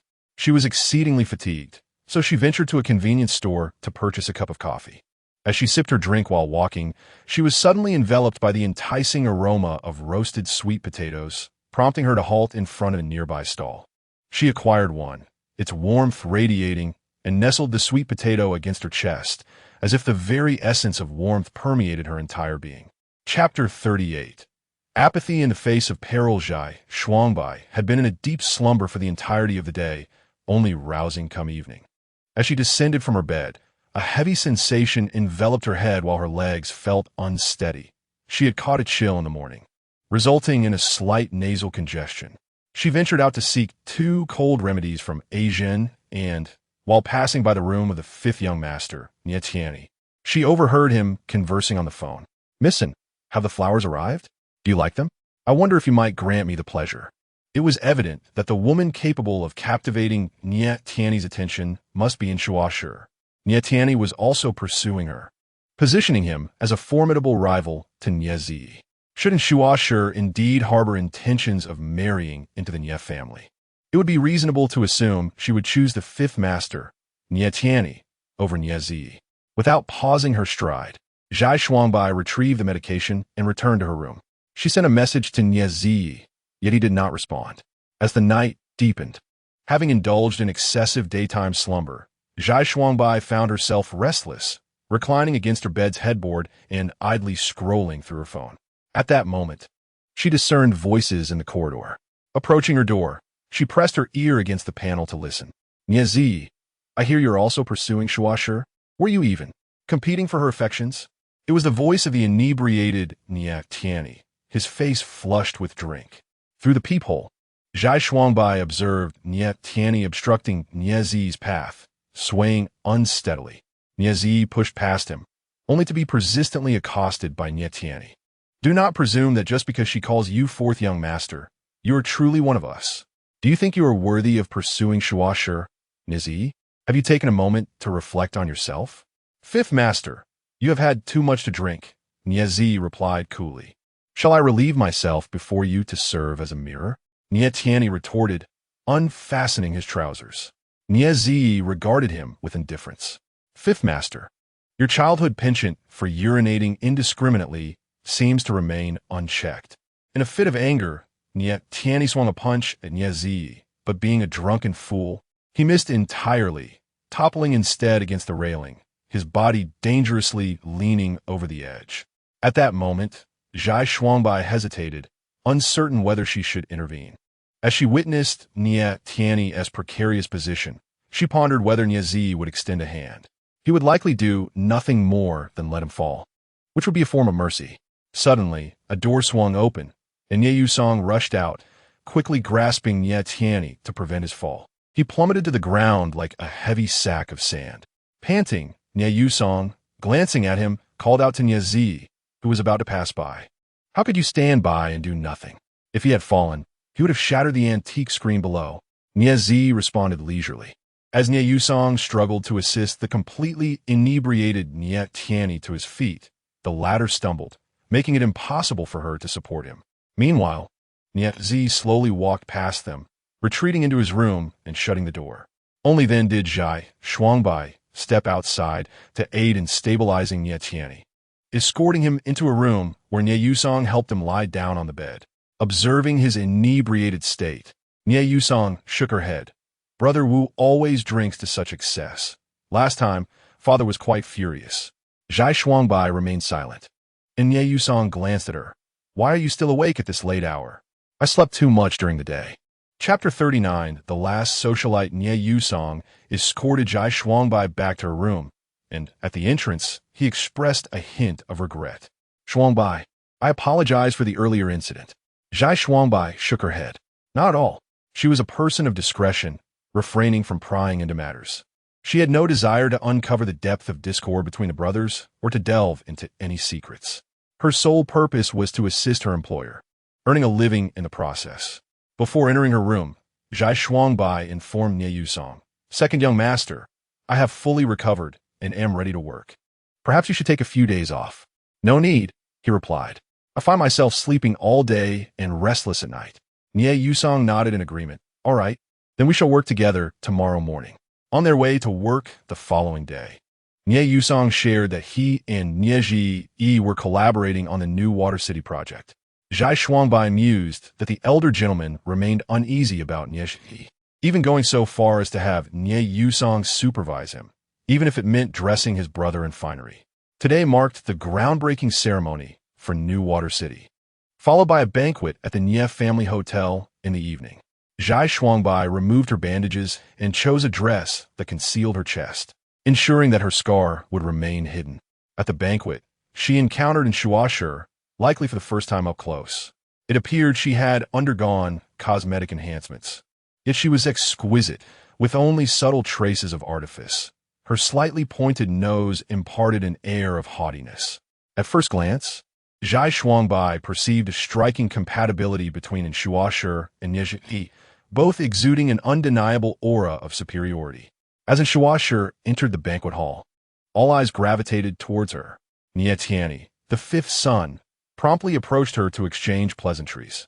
Even from a distance, Zhai Shuangbai could discern Nie Tianyi's obsequious smile, contrasting sharply with Shuasher's aloof demeanor and a trace of irritation. It was not that the Yin family overshadowed the Nie family. Both illustrious clans were of equal stature. However, Shuasher was the last true unwed socialite of Yi City, making her a coveted target for many eligible bachelors seeking to forge powerful alliances. As Nie Tianyi conversed with Shuasher, numerous others began to greet her in succession. Nie Yusong turned to Zhai Shuangbai and said, "Come, let us greet Missin." Zhai Shuangbai accompanied him, and Nie Yusong courteously extended his hand. "Missin, thank you for gracing us with your presence." And Shuasher offered her hand, adorned with lace gloves, and they exchanged a brief handshake. Her gaze flickered over Zhai Shuangbai and then back to Nie Yusong. "New girlfriend?" she inquired nonchalantly. Zhai Shuangbai interjected with a smile, extending her hand towards Shuasher, the second young master's special assistant. "Oh," Shuasher acknowledged with a faint response, retracting her hand without engaging in further contact. She displayed no embarrassment. Socialites like her and the elite men around her often held themselves in high regard. Zhai Shuangbai had encountered many pretentious socialites before, those for modest means who flaunted luxury cars and designer labels in high society. Yet, the counterfeit nature of their status was undeniable, and even those faux socialites carried an air of unwarranted superiority. As Nie Yusong conversed with Shuasher, she feigned boredom and cast her gaze around the room. Nearly everyone had greeted Shuasher, but what about Nie Ji? She excused herself to fetch a drink, meandering through the hall until she finally spotted Nie Ji on the terrace. He leaned against a pillar, smoking, the wisps of smoke swirling around and enveloping his face. Chapter 40. In contradiction to one's own path, Zhai Shuangbai did not approach. She was well aware of Nie Zi's tactics. While everyone sought to please Shuasher, he chose to act in contradiction. It was indeed a viable approach. Upon returning to the banquet hall, Zhai Shuangbai fortuitously encountered Shuasher, who was traversing with a glass of wine in hand. She adorned her face with a smile and nodded at Shuasher, yet Shuasher merely bypassed her, continuing on her way. As Zhai Shuangbai proceeded forward, a sudden exclamation from behind caught her attention. "Oh dear." Turning around, she beheld Nie Zi entering from the terrace, inadvertently colliding with Shuasher, causing wine to spill over her attire. Flustered, Shuasher tugged at her dress, her good mood thoroughly shattered. Anticipating an apology from the other party, she was prepared to unleash her ire, but before she could raise her gaze, a familiar, displeased voice pierced through the air. "Are you walking without regard for others?" Raising her head, she was met with Nie Zi's visage, momentarily taken aback before she scoffed. "So it's the fourth young master. No wonder you are so irritable." "Ah, Missin, no wonder you charge through recklessly," he retorted with a grin. And Shuasher, on the verge of anger, yet unable to express it, found herself amusingly exasperated. "Nie Zi, it is you who lacks awareness. The dress is unremarkable," he casually critiqued. "Spilled wine is of little consequence." And Shuasher, indignant, retorted with a cold laugh. "It is the only one of its kind in the world. Do you dare to claim it lacks elegance? Unique items are not inherently beautiful." He countered. "For instance?" He gestured to the scar on his chin. "One of a kind, yet lovely?" And Shuasher was momentarily speechless, and Nie Zi added, "I shall compensate you for the dress. Nothing you would consider appealing would capture my interest," she replied. "Designed by my own hand, indeed." "Pardon?" And Shuasher's curiosity was piqued. "You designed it yourself? May I see it?" He grasped her arm. "Come with me." Though Shuasher was skeptical, she followed Nie Zi. Zhai Shuangbai pretended to busy herself with food, but once they passed, she glanced back to see Shuasher stumbling to keep pace beside Nie Zi, whose strides were long and confident. The sight brought her amusement, prompting a laugh to escape her lips. Clearly, Shuasher was quite taken by Nie Zi's unconventional charm. After all, as a privileged young lady accustomed to being surrounded by attentive followers, Nie Zi's unorthodox demeanor offered her a refreshing novelty. With a large platter of food in hand, she sought a place to dine and spotted Nie Yusong conversing with Nie Guangxing in the corner. Pretending to be oblivious, She strolled past them, overhearing Nie Guangxing's inquiry. Is there any possibility between you and Inshuasher? She used to have quite the fondness for you. Father, fifth brother, is pursuing her. Is that so? Nie Guangxing shook his head. He has no chance, and Shuasher would never favor him. Our relationship is merely platonic. And what of your affair with Hongdo? Nie Guangxing sighed. Your grandfather is still upset with you. You've caused him embarrassment. Here S.A. thought, pursue Inshuasher. Should our families unite, your grandfather's opinion of you may improve. Father, marriage is not something to be. Are you perhaps too bookish and outdated? Nie Guangxing interrupted him, saying, regarding the matter with Hongdo, what did you convey to me? I granted you a chance at freedom, yet what has transpired? Zhai Xuanbai, feeling uncomfortable eavesdropping, moved to a corner to sit down, rendering their subsequent conversation inaudible. By the time Nie Yusong took a seat across from her, Zhai Xuanbai had already finished a plate of food. Seventh young master, allow me to fetch you something to eat, she said as she prepared to rise. However, Nie Yusong gestured for her to remain seated, replying, no need, please enjoy your meal. I am quite full. He managed a faint smile, adding, be sure to eat more. You are too slender. Chapter 41. She is not simple. Zhai Xuanbai perceived that Nie Yusong was somewhat despondent at that moment. With a smile, she said, I shall fetch you a drink. Subsequently, she returned with 2 glasses of cocktails, offering one to Nie Yusong. Cheers. Nie Yusong took a sip and gently grasped Zhai Xuangbai's hand. Do not drink. You have yet to fully recuperate. Does the 7th young master appear slightly discontent? Nie Yusong's smile seemed forced as she contemplated her response, but ultimately shook her head. No. Zhai Xuangbai surmised that Nie Yusong must have felt compelled to acquiesce to her father's wishes and pursue Inshuasher. Thus, Nie Zi aimed to win Inshuasher's affection, which would undoubtedly impress the elder. This was a shortcut, albeit uncertain in its success. Inshuasher already held a fondness for Nie Yusong. If she truly pursued her, it was difficult to predict whom Inshuasher would ultimately choose. At that moment, Zhai Xuanbai noticed Nie Zi and Inshuasher descending the staircase. Indeed, Inshuasher had changed into a gown, presumably prearranged by Nie Zi. Whether he designed it was uncertain, but the style was indeed unique and befitted Inshuasher's aura. Nie Yusong also caught sight of her, hesitating as he rotated the stem of his glass several times. As Inshuasher and her companion approached, he appeared to steel himself, downing the contents of his glass in one gulp before rising. Zhai Xuangbai stood as well, inadvertently stepping on her own foot and tumbling into Nie Yusong's embrace. Her lips brushed against his cheek, leaving a vivid mark. She gasped softly, struggling to regain her footing. She clutched at Nie Yusong's chest, but could not rise. I think I twisted my ankle. Nie Yusong held her firmly, nearly enveloping her in his arms. Do not rush. Do not exert yourself, he urged. Please sit down. He assisted Zhai Xuangbai in settling into a chair, then crouched to grasp her ankle. Is this where it hurts? Yes, Zhai Xuangbai inhaled sharply. Is quite painful. Very painful? We should go to the hospital. Nie Yusong frowned. I will take you there. No need. I will find an ice pack shortly. Injuries to ligaments can be troublesome. Nie Yusong observed her closely. You cannot walk, can you? I will try, she replied. Never mind. Without hesitation, Nie Yusong lifted her into his arms, striding towards the entrance of the banquet hall.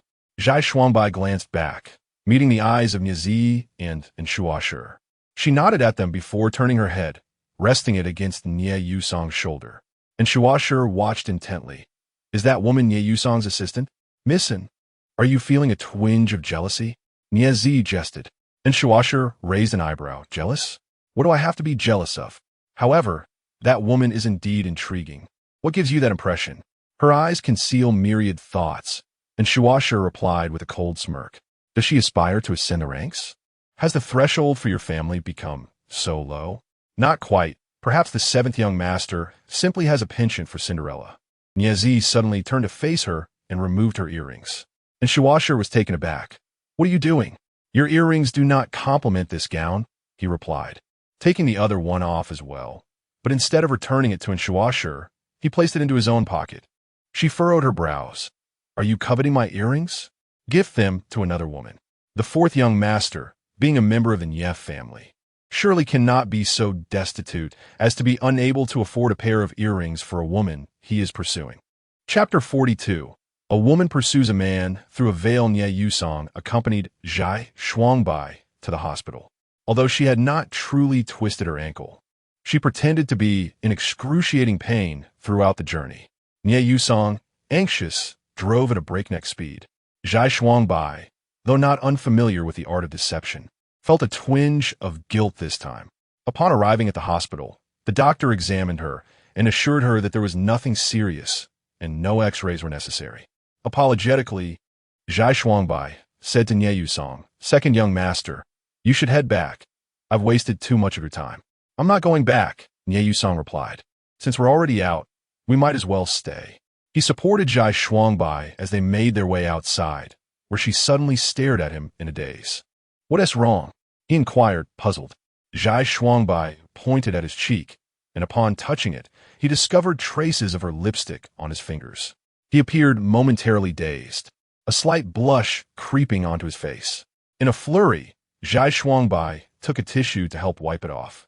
"I'm so sorry, second young master. I didn't notice."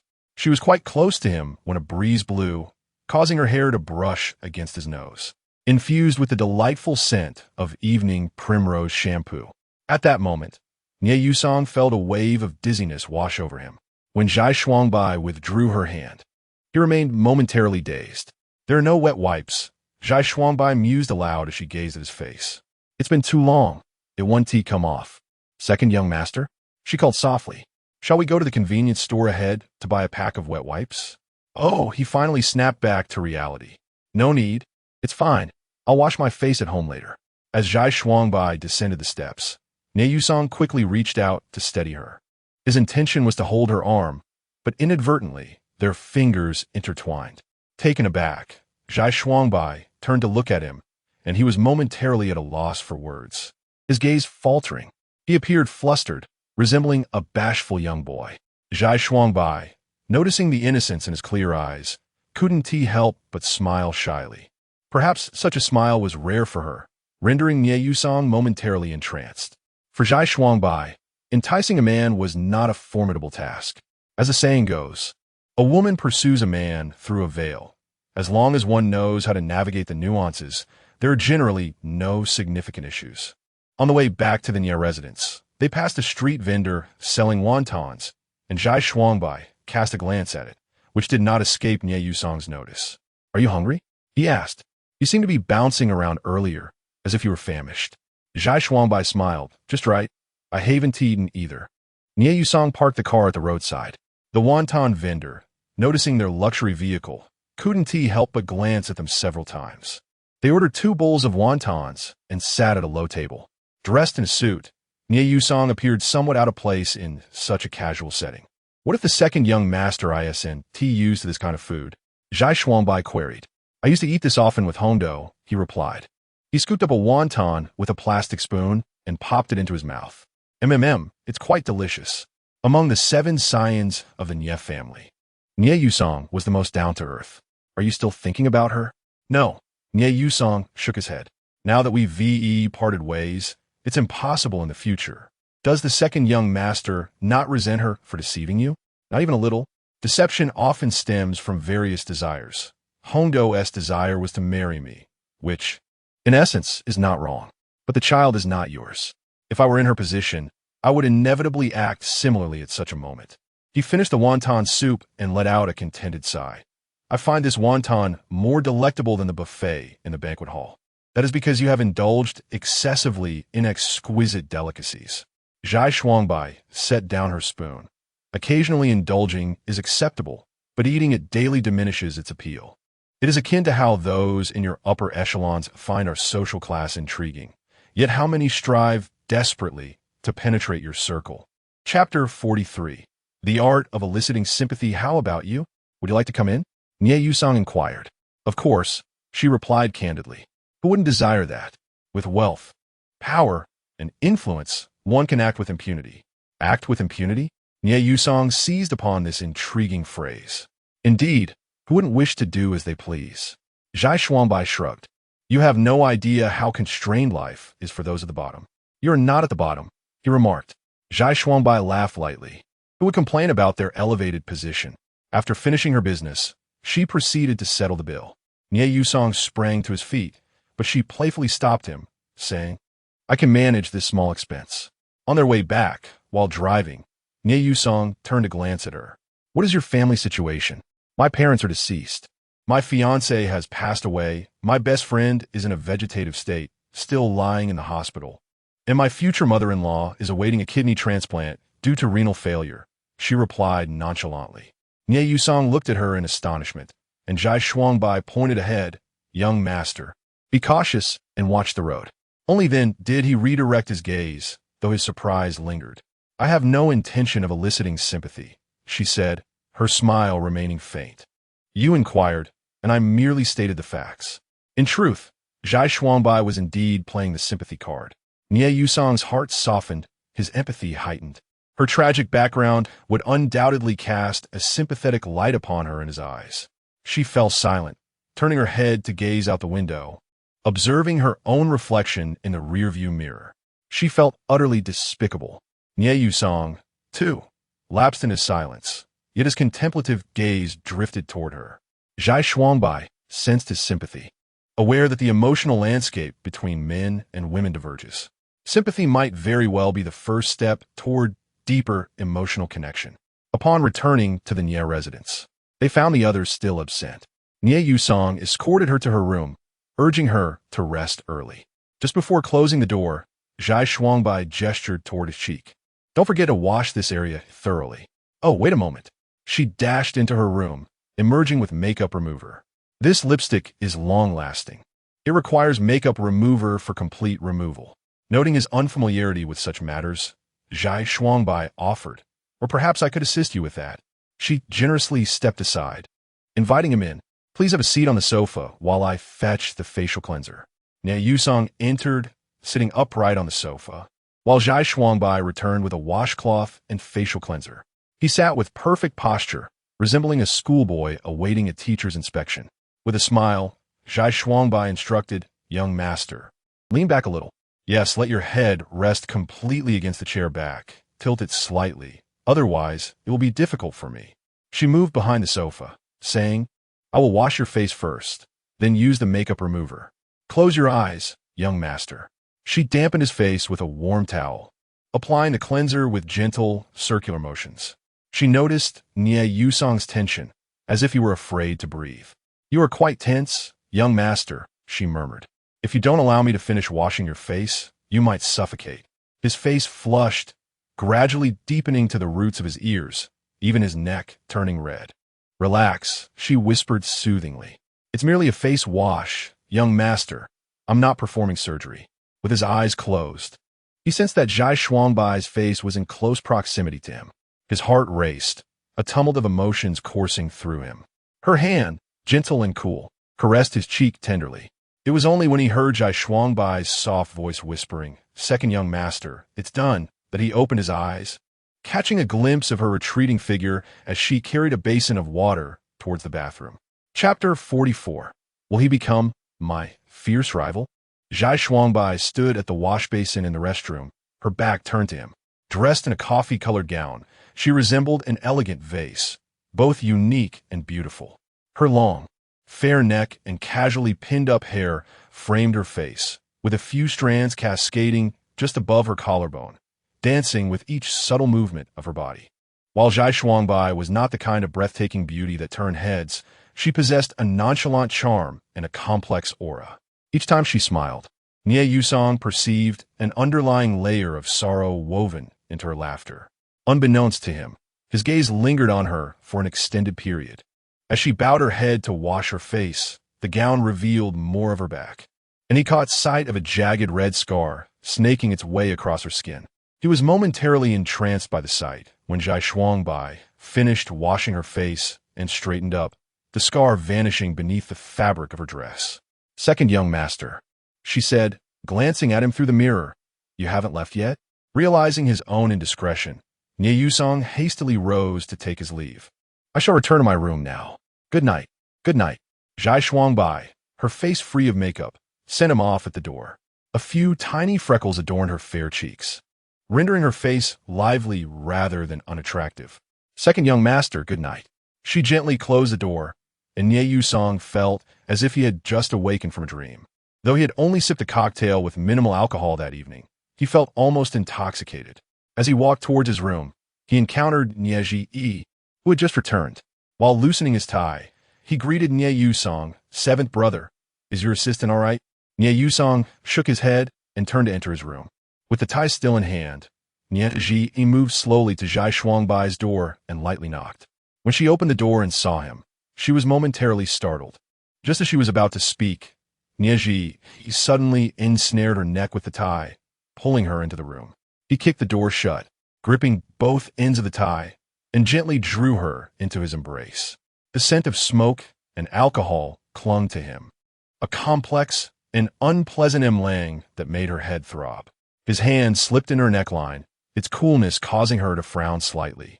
Mr. Nie, she murmured, it would be best if you weren't seen entering my room.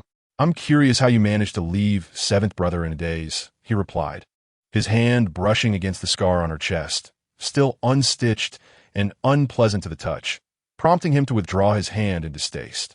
It seems your father wishes for the second young master to pursue Misin, Zhai Shuangbai said, adjusting her collar. Do you believe he will become my fierce rival? Zhai Shuangbai remained silent. Nie Ji withdrew the tie from around her neck, carelessly tossing it onto the sofa before seating himself with his feet propped up on the coffee table. Observing her fair complexion, he furrowed his brow. Is your natural face truly this unappealing? Zhai Shuangbai remained unperturbed, smiling gently. Of course, Misin is unparalleled in beauty. He chuckled derisively. Her face is laden with hyaluronic acid and prosthetics. Zhai Shuangbai poured him a glass of water, and as she handed it to him, he deftly seized her wrist, pulling her to sit upon his lap, causing the water in the cup to spill all over them. Chapter 45. Make him fall in love with you. He took the cup from Zhai Shuangbai's hands and set it aside, grasping the nape of her neck to kiss her. His other hand wandered along her back, suddenly pausing as it encountered a long scar. He pressed her onto his lap, lifting her nightgown. A crooked, raised red scar stretched from her waist to just beneath her shoulder blade, resembling a grotesque red worm. Is it a knife wound? He inquired. She straightened up from his lap, adjusting her clothing with a half-smile. Indeed, a knife wound. For a lawyer to suffer such a severe injury. It seems you are more despicable than I imagined. Nie Ji pushed her away. You've dampened my spirits. Zhai Shuangbai had never seen the scar on her back, and seeing Nie Ji's disdain, she imagined it must be hideously unsightly. Despite their numerous encounters, he had never seemed to care before. Rising from the sofa, Zhai Shuangbai lowered her gaze. If Mr. Nie requires services, I can find someone for you. Were you ever a madam? He asked languidly, reclining on the sofa. Zhai Shuangbai chuckled, a weary smile gracing her lips. Not quite, but I do know a variety of people. I haven't fallen so low as to resort to prostitution. That's not what I meant. He crossed his arms, lazily observing her. Though her unadorned appearance lacked the vibrancy of makeup, he appreciated the small brown mole on the tip of her nose, which enlivened her otherwise pale visage. He extended his hand. Come here. She obediently leaned closer. Placing her hand in his palm, he grasped her, pulling her back into his embrace. He unfastened her clothing, his fingers meticulously exploring every inch of her skin. I shouldn't disdain you, should I? He mused to himself. Such ugly marks we all possess. He kissed her once more. Nie Ji left her room in the early hours of the morning. Zhai Shuangbai, too weary to shower, lay back on a lounge chair on the terrace, smoking a cigarette, the echoes of Nie Ji's words still lingering in her ears. Wrap things up with Nie Yusong as swiftly as possible. You can do it. Make him fall in love with you. Feeling flustered, she finished her cigarette and lit another, when a surprised voice from the adjacent terrace caught her attention. Shuangbai, are you still awake? Zhai Shuangbai extinguished the lighter and turned to look, her eyes still adjusting to the darkness, barely making out a vague silhouette. Second young master. She replied from the shadows. I suddenly woke up and came out for some fresh air. You haven't slept yet? I just reviewed the information on the new Water City project. I'll be on site tomorrow. Then you should get some rest. We have an early start tomorrow. And you should sleep early too. Good night. The following morning, They traveled to the new Water City project site, located on the outskirts of Yeqing, a 2-hour drive. Zhai Shuangbai sat across from Nie Yusong with a laptop on her lap, examining the design plans for New Water City. As they approached the suburbs, the ride grew bumpy, causing the laptop to nearly slip from her knees several times.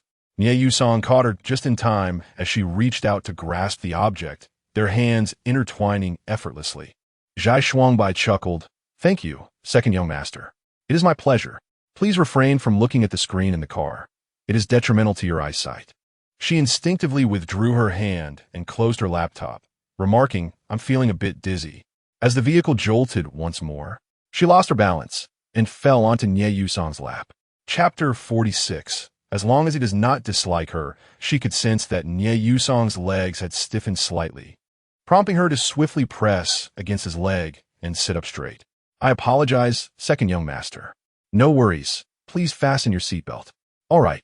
Zhai Shuangbai secured her seatbelt and turned her gaze towards the window. Nie Zi had given her merely a month to win over Nie Yusong. Did he truly believe she could make him fall in love with her in such a short span? She was acutely aware of her own limitations. Physical contact was merely an exploration. Excessive familiarity would surely lead to Nie Yusong's aversion. Through the tentative interactions over the past 2 days, it was evident that Nie Yusong was not particularly resistant, indicating that Zhai Shuangbai had a chance. As long as a man does not harbor disdain for a woman's touch, it serves as a promising beginning. Feigning motion sickness, she covered her mouth, feigning discomfort. Nie Yusong, alarmed, inquired if she was feeling unwell and suggested that the driver slow down. She waved her hand dismissively, yet her furrowed brow and unsteady posture betrayed her unease. Consequently, Nie Yusong moved closer to her, gently supporting her shoulder. Seizing this fortuitous moment, Zhai Shuangbai leaned naturally against Nie Yusong's shoulder. Displaying vulnerability could stir a man's protective instincts. Moreover, men like Nie Yusong, endowed with compassion, were more easily approached. As she rested against Nie Yusong's shoulder, she noticed Nie Zi's car swiftly pass by their vehicle. He had also arrived today, maintaining a distance that was neither too close nor too far behind them. Upon reaching the project site at Xinshui City, Nie Yusong inquired with genuine concern about Zhai Shuangbai's well-being, suggesting she rest in the car for a while. She exited the vehicle to take a breath, assuring him that she felt much better. Nie Zi stood a short distance away by his car, seemingly glancing their way with a subtle smile gracing his lips.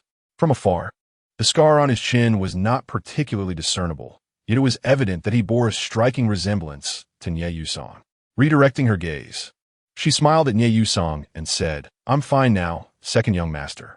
Xinshui City was a newly developed area by the Nie family, intended to become a large-scale tourism hub, complete with amusement parks, resorts, and shopping centers. This was undoubtedly one of the family's most significant investments in recent years. Nestled between mountains and sea, with stunning geographical advantages connecting it to scenic spots, this grand project was of utmost importance to the Nie family, which explained Nie Zi's eagerness to oversee it. A successful completion would not only earn the admiration of Elder Nie, but also likely lead to greater responsibilities in the future. The groundbreaking ceremony had just taken place yesterday, and the construction had yet to commence. Recent rains had left the ground muddy. They changed into rubber boots and donned safety helmets in the work shed. Suddenly recalling that Zhai Shuangbai had twisted her ankle the previous night, Nie Yusong inquired, "How is your foot?" "Oh." She had nearly forgotten about it until he mentioned it. Lowering her gaze, she tucked her pant legs into her boots and smiled, replying, "It's nothing serious." "That's good." Nie Yusong casually assisted her in rising from the ground. Just then, Nie Zi lifted the curtain of the work shed and entered. But Nie Yusong did not greet him, instead walking out with Zhai Shuangbai. The fraternal bonds within the Nie family appear to be the most abominable that Zhai Shuangbai has ever encountered. Aside from Nie Zi, Zhai Shuangbai is uncertain about the dynamics among the 6 Nie siblings. However, it is evident that they share a mutual disdain for one particular individual, Nie Zi. Even Nie Yusong, a person of gentle disposition, turns a blind eye to Nie Zi, highlighting the extent of his repulsiveness. Chapter 47. The absence of authority. The engineer guided them through the mountains, trailed by the surveying team measuring the dimensions of the terrain. Niezi envisioned constructing a roller coaster by the mountainside, a venture both thrilling and perilous, yet fraught with considerable engineering challenges. Nie Yusong opposed the idea, deeming the risks too great. Turning to the engineer, Niezi inquired, "What is your perspective, Engineer Liang?" The engineer found himself at a loss for words, caught in a dilemma, unsure of where to align his loyalties. With a reassuring smile, Niezi patted him on the shoulder. "As a professional, your opinion is paramount. We shall discuss it further in our meeting." The engineer, clearly under pressure, managed a strained smile. As the group ascended the mountain, they traversed a path untouched by development, a mere trail used by shepherds. Zhai Shuangbai struggled with her slippery rubber shoes, prompting frequent stops. Observing her difficulties, Nie Yusong extended her hand to assist her up the slope. Upon reaching the summit, they were surrounded by the sea on three sides, the scenery breathtaking. Zhai Shuangbai stood atop a large rock, gazing downward, a gentle breeze caressing her, the sweat from their climb chilling against her skin. Unbeknownst to her, Niezi had appeared behind her, asking, at any moment, "Did you feel an urge to leap?" Startled, she turned to see him walking away. He had accurately discerned her fleeting thought. For a brief instant, she had indeed contemplated jumping. Taking a deep breath, she inhaled the crisp air as Nie Yusong called her from ahead, urging her to join them. She leaped down from the rock and quickened her pace toward her. Nie Yusong gently admonished, "You've just exerted yourself climbing. The wind could make you ill." "It's all right," Zhai Shuangbai replied, shaking her head. "The air up here is invigorating. This place feels quite pleasant. I believe it is more suited for tourism development rather than a mere amusement park." Nie Yusong conversed with the engineer. "What do you think?" Engineer Liang? Stealing a glance at Niezi in the distance, the engineer whispered, "Perhaps we should first seek the chairman's opinion on this matter." Nie Yusong nodded. "I will report the details and my recommendations to grandfather." The engineer exhaled in relief. Once the second young master makes a decision, our engineering department will expedite the architectural sketches. As Niezi approached, their conversation concluded. Zhai Shuangbai discerned that while the engineer appeared intimidated by Niezi, he understood that Niezi lacked authority within the Nie family, whereas grandfather would likely heed Nie Yusong's suggestions. Niezi queried, "What have you discussed?" The engineer quickly donned a cheerful demeanor. The second young master remarked on the splendid scenery. "The chairman has a discerning eye. This land is indeed a treasure trove, promising substantial profits regardless of the endeavor." Niezi fell silent, offering a soft chuckle as he made his way down the mountain. The ascent had been effortless, yet the descent proved arduous. Zhai Shuangbai stumbled her way down, feeling as though her bones might disassemble. Upon reaching the base, they hurried back to the company, where grandfather had convened a small meeting regarding the new Water City project. "Grandfather," she began, concerning the planning of the new Water City, "I propose that we postpone the amusement park project in favor of focusing on surrounding tourism developments." Nie Yusong presented the photographs taken during the morning ascent in a slideshow for the elder. "This area is far more suitable for a resort-like retreat. An amusement park would be too boisterous for this locale." Niezi reclined in the shadowed corner of the conference table, poised to speak as soon as Nie Yusong concluded. However, it was the second brother, Nie Jinsheng, who leisurely interjected, "Grandfather, I believe that establishing an amusement park does not align with the corporate image of our Nie family." The elder perused the planning documents that Niezi had provided him a few days prior, contemplating for a moment before raising his gaze to Niezi. "Having visited the site today, do you still adhere to your original perspective?" Chapter 48, Exclusion of Grandfather. He finally spoke. "I have conducted an investigation, and currently, there is no such large-scale recreational and leisure resort in the country. Moreover, a water park can be constructed by the seaside, leveraging the unique geographical advantages. You want to build a roller coaster on a mountainside." The third brother unceremoniously interrupted him. "Do you have a competent technical team? A theme park seems unnecessary." The fifth brother, Nie Tianyi, also remarked, "At that time, it would suffice to build a few small amusement facilities for children." The elder glanced around. What do the other executives think? The room fell silent, and one executive chuckled awkwardly, saying, "I believe the second young master's opinion is quite reasonable. We have more experience in constructing traditional resorts. Yes, yes, yes. The others echoed in agreement. The elder nodded, placing the blueprints into a bag and sliding it towards Niezi at the long table. The bag swiftly glided across the table, and Niezi reached out to stop it, hearing the elder's calm voice. Good, it's settled then. You sang, please expedite the sketches. If there are no issues, commence work. Also, Niji. The elder always called him by his full name. Be sure to assist the seventh well. Rising from his seat, the elder was followed by everyone else, surrounding him as they exited the conference room. Nie Zhenxing and Nie Tianyi approached Niezi with smiles, flanking him. Suddenly, Nie Zhenxing reached out to ruffle Niezi's hair, laughing with Nie Tianyi. Look, old five, a scar earned in exchange for a lackey.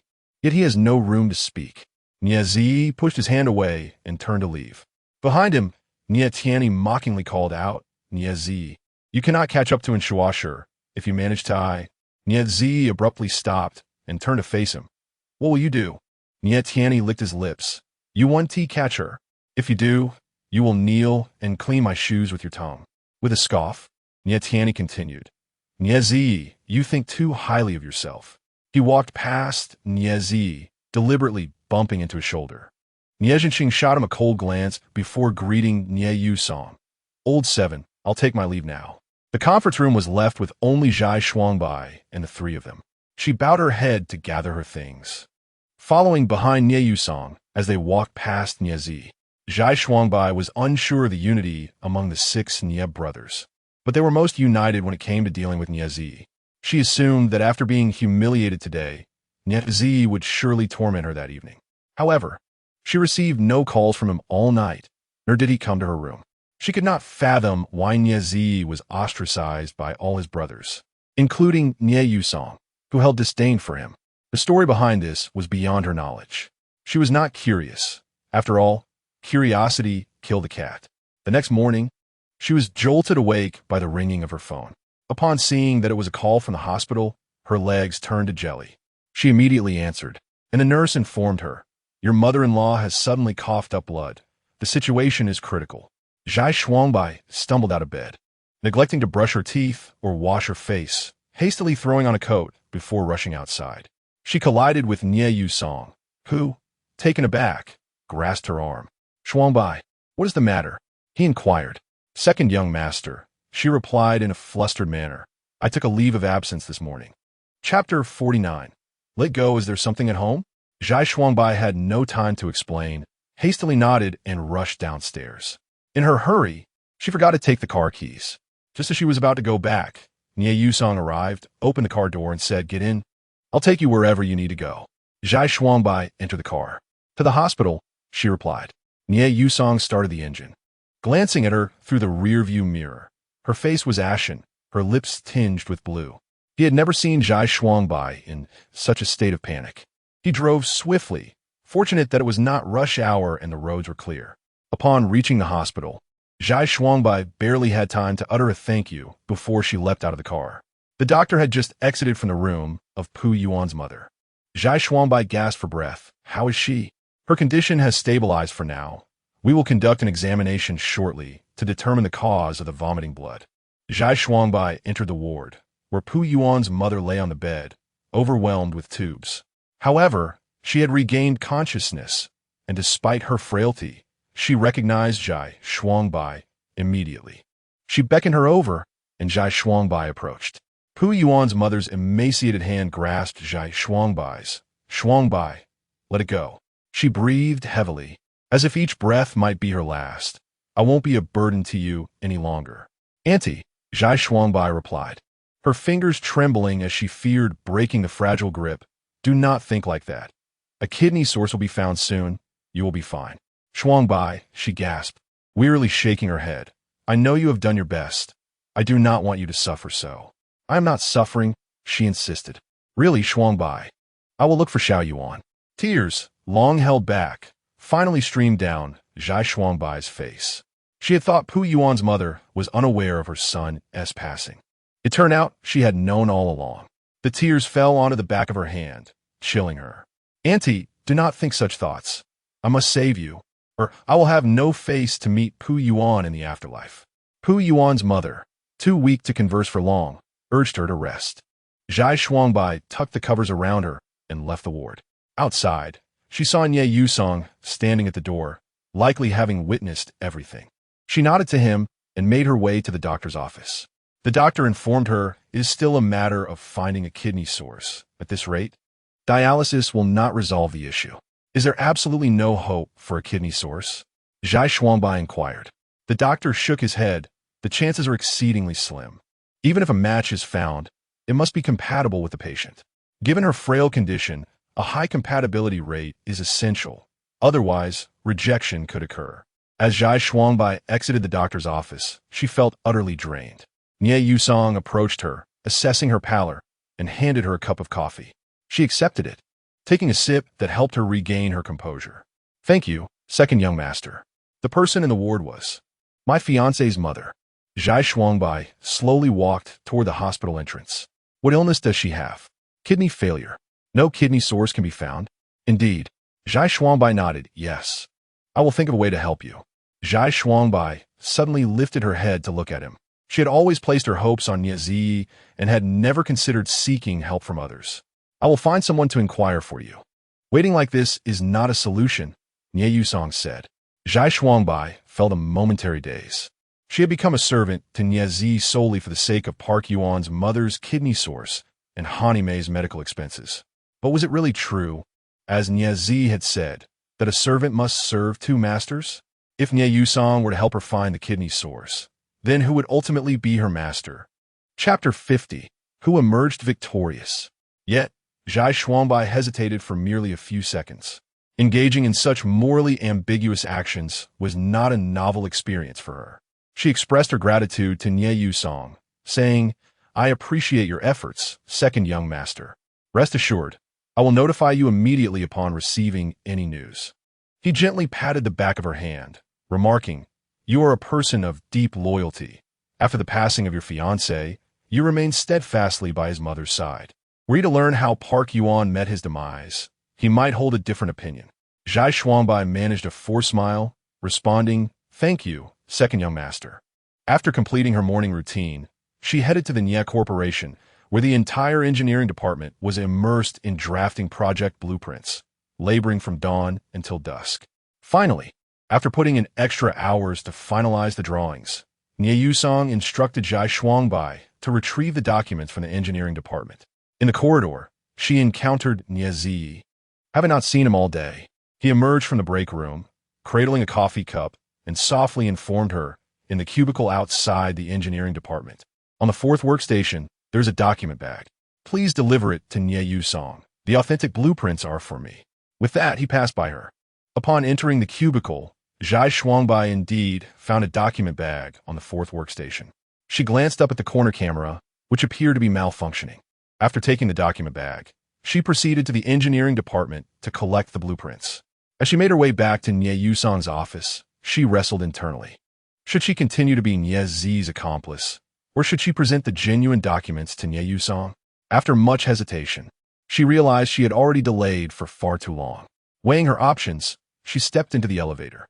Nye Yusong and the executives had been waiting for her in the conference room for quite some time when she finally entered, apologizing to Nye Yusong. I received a phone call. No matter, just distribute the blueprints, he replied. Zhai Shuangbai opened the document bag and handed the papers to everyone. When it came to Nye Ziyi, he received them with a smile, expressing his gratitude. Having reviewed the blueprints, Nye Yusong conferred with the executives and decided to commence work the following day. The meeting extended late into the evening, nearly approaching 10 o'clock, and Nye Yusong, in high spirits, invited Zhai Shuangbai to join him for a meal. Zhai Shuangbai declined, stating, There's no need. I'm not particularly hungry. I wish to return home and rest. As Nye Yusong and the other executives went out to dine, Zhai Shuangbai, of course, did not return to the Nye residence, but instead headed to the Four Seasons Summit, to Nye Ziyi's villa. He had long awaited her in the living room and patted the sofa beside him, saying, Come sit here. Noticing her hesitation, he pulled her down and casually draped his arm around her shoulders. Why so stiff? He teased, squeezing her arm. Shouldn't a girl be a bit softer? Zhai Shuangbai managed a forced laugh as he extended his hand towards her, saying the blueprints. She retrieved the documents from her briefcase and handed them to him. Addressing him as Mr. Nye, he examined the papers, nodding in satisfaction. Very well. The original drawings are in the engineering department's computer. They will eventually be discovered. You need not concern yourself with that. His voice was languid as he added, just focus on accomplishing the tasks I assign you. Be a good girl. Then I shall take my leave, she replied. Just as she was about to rise, Nye suddenly grasped the nape of her neck. Pressing his ear against Zhai Shuangbai's forehead, she was oblivious to his intentions, and after a prolonged moment of listening, he languidly remarked, Zhai Shuangbai, there is a battle raging within your mind. The forces of justice are in conflict with those of evil. Tell me, who emerges victorious? Chapter 51. This is not amusing. Nye is a creature of intrigue. He possesses the uncanny ability to perceive the turmoil within Zhai Shuangbai's heart. Nonetheless, this awareness affords her a modicum of solace. The very existence of her inner conflict signifies that she has not succumbed entirely to despair. She still knows how to wrestle against the tide of malevolence. Suddenly, Nye placed a gentle hand upon her rigid back and nipped at her earlobe. Do not be so tense. One day you will realize that the distinction between good and evil is but a mirage. He grasped Zhai Shuangbai's chin, scrutinizing her visage. Is one who resorts to unscrupulous means for personal gain truly a villain? In a debate, Nye would undoubtedly find himself outmatched. Zhai Shuangbai was once a lawyer, a formidable orator amidst a throng of intellectuals. Yet, the resplendence of her past is now but a fleeting memory. Her legal license had long been revoked, leaving her merely a pawn at Nye's disposal, devoid of any dignity. She found herself pressed against the sofa, with Nye displaying an unmistakable impatience in removing her garments. Should she wish to remain clothed, Zhai Shuangbai must hastily disrobe.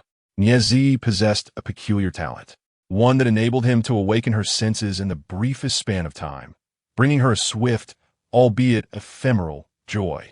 Passion surged through her mind, a sensation more intoxicating than the effects of alcohol. Amidst this fervor, she felt Nye lift her and carry her to the bedroom. Draped upon his robust shoulder, she felt a mixture of degradation and confusion. Suddenly, a rush of coolness enveloped her back as she turned to see Nye pressing her against the glass window. They were on the 28th floor, atop the lofty residence, seemingly perched upon the clouds. Outside, twinkling lights from other buildings shimmered like distant stars, while the height instilled a palpable sense of fear. Mr. Nye, she turned to him. This is not amusing. The room remained dim, with moonlight streaming through the partially drawn curtains, casting half of his face in light and the other half in shadow. He chuckled softly, his voice an eerie whisper, as one hand suddenly propped against the glass behind her. With a low sigh, he pushed open the window. Zhai Shuangbai, who had been leaning against the glass, found herself tilting outward, lacking any support. Fortunately, her legs were cradled in Nye's embrace, preventing her from plummeting, yet half of her body dangled precariously outside. It was reminiscent of how her mother used to hang salted meat on the balcony during winter, pieces swaying in the breeze. She neither screamed nor gasped as the wind whipped past her, slapping against her face.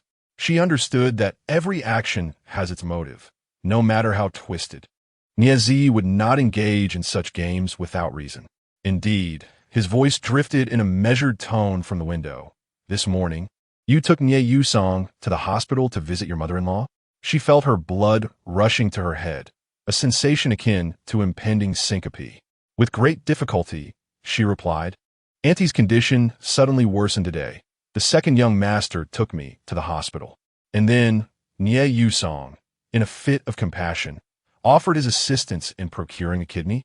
He also leaned out, and in the enveloping darkness, Zhai Shuangbai discerned a head emerging above the windowsill. He was smiling at her, the scar on his chin resembling a sinister worm, inching its way along his neck toward Zhai Shuangbai. Her bare upper body lay exposed to the frigid air, having turned into a frozen popsicle. Chapter 52. To be a bird in flight in that fleeting moment. Dignity had been shed as cleanly as the garments she had just discarded. Zhai Shuangbai's eyes widened. The inverted world appeared starkly different from the one she was accustomed to. The night blurred the boundaries between sky and earth, rendering everything a chaotic amalgamation. She exhaled gently, mustering all her strength to speak. Emer, ne, let go. The height of the 28th floor was sufficient to shatter her into pieces. It was said that the higher one jumped, the lesser the sensation of pain felt. Ever since Park Yuan and her parents had passed away, she had contemplated this countless times. Were it not for Hanime and Park Yuan's mother still being alive, she would have long since succumbed to despair. She closed her eyes, folding her arms across her chest. When she fell, she would spread her arms wide, soaring like a bird in flight. Let go. 3, 2, 1. She shouted with all her might, even counting down for Niezi. However, her feet were suddenly yanked backward by Niezi, and he dragged her back through the window. She landed heavily on the floor, her body as cold and rigid as an ice pop, nearly shattering upon impact. For a while, she could not rise.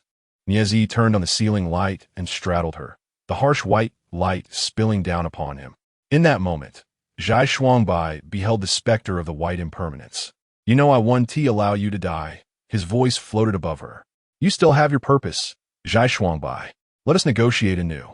Nie Yusong guarantees your grandmother's life, and I shall decide her fate. You must dutifully fulfill your obligations, and those you wish to see survive shall indeed live. Having spoken, Nieti rose from her, dragging her into the bathroom and tossing her into the bathtub, turning on the faucet and dousing her with water. Fortunately, the water was warm, and Zhai Shuangbai's body gradually softened and warmed. Nieti squatted beside the tub, his expression impassive as he observed her. After a moment, he lifted her from the water, drying her face with a towel, and imparted his words with deliberate clarity. Zhai Shuangbai, if you choose to be a villain, then embrace it wholly. Do not waver between the roles of good and evil. There exists no middle ground in this world. He released her, and Zhai Shuangbai sank back into the water, her head fully submerged, bubbles rising to the surface in a succession of gurgles. She lingered in the bathtub until her body felt as though it might float away. Her fingers wrinkled before she finally emerged. Niezi had already departed, leaving the vast room desolate, where even a cough echoed. She donned her clothes, dragging her weary body back to the Nie residence. Her back bore a significant abrasion from where the window frame had scraped her as Niezi had pulled her through. Returning to her room, she struggled to apply antiseptic to the wound on her back, finding it nearly impossible to reach the uppermost part. Exhausted, she discarded the cotton and collapsed onto her bed. It mattered little. Her spirit had already withered, rendering the state of her corporeal vessel inconsequential. She lay there, drifting into slumber for the night.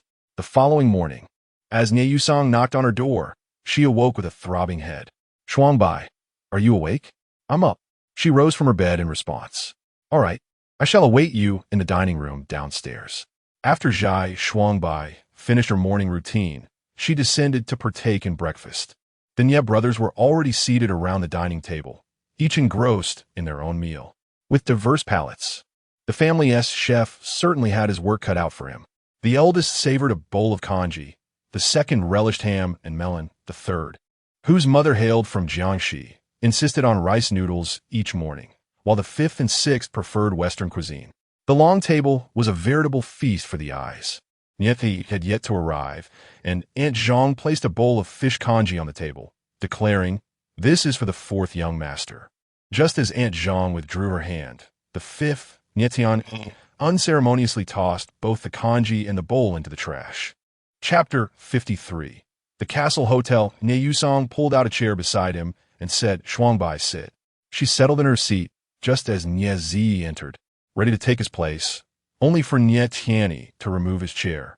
"This extra chair is obstructing my meal," Nie Tianyi exclaimed, summoning the butler. "Remove it." The butler bowed his head and walked past Nie Zi, directly taking the chair away. Zhai Shuangbai observed coldly. Even the household servants disregarded Nie Zi, a treatment he must have endured for many years. What puzzled Zhai Shuangbai was why someone like Nie Yusong remained indifferent to the exclusion of Nie Zi by his other brothers. Nie Zi did not exhibit anger. Instead, he requested Sister Zhang to pack a sandwich for him before departing. Nie Tianyi spat on the ground. "What a nuisance, try to compete with me," for Shuasher.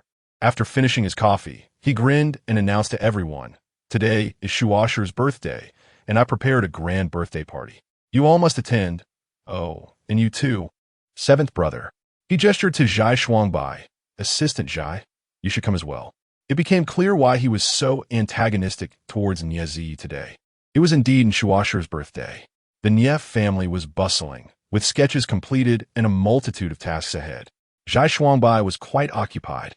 As the afternoon drew to a close, Nie Yusong instructed her to call a prestigious store to deliver a piece of jewelry as a birthday gift for Shuasher. "I will not be going," Nie Yusong stated. "Shuangbai, please run this errand for me." Nie Yusong had never been fond of such events. So once Zhai Shuangbai finished her current tasks, she took the gift and headed over. The party was held at a newly constructed castle hotel. Upon her arrival, Zhai Shuangbai noticed the establishment's name was Alberta and Shuasher's English name. Thus, this castle hotel was built by Nie Tianyi for Shuasher. Zhai Shuangbai had witnessed many extravagant gestures by wealthy suitors, yet Nie Tianyi's grand display was truly remarkable. Inside the venue, Zhai Shuangbai did not spot Shuasher. Nie Tianyi, dressed in a tailored suit and meticulously groomed, appeared as though he were attending a wedding. He received call after call, indicating that Shuasher had yet to arrive. Zhai Shuangbai wisely stowed away the gift to avoid any unpleasantness. She strolled around the hotel, where a massive gift box adorned with a colorful bow sat in the center of the hall, surrounded by flowers. Numerous young women gathered nearby to take photographs. "I heard the fifth young master is going to propose to Missin today," one exclaimed. "Is that so? The ring is hidden in the ceiling. When the mechanism is triggered, it will drop down." "How romantic!" The girls chattered excitedly. After wandering around, Zhai Shuangbai stepped outside to the garden for some fresh air. The garden was festooned with balloons, colorful lights, and numerous costumed NPCs, indicating that Nie Tianyi was determined to make this event a success. At the garden entrance, Zhai Shuangbai unexpectedly spotted Niezi. She hadn't anticipated his presence and felt somewhat foolish for being there. He was clad in a tailored black suit, his silhouette sharp as a blade. Despite possessing a strikingly handsome visage, his intensely formidable aura rendered the nearby women hesitant to approach him. From a distance, Zhai Shuangbai discerned a hint of solitude enveloping him. To be despised by all in the world is indeed a peculiar kind of ability. In Zhai Shuangbai's perception, few were inclined to draw near to Niezichi, save for Tang Jinwen, who, in the wake of her family's bankruptcy, hoped for the Nie family to restore her fortunes. Chapter 54. Birthday and Proposal. Nie Tianyi soon spotted Niezi and, pointing an accusatory finger at him, exclaimed, "Who invited you?" "Niezi, how dare you show your face here? Leave this instant." Niezi, unfazed by the finger jabbed at his nose, replied calmly, "Did your stepmother not teach you not to point at others?" With that single remark, Niezi incited Nie Tianyi's fury, who sprang up and swung a fist at him, only to be restrained by those nearby. Fifth Master, today is a momentous occasion. Please do not let anger take hold. Missin is about to arrive." Upon hearing the mention of Miss and Nie Tianyi's ire diminished slightly. Once calmed, he waved a fist at Niezi, saying, "I shall spare you for now, Niezi, but you had best keep your distance. However, if you wish to witness my successful proposal to Shuasher, that could be arranged." As the announcement of Miss Anne's arrival echoed, Nie Tianyi's bodyguard rushed in from the entrance, prompting Nie Tianyi to hasten towards the door. Zhai Shuangbai knew that Niezi would never come merely to seek attention, yet she did not believe he possessed any greater advantage than Nie Tianyi. Accompanied by a throng of admirers, Shuasher entered, and Nie Tianyi appeared before her like an eager puppy, wearing a broad smile in a bid to win her favor. "Do you like it, Shuasher?" he asked, halting in the center of the hall, his back against an enormous gift box. With arms wide open, he declared, "All of this is for you, Shuasher, and this hotel bears your name." Any ordinary girl would likely be overwhelmed with emotion and brought to tears. Yet, Shuasher was no ordinary girl. Born with a silver spoon in her mouth, the heiress was well aware of her worth. Although the In family and the Nie family were on equal footing, the In family had fewer heirs, 2 sons and a daughter, and her grandfather held a particular fondness for her. Consequently, she was destined to inherit the lion's share of the family's wealth. Thus, It was no wonder that she was the object of desire for all the young scions in the city. Having encountered all manners of spectacles, she surveyed her surroundings with a discerning gaze. Upon noticing the plethora of flowers strewn about, she nonchalantly shielded her nose with her hand. I do not like roses. Nietiani was taken aback for a moment before swiftly ordering, "Remove all these flowers at once. Quickly." "Never mind." And Shuasher waved dismissively, "Let it be as it is." Then, "Shuasher, shall we open the gifts and see if you like them?" Turning her attention to the large box at the center, and Shuasher inquired, "What lies within? Surely there are not people hidden inside?" "Not at all," Nietiani said cautiously, taking her hand gently. "Come, let us see if you like it." With that, and Shuasher stepped through the floral path and gently tugged at the lowest ribbon. With a whoosh, the ribbon unraveled, and the box opened outward. Meanwhile, the bodyguards nearby began to set off fireworks, showering the air with a cascade of colorful confetti that drifted gracefully down. And Shuasher covered her mouth and nose to prevent inhaling the confetti, and once it settled, she beheld the gift amidst the gasps of the crowd. It was a helicopter, a Sikorsky D. A gasp resonated through the masses. To such a birthday gift, and Shuasher was somewhat taken aback, her expression reflecting surprise. Nietiani, brimming with pride, believed that his gift had indeed astonished and Shuasher. He promptly snapped his fingers, causing a mechanism in the ceiling to activate, from which countless drones emerged. One particular drone, adorned with an exquisite jewelry box, gracefully descended above Nietiani's head.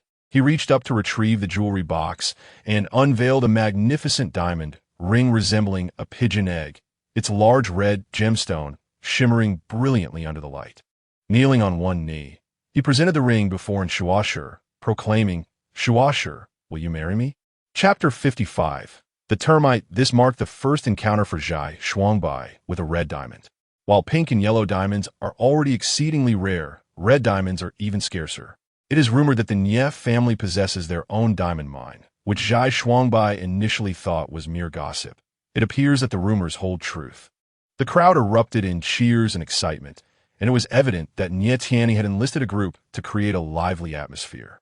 Out of nowhere, a band began to play, accompanied by dancers. In his pursuit of Shuasher, Nietiani was evidently willing to spend lavishly and exhaust all means. He gazed up at Shuasher with hopeful anticipation, declaring, "Shuasher, you can see my sincerity. If you agree to marry me, I would pluck the stars from the sky for you." "Plucking stars comes at a cost, doesn't it?" came the voice of Niezi from a corner, prompting everyone to turn and gaze at him. Upon recognizing Niezi, Nietiani growled in anger. "Who let him in? Throw him out." However, Niezi stepped forward from the throng, each step deliberate. Nietiani's bodyguards fidgeted nearby, but dared not approach him. He approached them and earnestly stated, "This Sikorsky D. Did you purchase it with the money meant for the West Sea Bay land?" Nietiani, infuriated, leaped from the ground, disregarding the ongoing proposal, and shouted, "Niezi, shut your mouth. Does father know you misappropriated funds? And what about this castle?" Niezi looked up admiringly, sighing with a smile. "Isn't this castle constructed specifically by grandfather to host British nobility? Does grandfather know you've renamed it after Missin?" Nietiani cast a hurried glance at Shuasher, flustered as he stammered, "Shuasher, don't listen to his nonsense. Besides, the Nie family's wealth is my wealth. There are 7 sons in the Nie family," Niezi shrugged. "That means it gets divided into 7 portions. Niezi, you merely share the Nie surname. You rank lower than even a dog in our family." Nietiani spat furiously. "You think you can claim any of the Nie family's wealth? You won't receive a single cent." In stark contrast to Nietiani's furious demeanor, Niezi remained calm and composed. "Indeed, I envy you, 5th brother, living merrily as a parasite in the Nie family." Nietiani was livid, lunging forward to strike Niezi. This time, Niezi did not evade or yield. He firmly grasped Nietiani's hand and forcefully twisted it downward, prompting a pained scream from Nietiani. "Niezi, let go." Furrowing his brow, Niezi took the pigeon egg diamond ring from Nietiani's other hand, examining it closely. "The treasure from our South African mine should still be in the exhibition hall. So this one is either a stolen switch or counterfeit." He held it up to the light, observing the refractive index is quite high. It is genuine. With a smile, he turned to Inopportune, saying, "Fifth brother has even rummaged through our family's assets for you. He is sincere." He abruptly released his grip, causing Nietiani to fall to the ground, clutching his hand and wailing in agony. And Inopportune glanced at Nietiani on the ground, furrowing her brows as she stepped out from the thicket of flowers and stood beside him. Nietiani, even a 3-year-old would not engage in such antics as stealing their mother's high heels. You have misappropriated funds to propose. If I were to accept, where would that leave the dignity of the entire family? After she finished speaking, she turned to leave, but Nietiani, undeterred, grasped her ankle. "Inopportune, please listen to me. My grandfather holds you in such high regard. As long as you are willing to marry me, he would not concern himself with such matters." Chapter 56. The springboard you serve as a most effective shield, Nietzi sincerely advised her. You must agree to his request. Otherwise, how will he resolve this matter? If grandfather and father find out, they will surely skin him alive. Inopportune, have some compassion for him. Let them know that their money has been spent on you, and he may yet preserve his life. And Inopportune furrowed her brow and scoffed coldly. Nietzi, do not speak in riddles. Do not presume I am unaware of your intentions. The drama of your brotherly betrayal is hardly worthy of the grand stage. They have never regarded me as a sister. To them, I am nothing. Nietzi glanced at Nietiani on the ground. Oh, did you not hear? He is worth less than a dog. And Inopportune regarded him for a moment, perhaps taken aback by the sight of a young master belittling himself. Her expression softened slightly. Nietzi, what do you intend? If you ruin him, what benefit do you gain? Then I shall require you as my shield. Nietzi replied with a charming smile. If I were to marry you, grandfather would naturally be appeased upon seeing his granddaughter-in-law. So, I am merely a shield for you? And Inopportune chuckled. Nietzi, will give you the right to propose to me. At least Nietiani has accomplished something. You have only your words. Indeed, Nietzi conceded with a nod. I have no opportunity to misappropriate funds. When addressed as Mr. Nie or the fourth young master, it is merely the Nie family's reputation at play, not my own. I exist at the very bottom of the Nie hierarchy. Even the fifth master scoffs at my pursuit of Missin. I possess no advantage. And Inopportune regarded him with a complex expression. You possess a remarkable self-awareness. One must have a sense of self, he shrugged. And your purpose in pursuing me. The last true socialite of East City, he declared loudly, surveying the room. Among all these elegantly dressed ladies, adorned in designer labels, who knows that appearances can be deceiving? Just like Nietiani, does he earn even a single cent of his own fortune? But you and Inopportune are different. For instance, the towering edifice in the heart of Yi City bears your name. Thus, if I could marry the last socialite of Yi City, this insignificant wretch would earn grandfather's respect and rise from the depths, he stated earnestly, rendering the audience speechless. It was likely the first time they had heard someone articulate their intentions so candidly.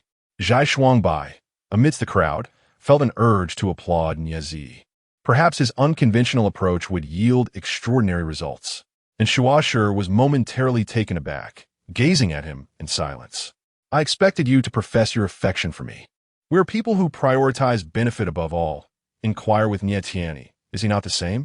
And Inopportune looked at him for a moment, then lowered her head and laughed, shaking her head in disbelief.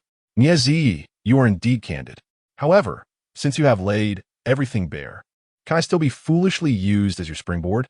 She kicked aside Nietiani and walked past them. At the very least, you harbor some interest in me. Do you not? As she reached the threshold, a single utterance from Nietzi compelled her to halt abruptly. She turned to gaze at him. He stood amidst the crowd, towering above the others, rendering him strikingly conspicuous. He parted the throng and approached with measured steps. His originally exquisite and handsome visage was marred by a sinister scar at his chin, which distorted his otherwise refined demeanor. It imparted an aura of malevolence, cruelty, and ruthlessness, akin to a rattlesnake poised to strike, ready to launch an attack at any moment. Chapter 57. Defying fate, he approached Inopportune, raising his hand to remove a ring from his finger, placing it gently in the palm of his hand, and presenting it beneath her nose. Help me defy fate, and wear it. It was an utterly mundane ring, devoid of even a single diamond. The kind that would scarcely catch her eye if it were to fall to the ground. However, this man before her spoke with an undeniable allure. His voice possessed a captivating quality, and even the scar upon his chin appeared at that moment like a dragon playfully swimming in water. Originally, she held a fondness for Nye Song, primarily due to his striking visage. Yet, with another person bearing a scar, the familiar face evoked an entirely different sentiment. In an instant, Nye Song seemed bland and unremarkable. She furrowed her brow in contemplation. Nye Tianyi stumbled over, breathless. Shuasher, you can't possibly be swayed by his deceitful words. Can you? He merely seeks to elevate his own status through you. I heard you. And Shuasher replied coolly. He. Our Nye family wouldn't even spare him a glance. I'm aware of that. He certainly does not harbor any affection for you. And Shuasher turned her gaze toward Nye, awaiting his response. He candidly remarked, with so many who admire you, does it matter if I am one less? This overt declaration of intent was a first for Shuasher. The man before her had not professed his love. Instead, he had made it clear that he was seeking to use her. Yet, what if her heart was stirred regardless? Nye Tianyi snatched the ring from Yezi's palm and hurled it far away. Do not resort to such despicable tactics. You wish to deceive Nye. Nye Tianyi had expended considerable resources and was uncertain how he would explain it to the elders upon his return. He had genuinely feared that Shuasher might acquiesce. Nye frowned as he looked at his finger, now devoid of the ring. Suddenly, his expression softened, and with a smile, he retrieved a pair of earrings from his suit pocket, detaching one and shaping the metal wire into a ring, placing it back in his palm. He gestured with his lips toward his hand, and Shuasher couldn't help but chuckle slightly. But this is still my earring. Thus, every action I take is not in vain. Is it? And Shuasher's heart was thoroughly moved. At some point, Nye had captured her affection. She extended her hand to take the ring from his palm, leaving Nye Tianyi in astonishment. Shuasher, are you out of your mind? Have you lost your senses? She examined the humble ring for a moment as Nye Tianyi continued to shout from the sidelines. Shuasher discarded. Throw it away. Marrying anyone from the Nye family would be better than him. He is, after all, a madman. His mother killed the seventh. He has the genes of a killer and a lunatic. And Shuasher had heard such rumors before, and the more Nye Tianyi yelled, the more it irked her. She firmly handed the ring back to Nye. What? Must I place it on myself? Nye accepted the ring, took Shuasher by the hand, and gently slipped the ring onto her ring finger. Tonight, return home with me to discuss marriage with grandfather. He embraced her tenderly, and Shuasher tilted her head to gaze at him and nodded. All right. Then, we shall proceed to your home to propose. Very well, she affirmed again with a nod. Nye Tianyi was utterly distraught, standing there like a statue as he watched them exit the castle hand in hand. The ground was strewn with chaos.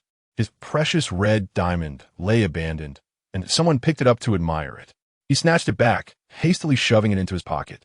He could never have anticipated that despite his considerable expenditure and months of meticulous preparation, he would be thwarted by Nye without a single effort. His defeat was indeed catastrophic. Chapter 58. A resounding victory. Nye Tianyi, on the verge of tears, exited the door with a mournful expression. To his astonishment, Nye had returned with Shuasher. Before he could utter a word, Nye declared, I almost forgot about something. What is it?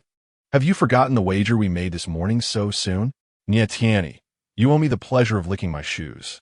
He extended his leg, adjusting his trousers to reveal the shoe's surface. Not too dirty, is it? You are fortunate. Nye Tianyi gritted his teeth. Do not let your achievements cloud your humility. Lick them, for we must return home to discuss marriage with grandfather. And I swear I will end you. Before he could finish his threat, Nye unexpectedly seized the nape of his neck, forcefully pushing him to the ground, his nose nearly touching Nye's shoe. Extend your tongue and lick.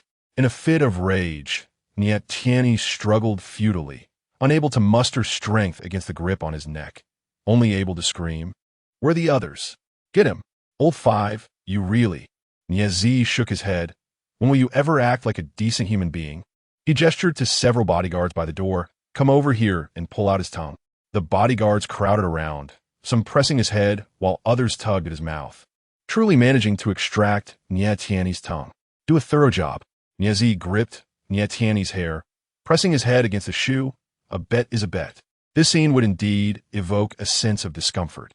Nie Zi's ruthlessness and lack of empathy could chill the heart. And Shuasher, standing nearby, could even see the glint of cold ambition in his eyes. She perceived the man's ruthless nature and ambition. It was precisely these qualities that drew her in. In this confrontation, Nie Zi emerged victorious without a single soldier deployed. Zhai Shuangbai observed the entire spectacle. It must be said, some women are undeniably captivated by such displays, particularly a privileged young lady like Shuasher, who had grown accustomed to being the center of attention and dismissed extravagant cars, diamonds, and even helicopters. With merely a modified, humble ring, Nie Zi outshone the elaborate efforts of Nie Tiany. As Zhai Shuangbai exited the castle, she glanced back at Shuasher's illuminated English name. No wonder he never resisted when ostracized by the Nie family. His defiance arose only when he deemed it significant, when victory seemed assured. Drawing a deep breath, Zhai Shuangbai suddenly found herself worried for Nie Yusong. If one day Nie Zi wielded power over the Nie family, he would eliminate every brother, including Nie Yusong. And Nie Yusong would be no match for Nie Zi.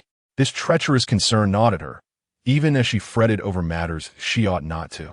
Upon returning to the Nie residence that evening, Zhai Shuangbai encountered Nie Zi escorting Shuasher out. They crossed paths in the garden.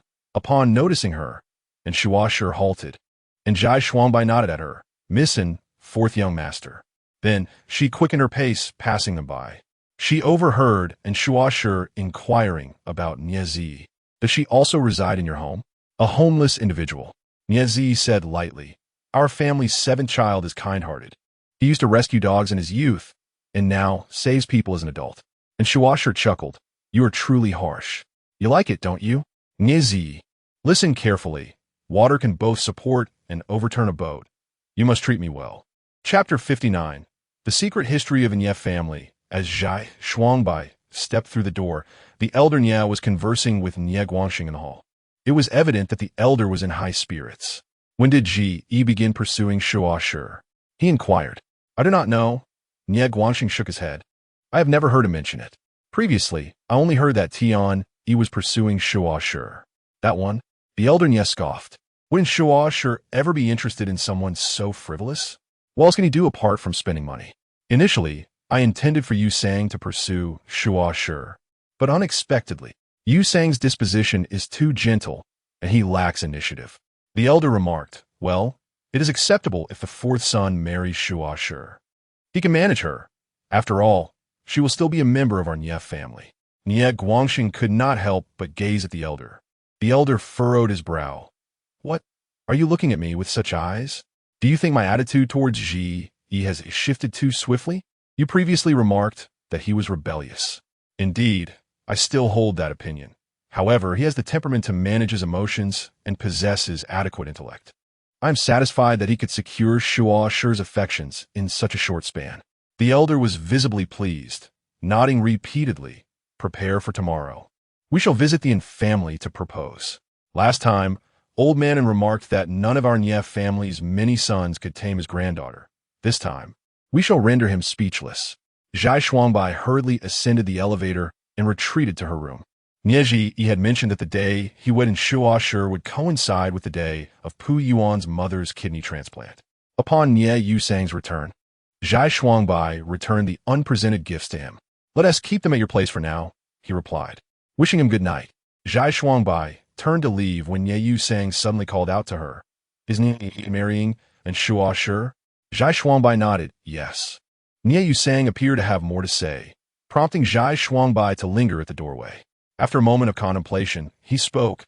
"Do you think our family is bullying Nie Ji, including myself?" Zhai Shuangbai lowered her gaze. "This is a matter for your Nie family.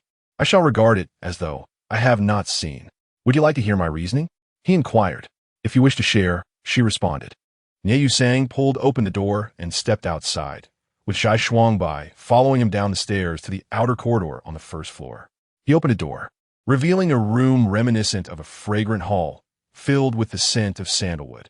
At the far end stood an altar with incense burners and offerings, while a portrait of a woman adorned the wall. "This is my mother." Nye Yusang gazed deeply at the photograph. "She passed away when I was 3. Zhai Shuangbai remained silent, standing by as a listener. "She was killed by her twin sister, my biological aunt." His voice quivered. "That is, Nye Jiyi's mother." Zhai Shuangbai had heard of this, but had never inquired further. She understood. The hatred extended to all that was associated. Still, she remained silent, listening intently. They looked exactly alike. After losing both parents, my aunt became frail and sickly. When my mother married my father, she brought my aunt along. Not long after, my mother discovered that my aunt was pregnant and later learned that the child was my father's. That child is Nyesh. He turned around, his eyes glistening with unshed tears.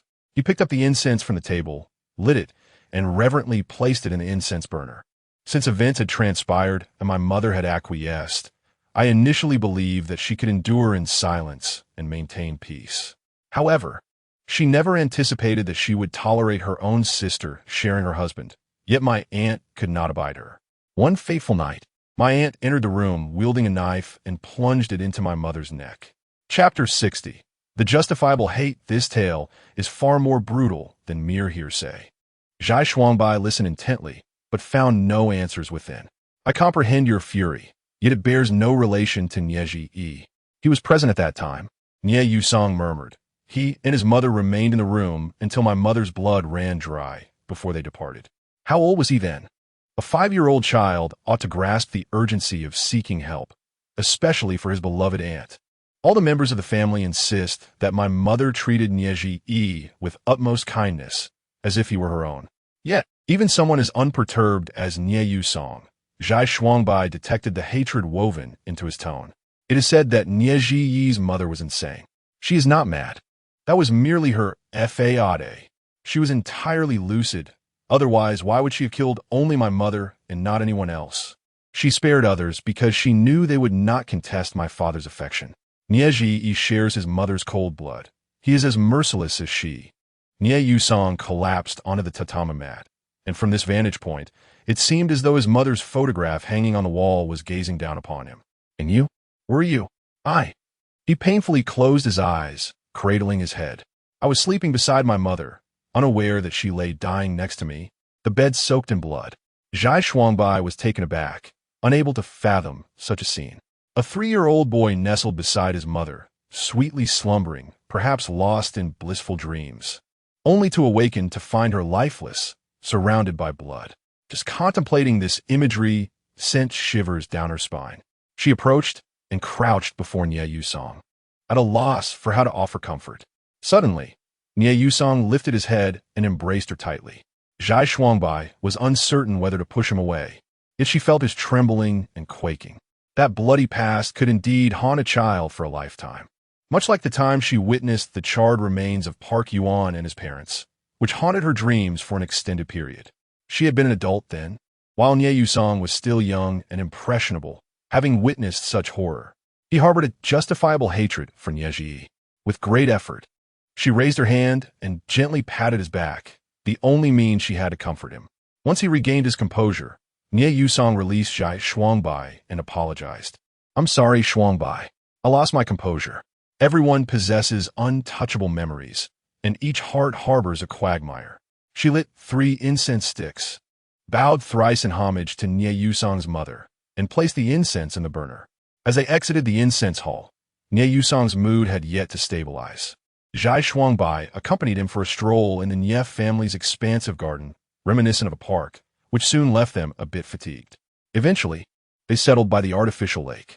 Zhai Shuangbai wrapped her arms around her legs, and Nye Yusong turned to her, promptly shedding his coat and draping it over her shoulders. They sat in silence, gazing at the calm, dark surface of the lake, Zhai Shuangbai remaining wordless. She was never particularly loquacious, and when it came to Nye Yusong's past, she found herself at a loss for words of consolation. Eventually, Nye Yusong found his composure, gazing at Zhai Shuangbai, who was nestled within his garments. Each time he looked at her, he could perceive the sorrow that lingered in the depths of her eyes. He understood that she was a woman with a story to tell, yet she was reluctant to share it. Chapter 61. Sweet dreams. They sat by the lake until midnight, and upon returning to the grand mansion, encountered Niezi descending the stairs to fetch water. He greeted Nie Yusong cheerfully. "Seventh brother, back already?"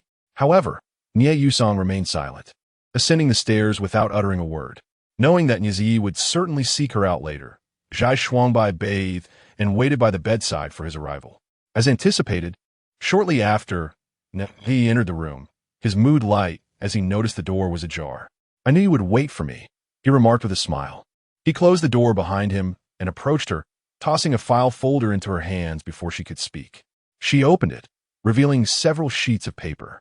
Uncertain of their contents, she skimmed through them, and her hands trembled with excitement. This was the kidney source for your grandmother, a suitable match. The donor has signed the consent form, and they are merely waiting for the donor's passing, which could be within days. Zhai Shuangbai finally glimpsed hope. If they were to wait idly, who could say how long it would take? Do you not think all those sacrifices were worth it? Niezi sat opposite her, a knowing smile playing on his lips. "It is not a sacrifice," she replied, her spirits lifted, her words flowing sweetly as she read the report repeatedly. "To serve Mr. Yeah, I'm more than willing." He laughed heartily. "It's rare to hear such honeyed words from you. I may be a villain, but I'm a villain who keeps his promises." Regardless of his moral standing, as long as he could secure a kidney from Mother Pu Yuan, Zhai Shuangbai would worship him like a deity. "So, the surgery can proceed as soon as the donor passes?" "Indeed, the hospital has already been contacted. Your grandmother can undergo pre-operative examinations tomorrow.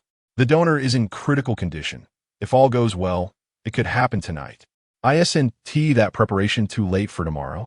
"Do not be overly anxious. I merely suggested it as a possibility." He raised an eyebrow, looking at her. "Why so eager to reveal your vulnerabilities, Zhai Shuangbai? Have you not learned to mask your emotions? I certainly cannot compare to Mr. Nya, who endures hardships with grace. Your sweet tongue today is quite uncharacteristic of you." He chuckled, rising to ruffle her hair. "I still prefer the indifferent version of you, disinterested in everything, as if you were on the brink of death. Is that so? Am I truly like that?" She mused. Mr. Nya has quite a unique taste. She could only find ways to flatter him. He pinched her chin, oddly refraining from teasing her further. "I must take my leave." He paused at the door, glancing back with a smile. "Sweet dreams." She clutched the file folder as if it were a lifeline. Inspired by Niezi's words, she indeed had a wondrous dream that night. She envisioned a successful surgery, with Mother Pu Yuan recovering swiftly. Upon her discharge, Pu Yuan had prepared a meal, her favorite spicy chicken, while Hanime assisted, turning a pot of rice into porridge. At the dining table, Mother Pu Yuan inquired about their marriage plans, while Pu Yuan, laughing, helped Zhai Shuangbai sift through a pile of chilies for chicken pieces, saying, "As long as Shuangbai is willing to marry, it can happen at any time." As Zhai Shuangbai savored the spicy chicken, she remarked, "Is this your proposal? It seems rather simplistic, doesn't it?" Hanime chimed in, teasingly urging, "What a perfect moment to propose in front of Auntie. Park 1. Hurry up and pop the question. I know you've had the ring ready for quite some time." Zhai Shuangbai raised her ring finger high, yet playfully declared, "Being someone who adores wealth, I aspire to wed a millionaire, certainly not you." Chapter 62. Grasping the moment, indulging in beautiful dreams can bring joy to one's heart. The following morning, Zhai Shuangbai awoke with a smile. While brushing her teeth, she called the hospital. The doctor informed her that Park Yuan's mother was already undergoing pre-operative preparations, and the hospital was ready to receive the kidney. As soon as the organ arrived, the surgery would commence. Zhai Shuangbai spent the entire day anxiously awaiting a call from the hospital. Her restlessness was evident, even to Nie Yusong, who looked up from his computer. "Shuangbai, is there something troubling you?" Just as she was about to respond, her phone rang. She quickly answered, and the doctor conveyed the somber news. The donor had just passed away, and the kidney was en route. With her hands clasped in prayer, Zhai Shuangbai exhaled a sigh of relief. She asked Nie Yusong for leave. "Mr. Nie, I must go to the hospital. Is something wrong with your relative?" He inquired. "No, she is well. She is about to undergo surgery, and I need to be there. Shall I drive you?" "No need," she replied, grabbing her bag and rushing out of the office. Upon her arrival at the hospital, she contemplated that the kidney should have already arrived. However, the surgery had yet to commence. Growing increasingly anxious, she inquired with the doctor, who explained that the kidney was expected but had reportedly been delayed on the elevated highway. What shall we do? Where exactly is it stuck? Miss Zhai, please remain calm. The organ can survive outside the body for 18 to 72 hours. There is still time. The doctor reassured her. Zhai Shuangbai felt a measure of relief, yet the night was long and fraught with uncertainty. She fervently wished for the kidney's swift arrival and immediate surgical arrangements. Above all, there could be no missteps. Pacing the corridor outside the operating room, 2 hours slipped by without news of the organ's arrival. Zhai Shuangbai sensed something amiss. How could a traffic jam delay the delivery for over 2 hours? Moreover, it was not rush hour. Gazing out at the now pitch-black sky, she fell into silence for a few moments before lighting a cigarette. She made her way to the back stairwell and called Niezi. He hung up on the first attempt, prompting Zhai Shuangbai to inform the doctor that she needed to be contacted immediately upon the kidney's arrival before hurriedly exiting the hospital. She drove towards CG Yunding, and while waiting at a red light, she tried to reach Niezi again. He still did not answer. So she sent him a message stating she would wait for him at CG Yunding, regardless of the hour. Stopping at a supermarket, she purchased some ingredients, and upon reaching CG Yunding, she busied herself in the kitchen. Although she was not particularly skilled at cooking, she had learned a few dishes from Park Yuan. Spicy chicken, lion's head meatballs, shepherd's purse tofu soup, and duck oil stir-fried pea shoots were on the menu. The shrimp she had bought looked fresh, so she prepared some poached shrimp as well. With 4 dishes and a soup elegantly arranged on the table, she glanced at the wall clock. It was 10:15. Calculating the time quietly in her mind, she realized that it had been over 6 hours since she received the call from the hospital, which, according to the doctor, should still allow for timely action. Taking a deep breath, she washed her face in the restroom and applied some makeup. When the clock struck 11, she finally heard the sound of the door opening. She dashed out of the room to greet him, immediately noticing the fragrance of his cologne, which suggested he had been within Shuashur. He caught sight of her and remarked softly, "What brings you here? I sent you a message on WeChat." She knelt down to swap his slippers. "Is that so?" he said, supporting himself on her shoulder while changing his shoes. He shed his coat, casually tossing it over her before striding into the living room. Passing by the dining area, he noticed the dishes laid out on the table and chuckled. "What inspired you to cook so late at night? Having a midnight snack?" Chapter 63. The Tame Little Rabbit. Suddenly, I recall that there were several signature dishes Mr. Nia had yet to savor. Zhai Shuangbai accompanied him into the bathroom, standing at the door while he washed his hands. "I'll fetch the chopsticks," she said, feeling fatigued. He replied nonchalantly, "I wish to take a shower first. Shall I run the bathwater?" She inquired. "No need, just a rinse will suffice." She waited with his clothes in hand, and when Niezi emerged from the shower, she presented the garments to him, then rose on her tiptoes to assist in drying his hair. His locks were thick and slightly wavy, exuding a delightful scent of shampoo. As she attentively dried his hair, Niezi suddenly grasped her arm, pulling her into his embrace and directly lifting her nightgown. This was undoubtedly the most cooperative and earnest moment for Zhai Shuangbai. However, Niezi abruptly halted, propping his hands against the bed while regarding her intently. "You were rather loud," he remarked. Embarrassed, she fell silent as he added with a smirk, "You used to make not a sound, regardless of whether in pain or pleasure. Not all men relish the sound of a woman's cries." She had assumed that Mr. Nye enjoyed it, given his penchant for tormenting her. "If Mr. Nye does not favor it, I shall refrain," she replied. It seemed he had entirely lost interest. Rolling off her, "Your intentions are too transparent. It lacks allure." He donned a bathrobe and stepped out onto the terrace for a smoke. Niezi's residence occupied the top floor, featuring an expansive terrace.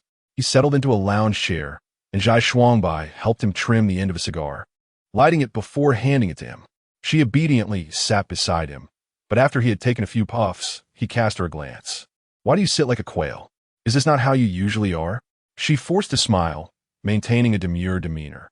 He suddenly found the situation uninteresting, unable to continue smoking, and extinguished the cigar in the ashtray before retreating indoors.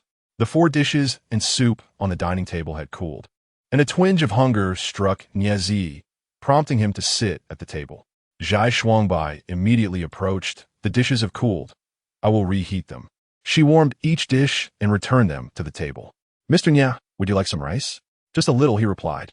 She served him half a bowl of rice, while she filled her own bowl, having not eaten dinner herself.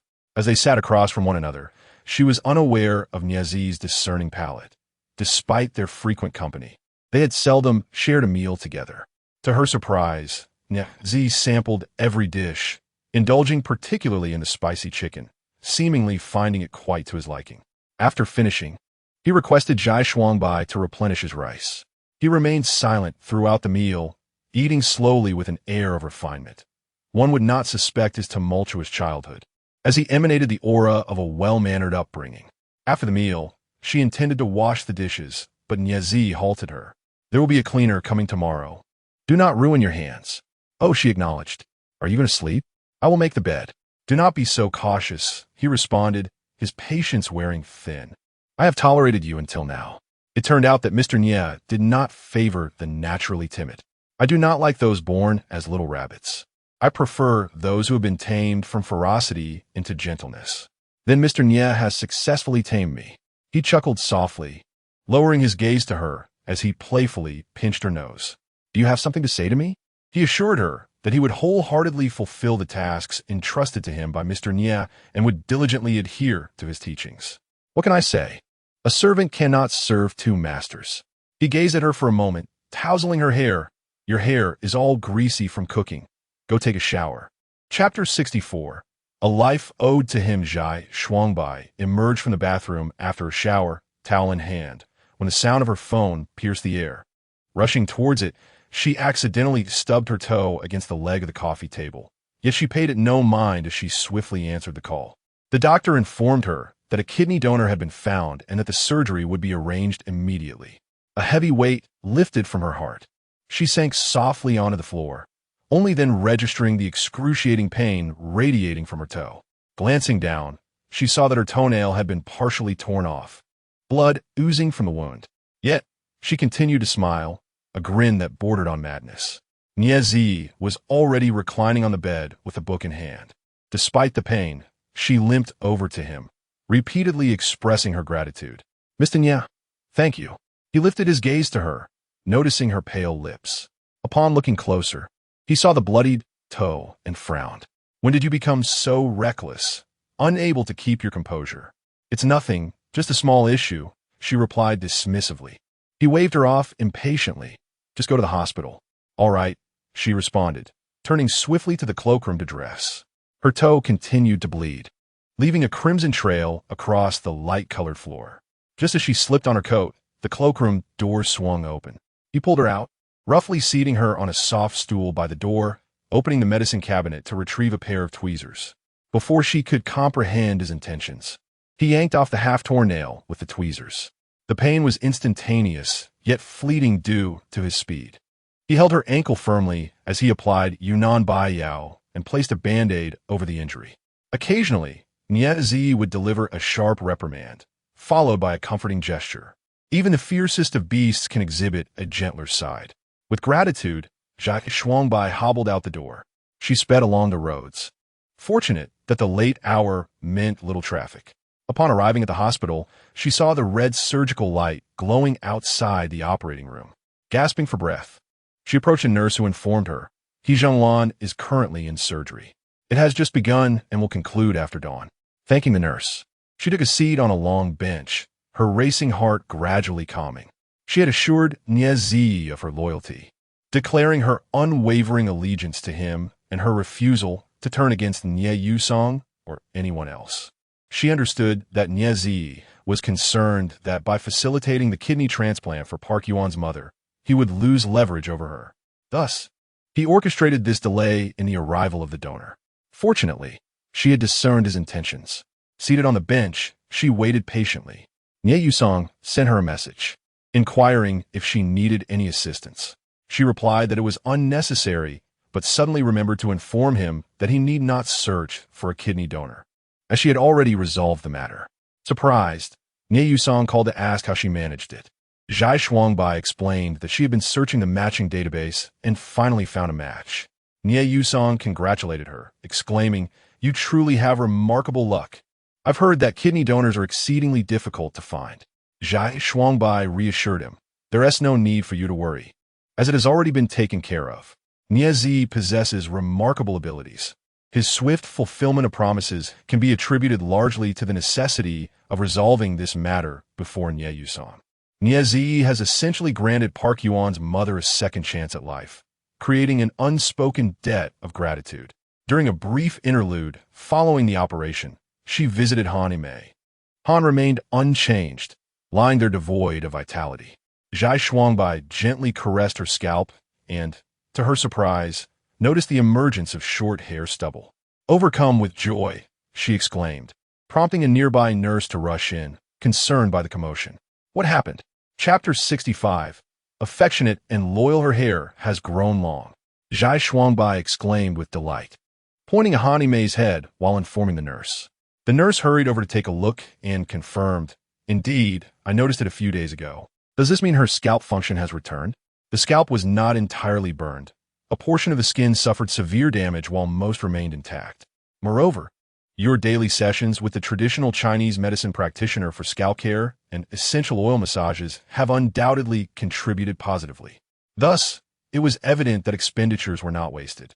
Zhai Shuangbai, overwhelmed with joy, shed tears, an unusual occurrence for her. She squatted by Han Yimei's bedside, gazing at the sparse hair stubble atop her head, and wept for quite some time, likening it to a kiwi. Amidst her tears and laughter, she gently caressed Han Yimei's head, whispering, "You, who adore beauty the most, will awaken once your hair grows back, won't you?" After sealing a promise with a pinky swear, she glanced at the time and hurried back to the surgery waiting area. The operation was still in progress, and her anxiety compelled her to pace restlessly. Occasionally, nurses emerged from the operating room, and she would stop them to inquire. They reassured her, stating, "The surgery is proceeding smoothly. There is no need for concern." With a sigh of relief, her heart remained tense. As dawn broke, the words "surgery in progress" above the operating room finally extinguished and the door swung open. Zhai Shuangbai had been squatting at the entrance, nearly being stepped on by the doctor. She steadied herself against the wall, rising too abruptly, causing her vision to darken and her ears to buzz, rendering the doctor's voice distant and muffled, as though trapped in a box. The surgery was a success. There have been no significant rejection reactions within the first 24 hours, so everything appears to be fine. As Zhai Shuangbai's vision cleared, she spotted Mother Park being wheeled out. She approached, and a nurse informed her. She will first be observed in the intensive care unit for 24 hours. If there are no rejection reactions, she can be transferred to a regular ward. Zhai Shuangbai followed closely until she was barred from entering the intensive care unit. "You can return now," the nurse advised. "You haven't slept all night. Remaining here serves no purpose. We will notify you by phone should any issues arise." Leaning against the glass, she watched for a considerable time, observing the heart monitor's steady readings, her eyelids growing heavy. Yawning, she exited the hospital, only to receive a WeChat message from Ye Yusong, informing her of a day off. She turned back and lay down on a bench outside the monitoring room, quickly succumbing to sleep. It was unclear how long she had dozed when she was gently roused, her mind still foggy as she opened her eyes to find Nie Yusong standing beside her. "Seventh young master?" He helped her sit up from the bench. "Why are you sleeping here? What time is it?" "Just past 8. "In the evening?" "Yes."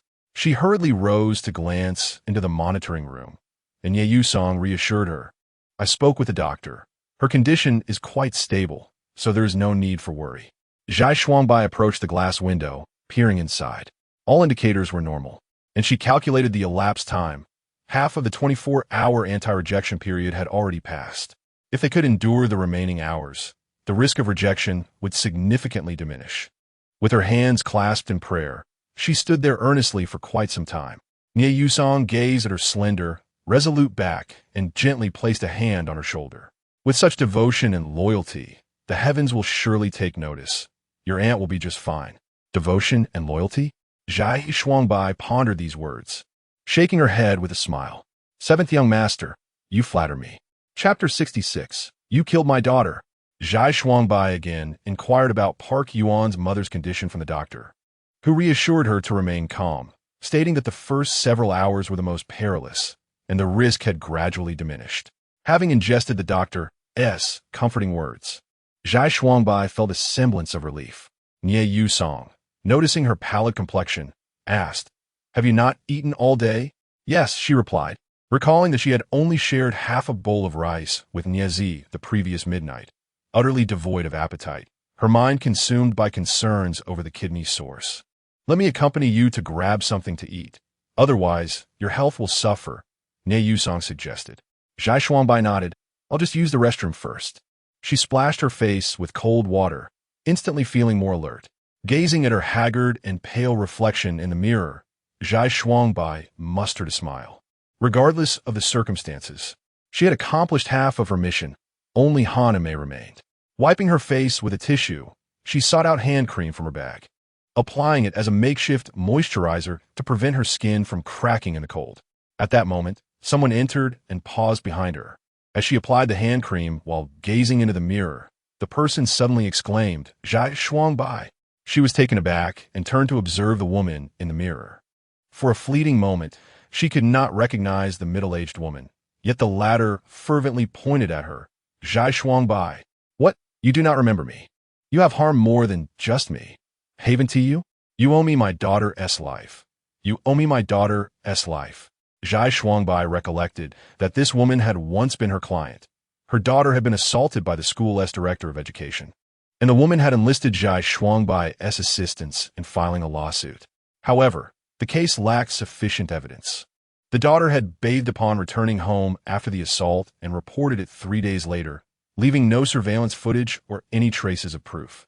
Zhai Shuangbai had investigated the director's reputation at the school, where he was generally well regarded. Such cases are notoriously difficult to win due to the challenges in gathering evidence. Zhai Shuangbai had advised the woman to pursue an out-of-court settlement, explaining that the chances of victory were slim and that it would be wiser to secure a larger compensation and start anew elsewhere with her daughter. However, the woman was adamant about pursuing the lawsuit. Zhai Shuangbai, who never engaged in uncertain battles, declined the woman's commission. Subsequently, the director approached Zhai Shuangbai to represent him in a lawsuit, which she accepted and subsequently won. The woman suffered a devastating defeat. Zhai Shuangbai vividly recalled the moment she charged at her in court, tearing at her clothes and berating her as a mercenary lawyer devoid of morality. Zhai Shuangbai did not perceive herself as culpable. She had forewarned the woman about the lack of prospects for success. Since she was not the woman's representative attorney, she was free to accept any commission. In Zhai Shuangbai's professional trajectory, this incident was merely commonplace.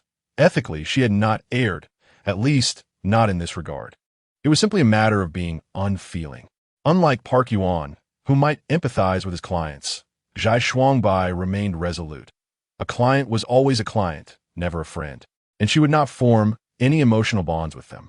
She placed the hand cream into her bag and exited the restroom, only to be pursued relentlessly by the woman who seized her arm. "You owe me my daughter's life," she screamed hysterically. "You killed my daughter." Zhai Shuangbai gazed at the woman's enraged and contorted face, and without needing to inquire, she surmised that the woman's daughter had taken her own life after losing a case, a tragic occurrence Zhai Shuangbai had witnessed far too often. "I warned you," Zhai Shuangbai articulated slowly and deliberately. "Do not pursue litigation. It will inevitably lead to defeat. Taking the money and leaving this place to start anew would have been the wisest choice, yet you chose to disregard my counsel." Having spoken, she freed herself from the woman's grasp and swiftly departed. Chapter 67. Inhumanity. Zhai Shuangbai. "You heartless lawyer! You murderer!" The woman screamed as she rushed forward, seizing the nearest trash bin from the entrance of the testing lab and hurling its contents onto Zhai Shuangbai.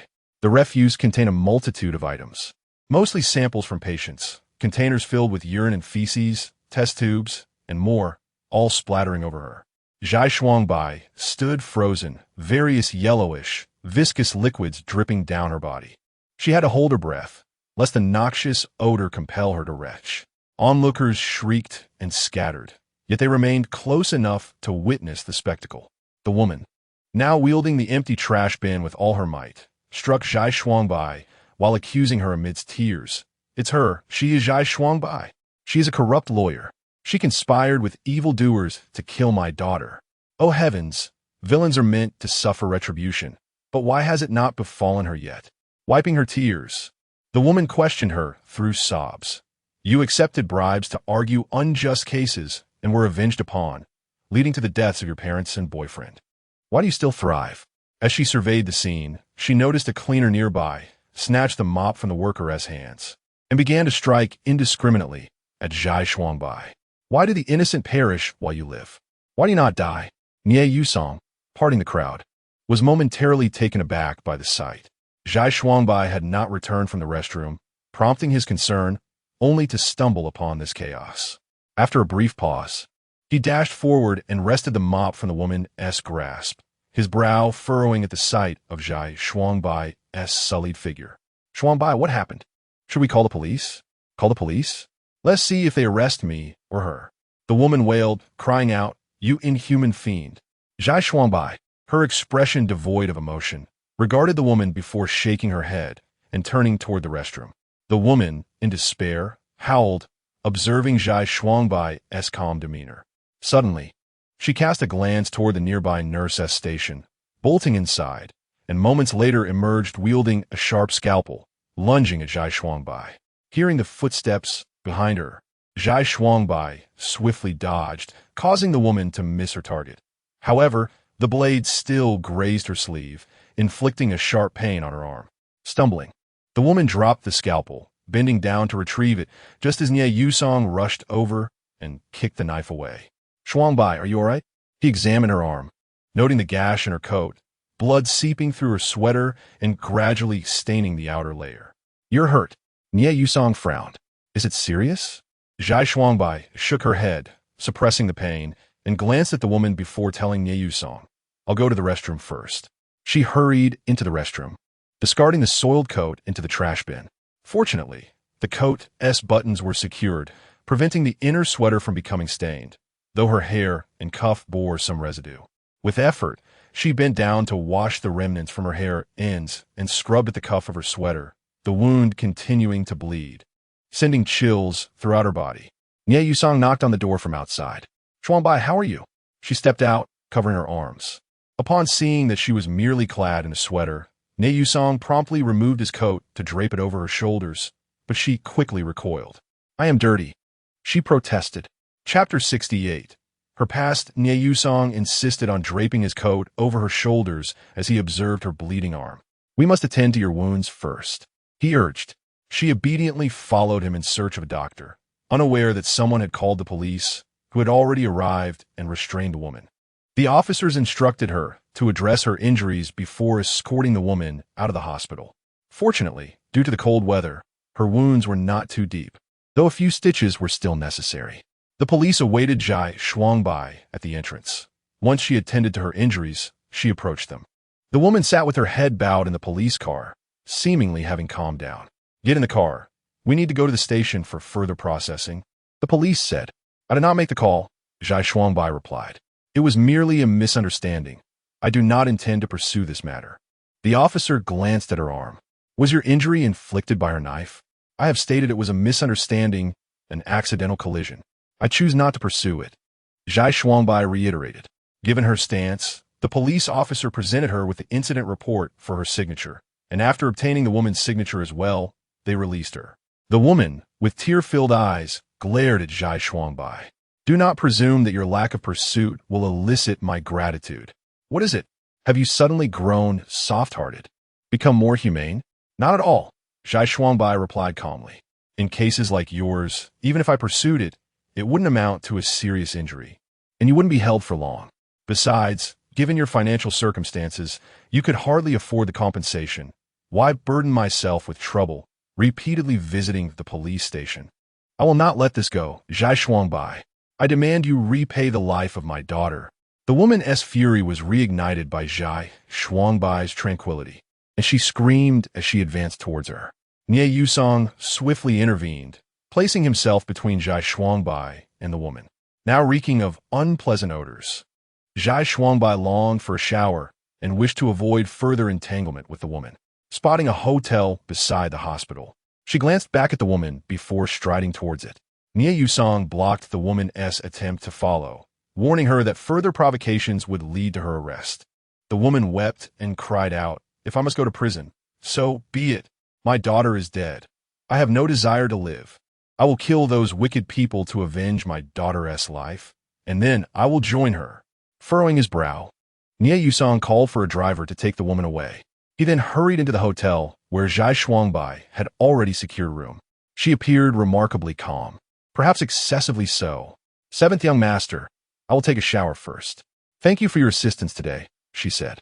"Shuangbai," he pointed to her arm. "Will you manage to bathe comfortably like this?" "I will wrap it in cling film," she replied nonchalantly. "I have experience." This was not her first encounter with an assault from a family member of the opposing party, nor was it her first injury. Nodding at Nie Yusong, she even managed a faint smile. "Thank you for the coat. I will return it to you after dry cleaning." With that, she turned and walked towards the elevator, leaving Nie Yusong staring blankly at her retreating figure, lost in thought. In truth, he did not possess a profound understanding of Zhai Shuangbai's past. When she initially came for the interview, he merely perceived her as competent and meticulous, akin to an individual destined for significant endeavors. Employing her as his assistant seemed somewhat of an underutilization of her talents. However, at that time, he was in need of personnel, so he retained her. It was only later that he discovered her background as a lawyer, although her license had subsequently been revoked. Adhering to the principle that a hero need not inquire about origins, Nie Yusong had refrained from investigating Zhai Shuangbai's history or questioning her directly. Yet, from the woman's fragmented remarks earlier, he gleaned a semblance of the circumstances surrounding her past. Chapter 69. Dream Zhai Shuangbai requested some cling film from room service, deftly wrapping her injured arm with one hand while using her teeth to tear off a piece. The aftermath of her ordeal left her feeling utterly sullied. Despite exhausting the hotel's shower gel and shampoo, an unpleasant odor clung stubbornly to her skin. Though she had wrapped her arm meticulously, water still seeped through after such a prolonged wash, dampening the gauze with a mixture of water and blood. She unwrapped the gauze and replaced it with a fresh one. With no time to dry her hair, she lay down, her head spinning with disorientation, the image of the woman angrily denouncing her still vivid in her mind. Zhai Shuangbai had often faced harsh words before. Even her subordinates at the law firm whispered that she only represented the powerful. She believed she was justified, for legal battles were meant to be mutually beneficial. She sought cases where victory was assured, motivated by legal fees while her clients aimed to win, regardless of their circumstances or how pitiful their tales might be. She consistently reminded her staff that they were a law firm, not a charity. As long as clients paid, they would strive to represent them to the best of their abilities, focusing on the matter at hand rather than personal situations. However, Pu Yuan was different. He typically charged modest fees for his cases and occasionally accepted those Zhai Shuangbai had declined, which sparked numerous arguments between them. Yet, Pu Yuan never retorted. Regardless of how furious Zhai Shuangbai became, he would simply smile at her and say, "I fight for the justice I believe in. My girlfriend earns the money, and you're my logistics officer." His unwavering demeanor would disarm her ire. Hanime appeared to be a fence-sitter, supporting Zhai Shuangbai's perspective that it was acceptable to charge for legal representation.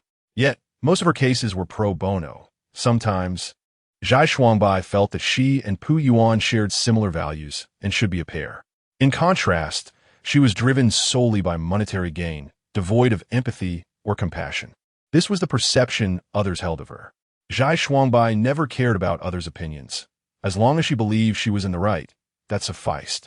Eventually, she succumbed to sleep. In her dreams, flames leaped into the sky, engulfing her newly purchased villa.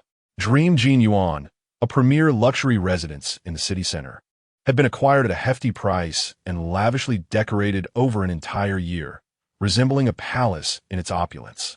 It was intended to be her marital home with Pu Yuan, where she had also invited her parents to live, alongside a room for Hanime. On the third day after moving in, Pu Yuan fell ill, prompting Zhai Shuangbai to take on a case out of town. Upon her return in the dead of night, she found the villa ablaze, blocked from entering, She watched helplessly as her once magnificent home, akin to a castle, transformed into a ghostly shell amidst the billowing smoke. The fire raged throughout the night, only extinguished in the early hours of the next day. Firefighters emerged from the charred remains of the villa, carrying 3 lifeless bodies. They were her parents and Pu Yuan.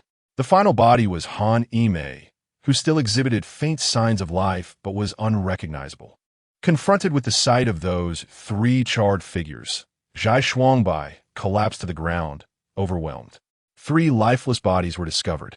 2 were found curled up in the bathtub within the confines of the bathroom, while the 3rd lay in the corridor, struck down by a falling crystal chandelier. Succumbing to the flames, Zhai Shuangbai seemed to have witnessed her parents huddled together, desperately seeking refuge in the water, and saw Pu Yuan anxiously rushing towards their room, only to be struck by the chandelier, writhing in agony. She awoke with a gasp, drenched in sweat. Ever since the tragic event, it felt as though she were ensnared in a glitch. Every time she dreamed, those haunting images replayed.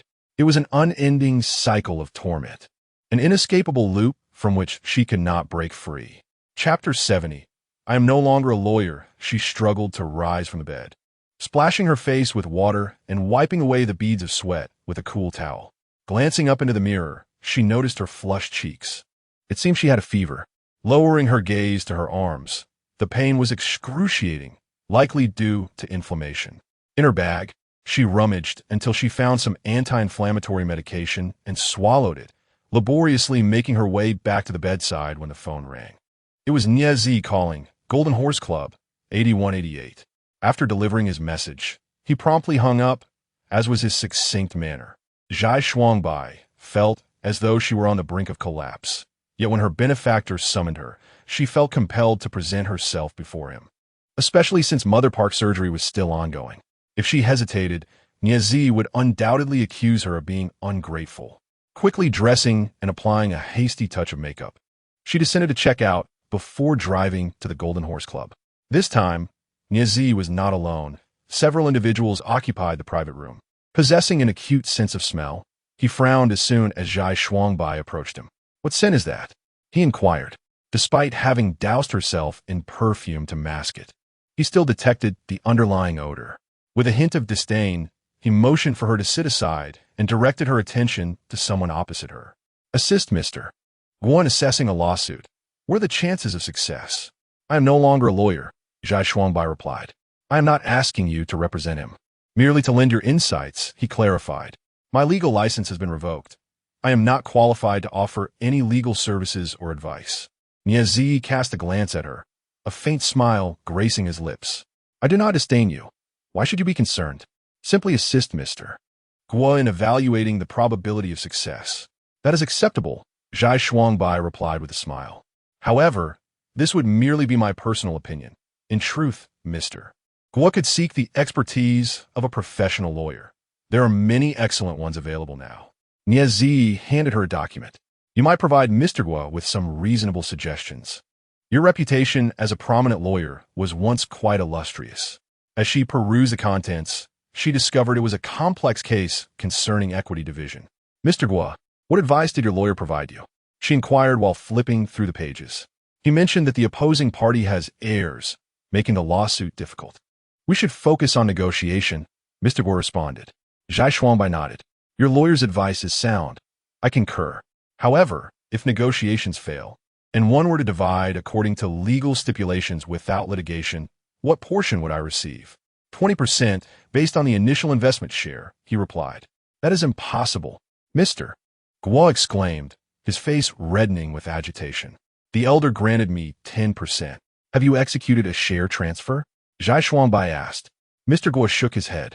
"No, but there is a gift agreement that holds no legal effect in equity division," she stated firmly. Dejected, Mr. Guo pounded the table. "A lawyer says this. Another lawyer echoes it. Yeah, did you not claim she was resourceful?" Yet her words align with those of other lawyers. As they conversed, Niezi remained with his arms crossed, attentively observing them. He slowly spoke. "Zhai Shuangbai, lend your insight to General Manager Guo. You have always been quite resourceful, have you not? There are indeed countless strategies to win a lawsuit. In the past, Zhai Shuangbai would have taken on this case. She possessed the acumen to secure victory, deftly maneuvering through the gray areas of the law, skillfully sidestepping any legal repercussions, provided the opposing party could offer her a substantial attorney's fee. Lawyer Zhai, general manager, Guo declared, extracting a card from his bag and placing it before Zhai Shuangbai. As long as you provide me with a feasible suggestion, there is no need for you to personally litigate. This sum is yours to keep. Chapter 71. The indelible stain. Zhai Shuangbai gazed at the card resting on the table.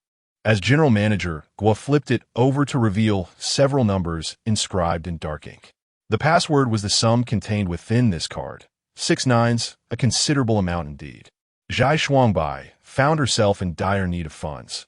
Although he occasionally bestowed money upon her, the expenses of Han Mei's private hospital were exorbitant.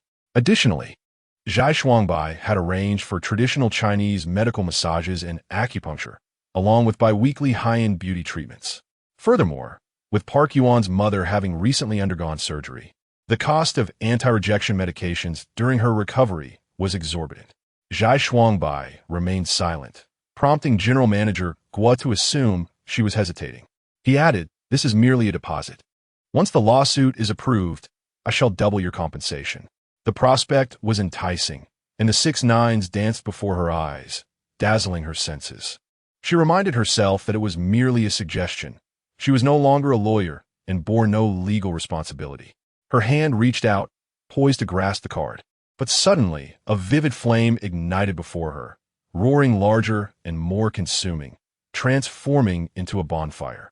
She beheld 4 figures struggling in agonizing desperation within the blaze. Gently, she pushed the card back toward General Manager Guo and, meeting his astonished gaze, articulated clearly, "I apologize, General Manager Guo, but my advice aligns closely with that of your lawyer. I cannot offer you a more astute suggestion. I advise you to seek a more capable individual."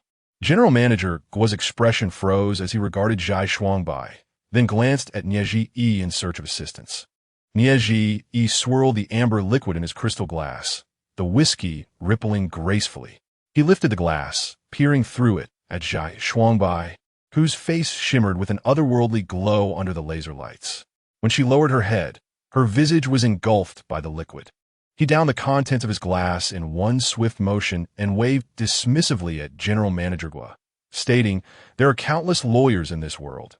General Manager Guo, do seek a more adept one." General Manager Guo, somewhat frustrated yet restrained from expressing his discontent in the presence of Nieji Yi, answered a phone call and departed hastily. Nieji Yi beckoned Zhai Shuangbai to join him at his side. He tilted his head, examining her with curiosity. "Are you dissatisfied with the amount?" "Not at all." "Then why forego the opportunity to earn? It's merely a suggestion." "Thank you, Mr. Nye, for presenting me with a potential avenue for profit, but I lack the capability." Nieji Yi chuckled, shaking his head in disbelief. "Zhai Shuangbai, you were never like this. From what I know of the formidable Zhai, there exists no case you cannot win, provided there is adequate funding. Your flattery is misplaced, Mr. Nye. If I possessed such prowess, my lawyer's license would not have been revoked.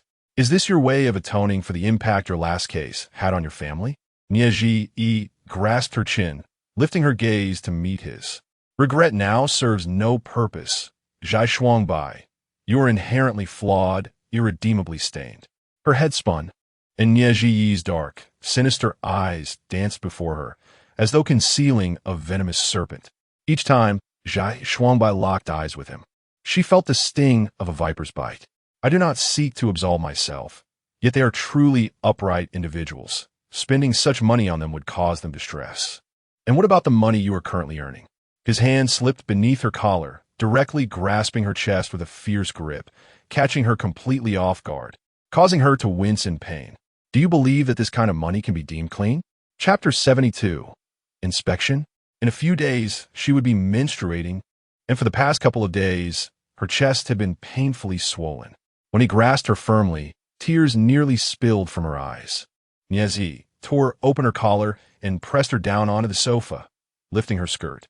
He inadvertently pressed on her injured arm, causing her to gasp in pain. Zhai Shuangbai felt as though she might shatter into a million pieces. Yet, She could not refuse, could not resist.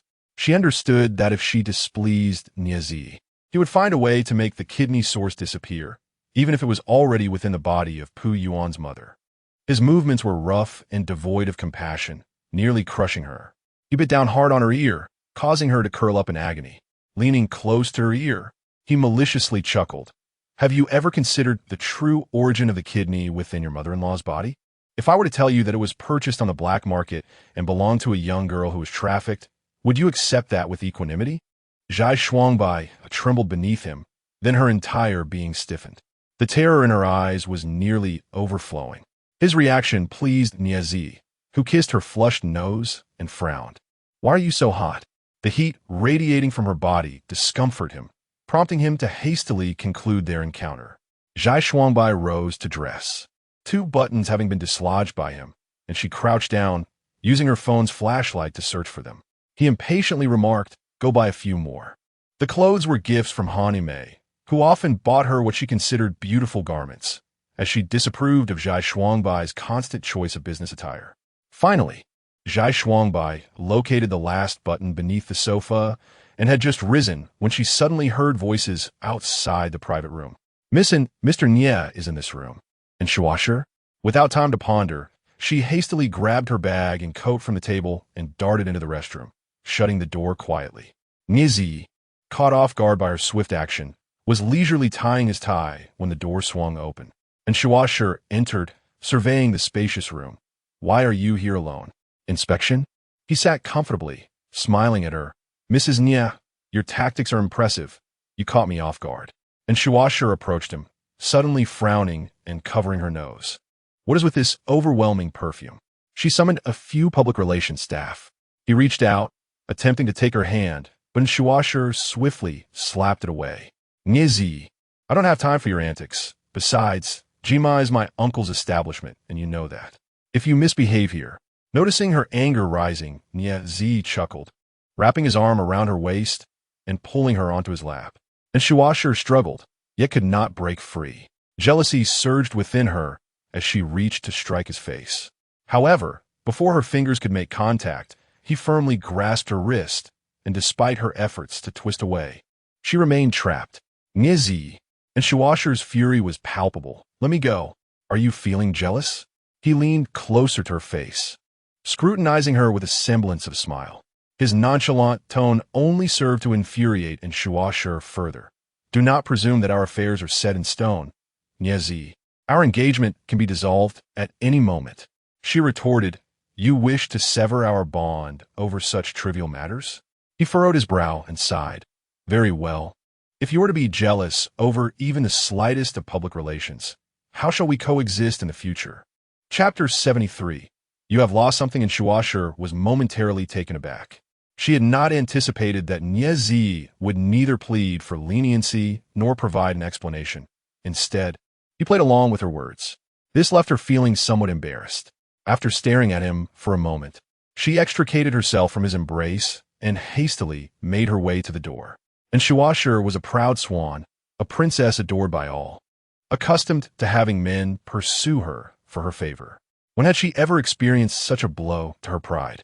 She assumed Niazi would at least chase after her. But even as she reached the doorway, she heard no footsteps behind her. His unpredictable demeanor both infuriated her and rendered her powerless against him. Fuming, she exited the private room and, after a few steps, encountered the lobby manager. Miss Sin, the manager immediately greeted her with obsequiousness. Are you leaving? I was just about to go to Mr. Nie's private room to greet you. And Shuasher halted, her simmering anger seeking an outlet. No need. Your hospitality has been adequate. You sent the most beautiful hostess to his room. The lobby manager looked bewildered. That was arranged by Mr. Nie's friend. They are all acquaintances. They have gone out for a late-night snack. And Shuasher, puzzled, scrutinized her.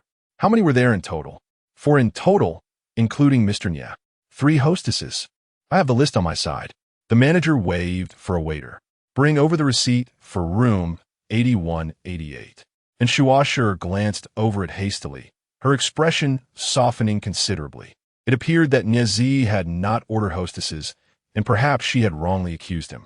However, the situation had become so tense, Returning now would surely be humiliating. At that moment, Zhu Zifeng, the owner of Jinma, approached to inspect the establishment and was delighted to see in Shuasher. Shuasher, what brings you to your uncle's place today? Oh, he elongated the last word. Is it because your boyfriend is here? How did you know, uncle? He's a regular here, though he usually hosts clients. What else with that long face? Zhu Zifeng glanced at the drink menu in her hand and chuckled. Are you upset over such trivial matters? Niezi is a man of significant affairs. He's not interested in these things. How do you know he isn't interested? And Shuasher's mood had shifted from cloudy to sunny. Can I not speak on his behalf? Silly girl. Zhu Zifeng affectionately took in Shuasher's arm. I was just thinking of finding an opportunity to share a drink with your boyfriend. As he spoke, Zhu Zifeng led in Shuasher toward Niezi's private room. Just as he emerged, nearly colliding with her, and Shuasher felt a twinge of embarrassment, yet Niezi remained composed. He greeted Zhu Zifeng first, "Hello, Mr. Zhu," then extended his hand to Shuasher. "You have lost something. I was just about to return it to you." She responded in surprise. "What have I lost?" Niezi clenched his fist and offered it to her. "Open it and see." Confused, and Shuasher pried open his fingers, only to find his palm empty. She furrowed her brow. "What does this mean? Did you not notice?" He replied, feigning astonishment. "My soul, which has been following you, was frightened away by you. I am now returning it to you." And Shuasher was momentarily taken aback, but soon comprehended that he was employing flowery language to express his affection. In an instant, her irritation dissipated, and she let out a soft laugh, casting him a playful glance. "Oh, spare me." Zhu Zifeng, witnessing their playful banter, shook his head in amusement. "I can hardly understand the way you young folks converse these days. I must be getting old." Niezi seized the opportunity to wrap his arm around Shuasher's waist, and she, embracing the moment, chose not to pursue the matter further. Chapter 74. The restroom. The group returned to the private room, where Zhu Zifeng ordered drinks, expressing his desire to share a few glasses with Niezi. Niezi, not one to decline, recognized that while Zhu Zifeng did not bear the surname, anyone connected to the Yin family was far from ordinary. Zhai Shuangbai remained in the restroom. When Shuasher had left the private room, she intended to wait until Shuasher had distanced herself before emerging. However, before she could do so, they returned. Zhai Shuangbai was feeling increasingly unwell, alternating between chills and warmth. She curled up in a corner, clutching her arms, shivering slightly as her teeth chattered. Through the tightly shut restroom door, she could faintly hear the sounds of clinking glasses and jovial conversation outside. She felt on the verge of collapse when suddenly, the sound of high heels approached her direction. It must be Shuasher heading for the restroom. Zhai Shuangbai hurriedly stood, grabbed her purse, and opened the window to escape. As Niezi raised his glass to toast with Zhu Zifeng, and Shuasher walked toward the restroom, he was aware that Zhai Shuangbai was still inside, and the restroom was small enough to see the far end in a glance. He tilted his head back to down the drink, allowing the glass to obscure his furrowed brow. Yet, upon setting it down, he retained a charming smile. "Your drinking capacity is impressive," Zhu Zifeng remarked. "From now on, all the fine wines at Jinma shall be reserved for you." "You're too kind, Mr. Zhu," Niezi replied, pouring another glass for Zhu Zifeng. Out of the corner of his eye, he noticed Shuasher had entered the restroom and closed the door. "Why call me Mr. Zhu?" Zhu Zifeng exclaimed. "I heard you two have already made arrangements for marriage. Call me uncle." Niezi handed his glass to Zhu Zifeng, saying, "Then I shall raise another toast to my uncle. Being a son-in-law, I must partake." Zhu Zifeng laughed heartily, downing the drink in one go. After 2 rounds, the atmosphere inside grew unexpectedly quiet. A few minutes later, Shuasher emerged, her expression unruffled as she affectionately settled beside Niezi. "What were you discussing just now?" she inquired. Zhu Zifeng chuckled. "We were talking about my niece, who is notoriously discerning, finally finding someone worthy of her attention." And Shuasher playfully protested. "Uncle, how did you know I fancied him? If you weren't interested, would you have been upset over such trivial matters?" Zhu Zifeng teased. Niezi wrapped his arm around her shoulders, smiling as he interjected. She wouldn't waste her energy on unnecessary jealousy. And Shuasher playfully nudged him. "What do you mean by that?" Her voice was soft, reflecting a playful demeanor. signaling that she was no longer upset. Zhu Zifeng, in high spirits, continued to drink, and Shuasher grasped his hand, saying, "Uncle, you must stop drinking. Are you concerned for your boyfriend?" "Oh, pardon me, your fiancé," Zhu Zifeng jested. "Uncle, I am concerned for you. How old are you and how old is he? If you both drink to excess, he will recover by morning, but what about you?" "Ah, my niece does indeed care for me," Zhu Zifeng conceded. "Very well. I shall refrain from drinking further." At last, the group departed the private room. Before Niezi stepped outside, he cast a seemingly casual glance toward the restroom door and smiled, saying to Shuasher, "Let me escort you home." "Never mind, I have brought a driver." "Let me take you home first," Shuasher said. "All right," he replied, feigning intoxication as he leaned his head against Shuasher's shoulder. She felt the weight of his presence, yet her heart swelled with delight. "You are so heavy, it's unbearable." Chapter 75. Worthy Niezi stepped out of the club, casting a casual glance at the window above before entering his car. There, outside a third-floor window, stood a gray figure pressed against the wall, resembling a withered tree stump from a distance. It turned out that Zhai Shuangbai was neither capable of earth escape nor invisibility. The reason Shuasher had not seen her when she went to the restroom was that she had climbed out of the window. As Niezi bent down to enter the car, and Shuasher leaned against his shoulder, entwining her arm with his, Zhai Shuangbai watched their vehicle depart from the club, while the staff cleaned up the private room, leaving it entirely vacant. The cold wind outside was biting. She felt as if she were turning into a popsicle, her legs numb from the chill. Below, it seemed someone had spotted her, pointing in her direction. "Is there a woman outside that window?" "It appears so." "Why is she standing so still?" Zhai Shuangbai wished to move, but she simply could not. She was perched atop an air conditioning unit, and if she were to return, she would need to crawl back along the narrow window ledge, which was far too slim. She had no recollection of how she had managed to climb out in the first place. Now, her legs had grown so stiff in the cold that they could not bend, let alone navigate the steep ledge to return. One wrong move could send her tumbling down. Caught in a dilemma, she could neither retreat nor remain stationary for long. Should she be discovered, the club belonged to Shuasher's uncle, and the news would inevitably reach her ears. Suddenly, her phone vibrated in her bag. Carefully, she retrieved it and answered, whispering a tentative hello. A faint voice came through the receiver. "Shuangbai." She paused, recognizing the voice. "Auntie?" "Yes." The call was swiftly taken over by another person. "Miss Zhai, this is Shaoli. Aunt, he has awakened, and the initial rejection period has passed. She is in good condition, but cannot speak much yet. Miss Zhai, if you're free, you may come to see her. The director has specially approved your visit at any time." "Thank you." Nursely, Zhai Shuangbai clutched her phone tightly, her fingers already numb from the cold, fearing that if she loosened her grip, the device would slip from her hand. Once the call ended, she kept the phone pressed to her ear. A heavy weight lifted from her heart. At this moment, she felt that even if she were to freeze to death today, it would be worth it. All the humiliation she had endured was justified. At least one day, when she faced Park Yuan, she would retain a semblance of dignity. Just as she was about to stow her phone back in her bag, she received a call from Ye Yusong. Even through the phone, she could discern the concern in his voice. "Shuangbai, are you all right?" "I'm fine," she replied, only to feel the air conditioning unit shift beneath her feet, as if it were loosening. Alarmed, she pressed herself tightly against the wall, afraid to move. Ye Yusong detected the tension in her voice. "Shuangbai, are you still at that hotel?" "Yes." "And your injury?" "It's nothing." She could no longer converse with him. She needed to save herself, for the air conditioning unit could not bear her weight forever. She hurriedly ended the call and stuffed her phone in her bag, her hand gripping the exterior water pipe as she climbed onto the windowsill.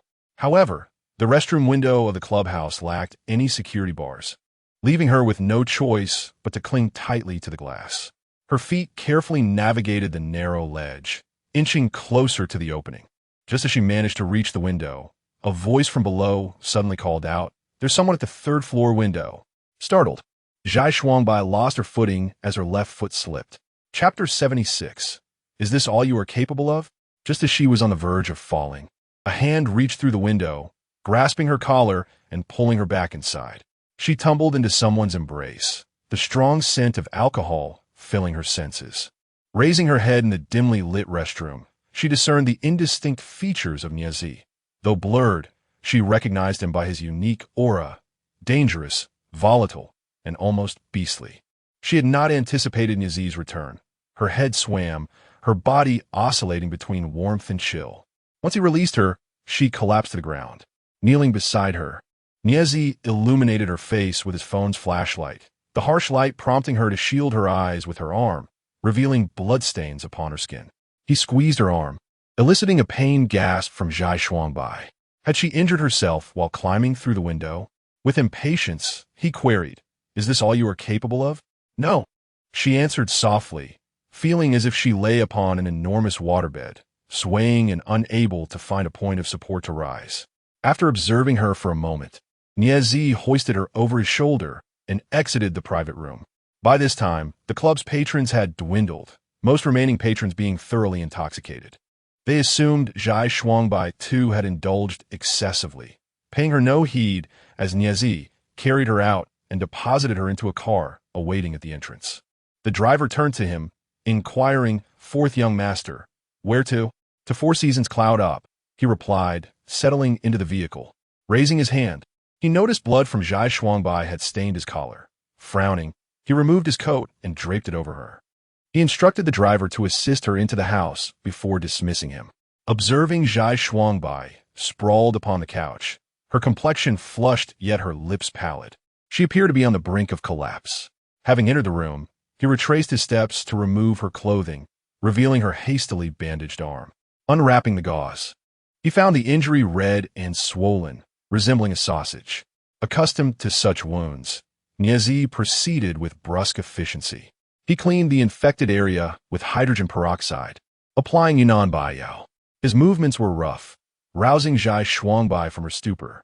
As she opened her eyes to glance at him, she could not discern his intentions. But it was clear he was not engaged in a healing endeavor. His fierce demeanor resembled that of a butcher, poised to take her life in her weakened state. Yet, overwhelmed by discomfort, she succumbed to sleep once more. After tending to her wound, he retrieved a few fever-reducing and anti-inflammatory pills, forcing them into her mouth and administering a glass of water. When Zhai Shuangbai groggily regained consciousness, she found herself still on the couch, daylight streaming through the white curtains. After a brief moment to gather herself, she pulled back the thin blanket, discovering she wore only a tank top, her arms exposed.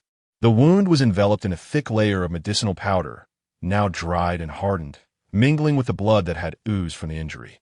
She felt an urgent need to relieve herself, hastily rising from her seat, only to inadvertently kick the water bottle beside the sofa.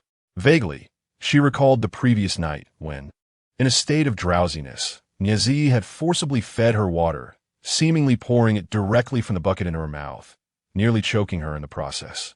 Although her legs remained somewhat weak, her body no longer burned with fever, and her head had cleared considerably.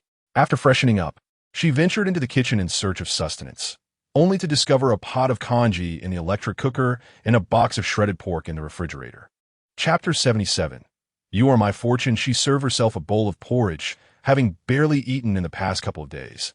The plain rice porridge tasted exceptionally delightful. It was hard for her to fathom that Niazi would prepare porridge for her. Perhaps she still held some value, enough to warrant her continued existence. Without reservation, she devoured 2 large bowls and consumed nearly half a box of shredded pork. Once satisfied and invigorated, she changed her clothes and set off to the hospital to visit Mother Park. However, she noticed that her sweater was stained with blood. After some contemplation, she rummaged through Niazi's wardrobe. He occasionally stayed here, though he mostly resided in the Nia household. Nonetheless, his wardrobe was abundantly filled. Yet, everything was uniformly black. Black shirts, black suit jackets, black trousers, and black shoes. His apparent affinity for black suggested that perhaps his heart, his blood, and his flesh were all shrouded in darkness. She selected a shirt to wear, the sleeves excessively long, which she rolled several times before hastily donning a coat and heading to the hospital. Upon her arrival, she found a nurse feeding Mother Park some water. She was now able to consume small amounts of water and some soft food. Zhai Shuangbai observed that her complexion had improved significantly before the kidney transplant. Her face had been tinged with purple, and although pale now, it at least bore a semblance of normalcy. Approaching her, Mother Park reached out her hand upon seeing her. Zhai Shuangbai took her hand, which felt warm. "Your hands are so cold, Shuangbai," Mother Park remarked, concern etched on her face. "You're dressed too lightly." "I'm Fine. I drove here. It's not cold," she replied, though her voice trembled. It was a tremor of joy. Just then, the doctor arrived for a ward round, informing her. "She has been urinating normally. The recovery is going splendidly. It appears that the new kidney is quite compatible with her genetics. You are fortunate." Sometimes, even matched kidney sources may not guarantee perfect compatibility, and such matters rely on a bit of luck. "I have Shuangbai," Mother Park smiled at the doctor. "It is Shuangbai who has brought me luck." Zhai Shuangbai smiled, yet the corners of her mouth stiffened. If it were not for her, Mother Park would still have her son, Park Yuan, by her side. After seeing the doctor out, she followed him to the office to inquire further about the situation. The doctor reassured her, saying, "Rest assured the anti-rejection medication should be taken for at least one course, and the dosage can be gradually reduced. If all goes well, she will be just like any other healthy person." Generally, how many years can one live after a kidney transplant? That is uncertain. If the kidney functions well, maintains high compatibility with the body, and no rejection or other complications arise, it could be a matter of 10 to 20 years or even longer. Zhai Shuangbai thanked the doctor and returned to the ward. Mother Park immediately noticed the pallor on her face. "Have you not been resting well these past few days?" Zhai Shuangbai replied with a smile. "I slept quite well last night." "You look unwell." "It's nothing. I'm just on a diet." "Nonsense, you're so thin. What more weight do you need to lose?" Mother Park grasped her hand and squeezed it gently, her eyes reddening. "Shuangbai, you must have endured quite a lot from my kidney source, haven't you?" She felt a tremor in her heart, yet her face remained adorned with a cheerful smile. "Where is the hardship? The doctor has assured us that we are fortunate, having arrived at this moment. Auntie, take good care of yourself. Once you are discharged, I will bring you home. Where are you currently residing? I've made all the arrangements for you, so you need not worry." Zhai Shuangbai laughed heartily, seemingly carefree. "The doctor mentioned that you can enjoy some soup tomorrow. I will prepare some and bring it over. You need not concern yourself with me. The nourishing soup provided by the hospital is quite satisfactory," she replied. An attendant nearby could not help but interject, "Sister, your future daughter-in-law is truly filial. You are indeed blessed. When do you plan to marry your son?" Chapter 78. Customization. Zhai Shuangbai's countenance froze, while Park Yuan's mother gradually retracted her smile. The caregiver, realizing she may have overstepped, lowered her head in silence. After a moment, Park Yuan's mother spoke. "My son has passed away." The caregiver, taken aback, raised her head in surprise. "Oh, I am truly sorry. I was unaware." "It is all right," Park Yuan's mother replied, shaking her head. "Well," the caregiver licked her lips, attempting to mend the situation, "you still have a dutiful prospective daughter-in-law. Individuals with such deep affection and loyalty are rare." Indeed, Park Yuan's mother gazed tenderly at Zhai Shuangbai. Thanks to her, Zhai Shuangbai smiled in response. After engaging in conversation with Park Yuan's mother for a while, the nurse reminded them that rest was essential, prompting Zhai Shuangbai to take her leave. Stepping out of the hospital room, she lingered in the corridor for a moment.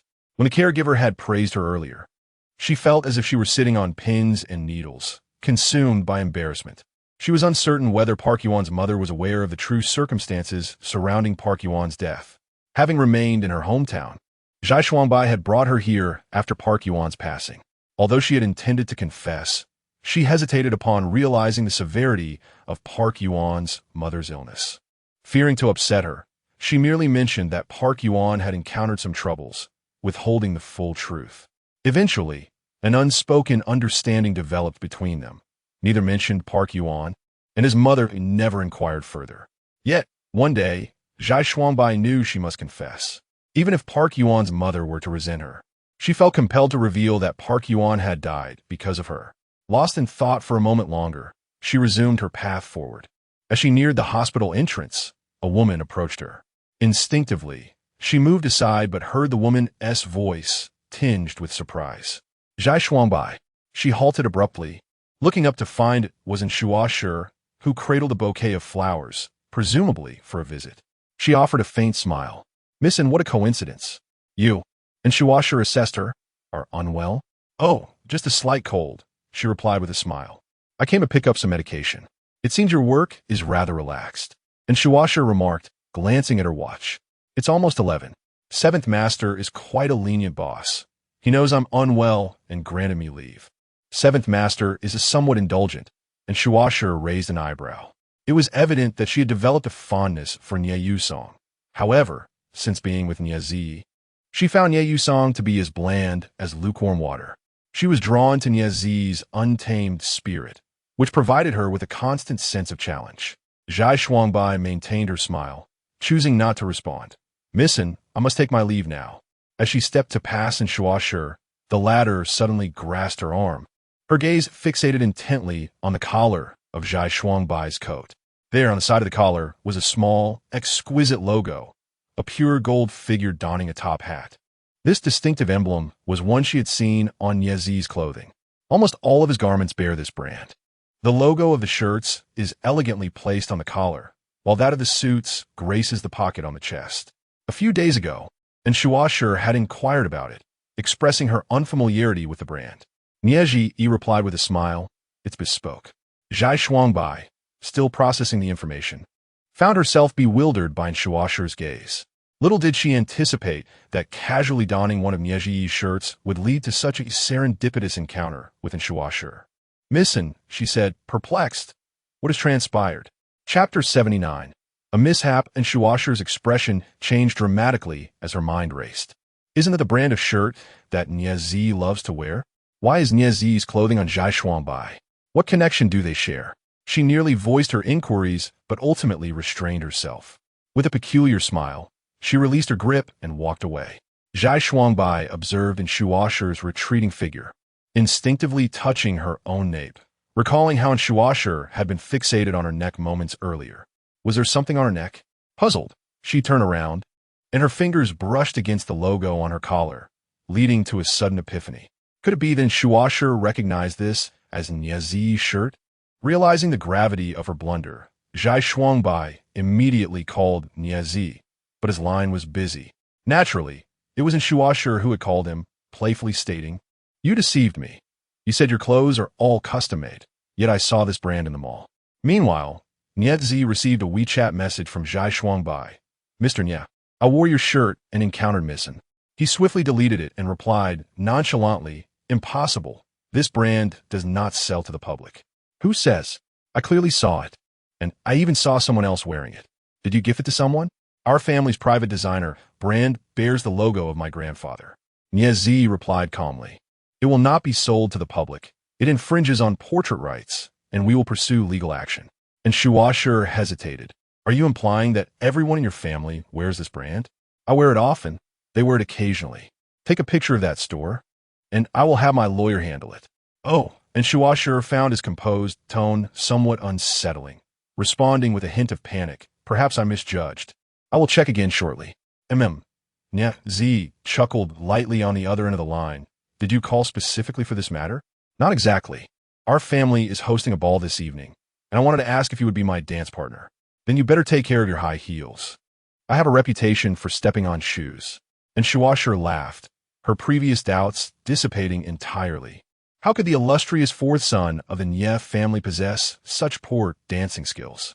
"Because I rarely have the opportunity to attend events that require dancing." His tone remained light, devoid of any self-pity. Yet Shuashur detected a hint of vulnerability, softening his otherwise formidable demeanor. She generously remarked, "In the future, you will have many opportunities. Thank you for your support, Mrs. Nie. Don't flatter me. I am not yet your wife. It's only a matter of time. Don't provoke me, or I shall promptly take you to obtain a marriage certificate." And Shuashur covered her mouth, laughter banishing any lingering gloom. Nie Zi demonstrated a keen sense of propriety, adeptly balancing strength and gentleness, perfectly attuned to every nuance. After all, and Shuashur was quite taken by his charm. "Then, I shall see you tonight," she cheerfully declared. "I will introduce you to several magnates from the EU business circle." "All right, see you tonight." Nie Zi hung up in Shuashur's call, and sent a message to Zhai Shuangbai. Wait for me at CG Yunding tonight. Zhai Shuangbai quickly replied, yes. Each time he commanded her to do something, she responded affirmatively, resembling an obedient hound.